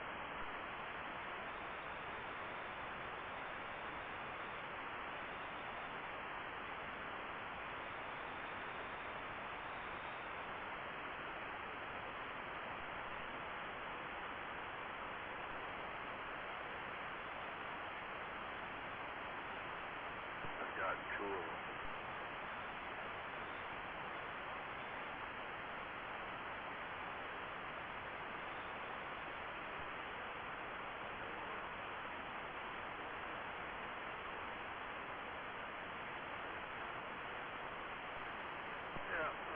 Same here in a little bit. I've had my nice list of excitement. That was pretty interesting. The one front camera set the trigger if anybody walks inside of that perimeter there in front of the. You got the area set so you can exclusion areas, that should be programmed. Anyway, anybody coming past that point triggers it. Yeah, he triggered it. Anyway, what an idiot. I mean, I don't know. Just whack. Good night. Take care.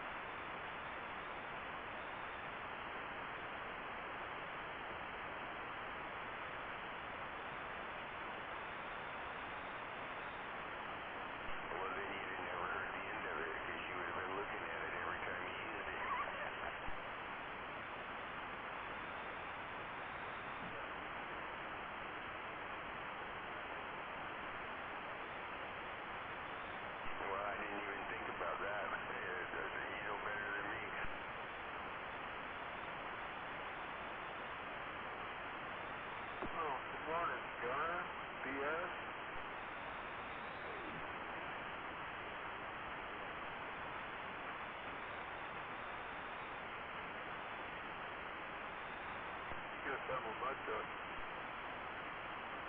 Yeah, I heard you. I just couldn't tell who you were.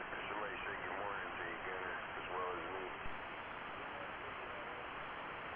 It's Highsider. Oh, Highsider. Yeah, good morning. See if I can brighten things up a little. How about that? Better? Well, you're in the bottom of my receive, but your voice is different. The tone of your voice, I didn't recognize you right off. Oh, yeah. Cobra 2000. Got a neighbor at a yard sale, garage sale actually, and it was up on a shelf covered in dirt with both speakers, $35.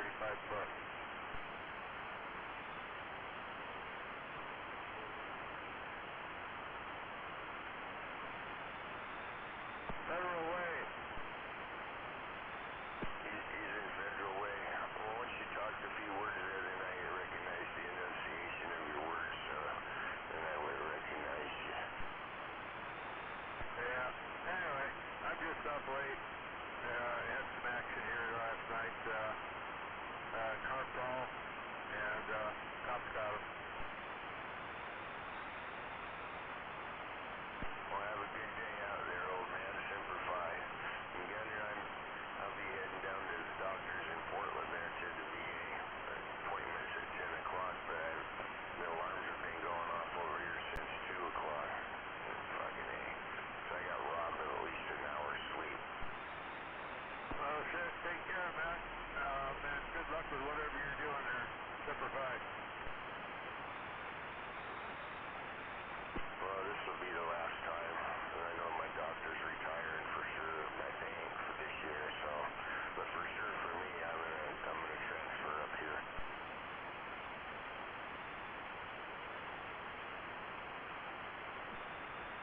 We started doing that last year, and it took so long, and they didn't get a hold of me. They freaked me out up here, and I thought, oh shit. So I stopped it because I didn't want to rock the boat. I mean, it wasn't sinking, so I didn't need to switch yet, but I do now. So I guess I'll have to go through the motions up here until I get plugged in. Yeah, whoever that was, that's still on the planet. Say what? Still on the planet. What do you think about the ring of fire coming to life? Been expecting that for over 20 years. Yeah, so what do you think's going to happen now? Oh, it's going to get interesting for sure. No telling which direction it's going to go. Anyway, I'm more concerned about what's going on in Washington, D.C. Trump took over the police department yesterday. Oh, yeah? And do what? I don't know. He's apparently trying something with the what the hell they call that,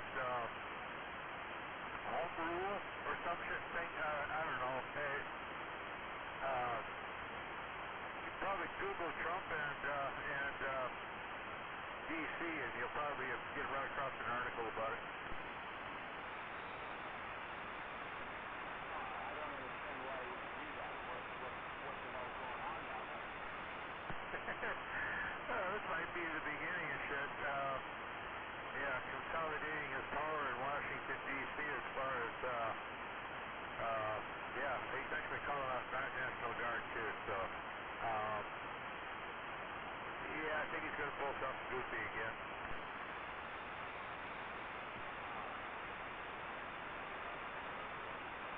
I don't know, yeah, I've just been kind of concerned about all these earthquakes and shit's going on here with the mountains and stuff like that. But then, you know, things wasn't slow around here, man. You know, I'm not ever on the valley quick any day. I don't want to be.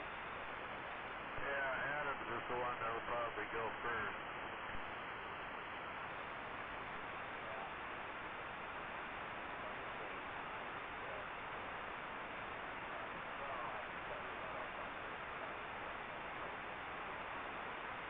Yeah, I'm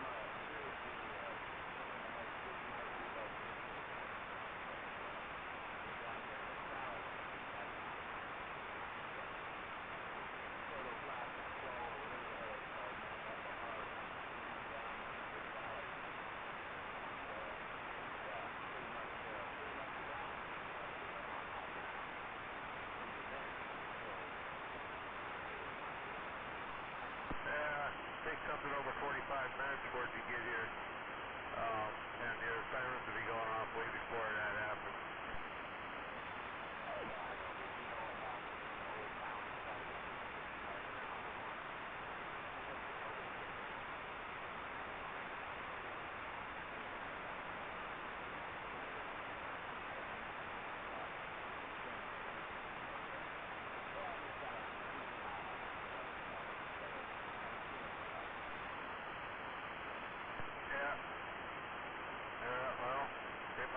Yeah. Hadn't heard you for a while. I had me a little concerned.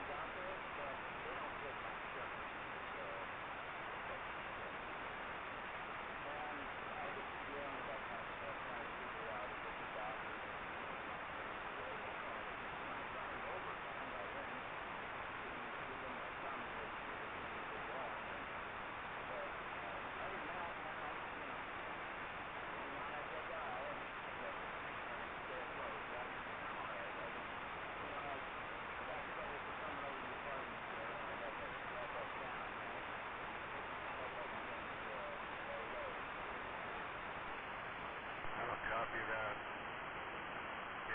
Yeah, relocation from down here probably wouldn't be the worst idea. Maybe get away from some of the other bullshit too.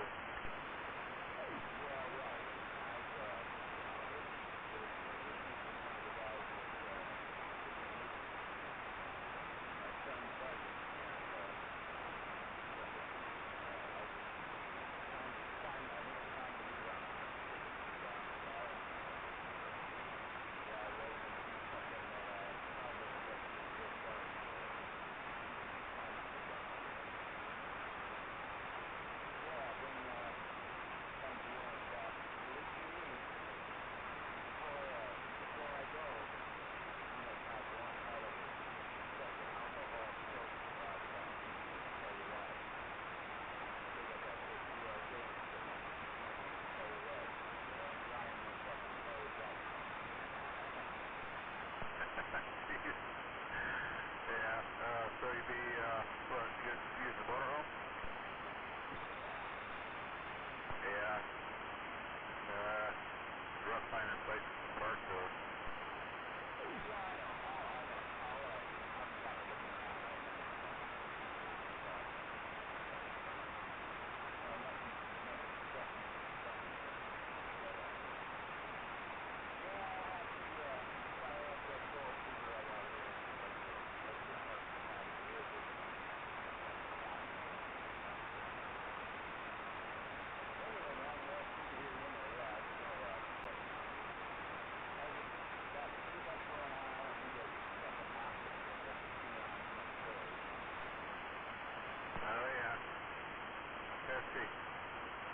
Was that you that plugged into the cable TV thing there in Auburn that time? What was that now? Did I do what? It was firing amp into the cable TV down there in Auburn? I can't admit things like that. I remember this being a remark that you didn't know that they had that many trucks.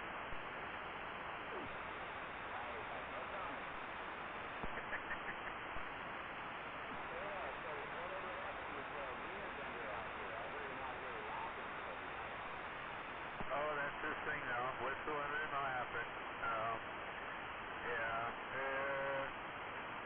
I'm pretty sure karma's about to catch up with them. Somebody's going to do something. I just know it. In the meantime, I'm staying within camera range so I can prove where I'm at all times.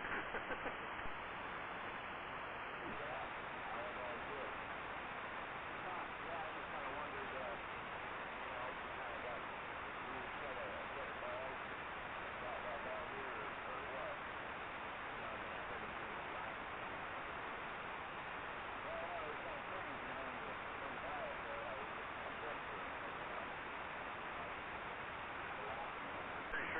coming along. I try to stay within camera range at all times these days, just because I know somebody's going to do something. So, I mean, it's going to happen. You just know it. He's such a prick, and he really deserves it. But I'm not as young as I used to be, and I really don't want to do any jail time.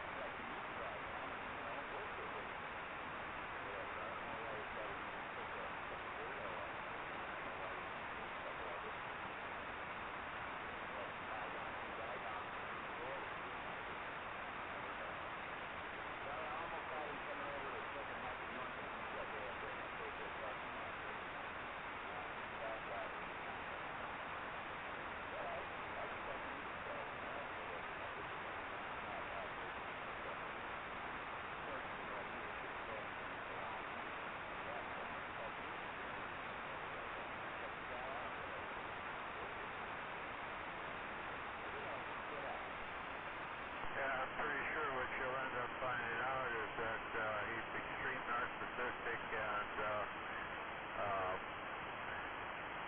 he's got social issues really bad. Anyway, what they would call immature personality syndrome. It's, he never grew up for whatever reason. Emotionally, he's not growing up. He has fun just fucking with people because he's narcissistic. He thinks he's the king of the world or whatever, but it's delusion.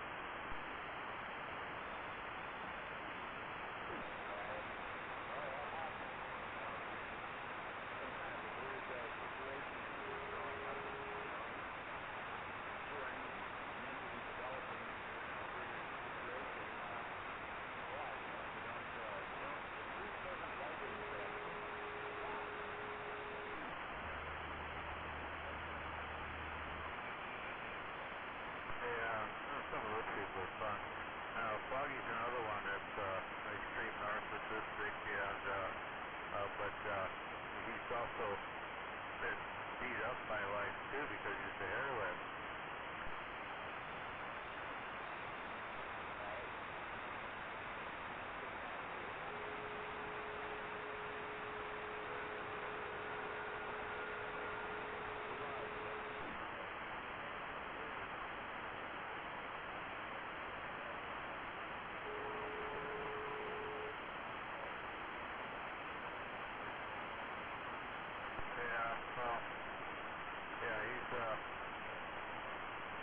Foggy there, he's a different thing. Pretty sure he wanted to be a cop, but he's got the language issue, the speech issue, I should say. Probably precluded that because you got to be able to speak clearly.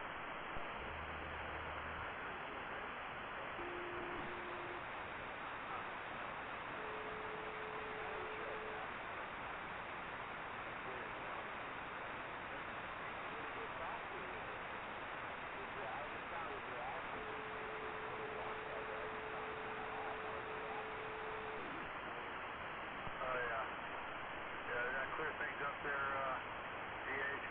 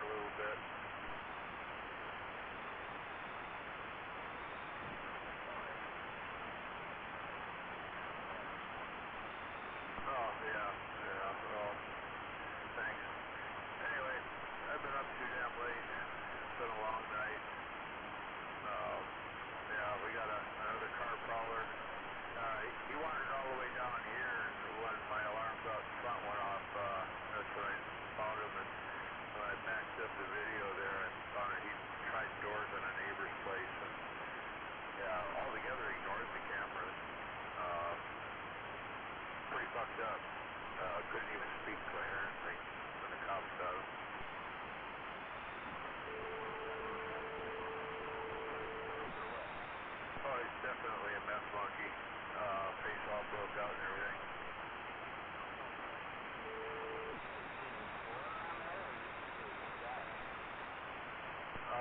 I don't think I've ever seen them before, but people's appearances change rather dramatically when they get into that shit, so I don't know.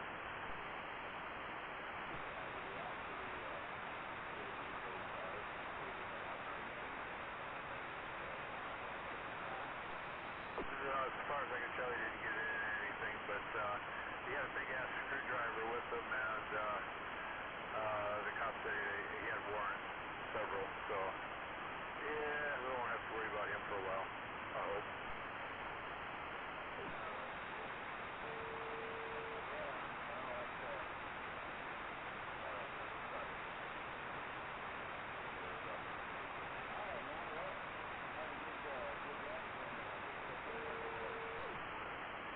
Yeah, I just loaded some video on a thumb drive and handed it to them, so they got the whole story right there.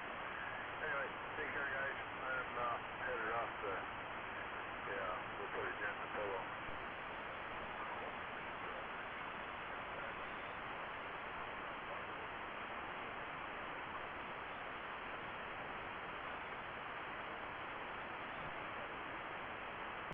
Copley Brothers, down at the corner by Roger.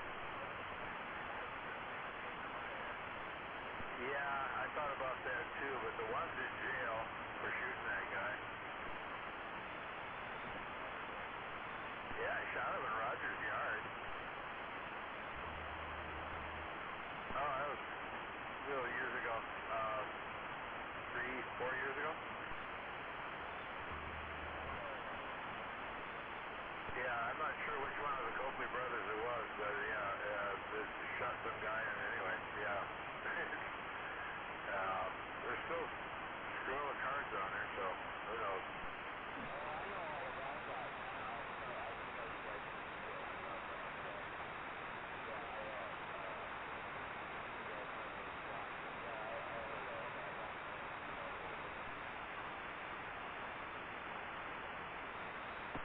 okay. Well, when you remember, let me know. Anyway, I'm going to go fall over, play dead. Catch me later.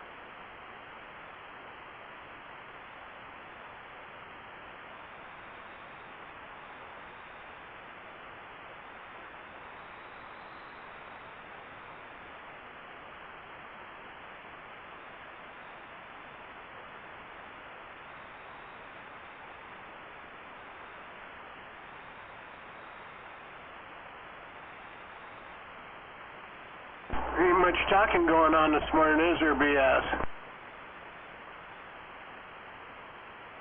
Everybody already was talking and then quit. I'm getting ready to leave myself. I gotta start getting ready. Well, I could hear Gunner and them guys, but they're way down the radio. He must have been barefooting. They always are. Well, yeah, I was having a hard time even making out what he was saying. Usually I can hear him pretty good, but yeah, maybe it's my conditions over here. But anyway, good morning. Good morning, smuggler.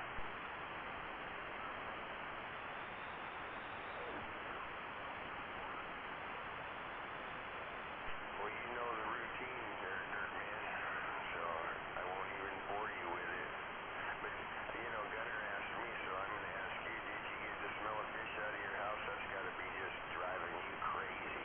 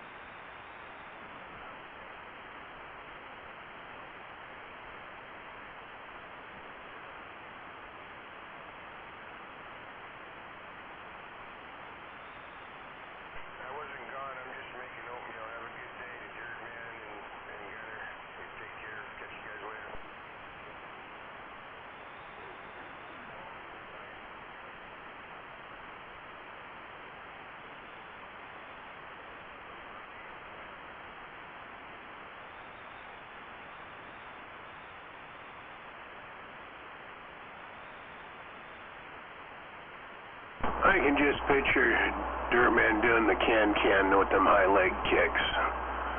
I can see that.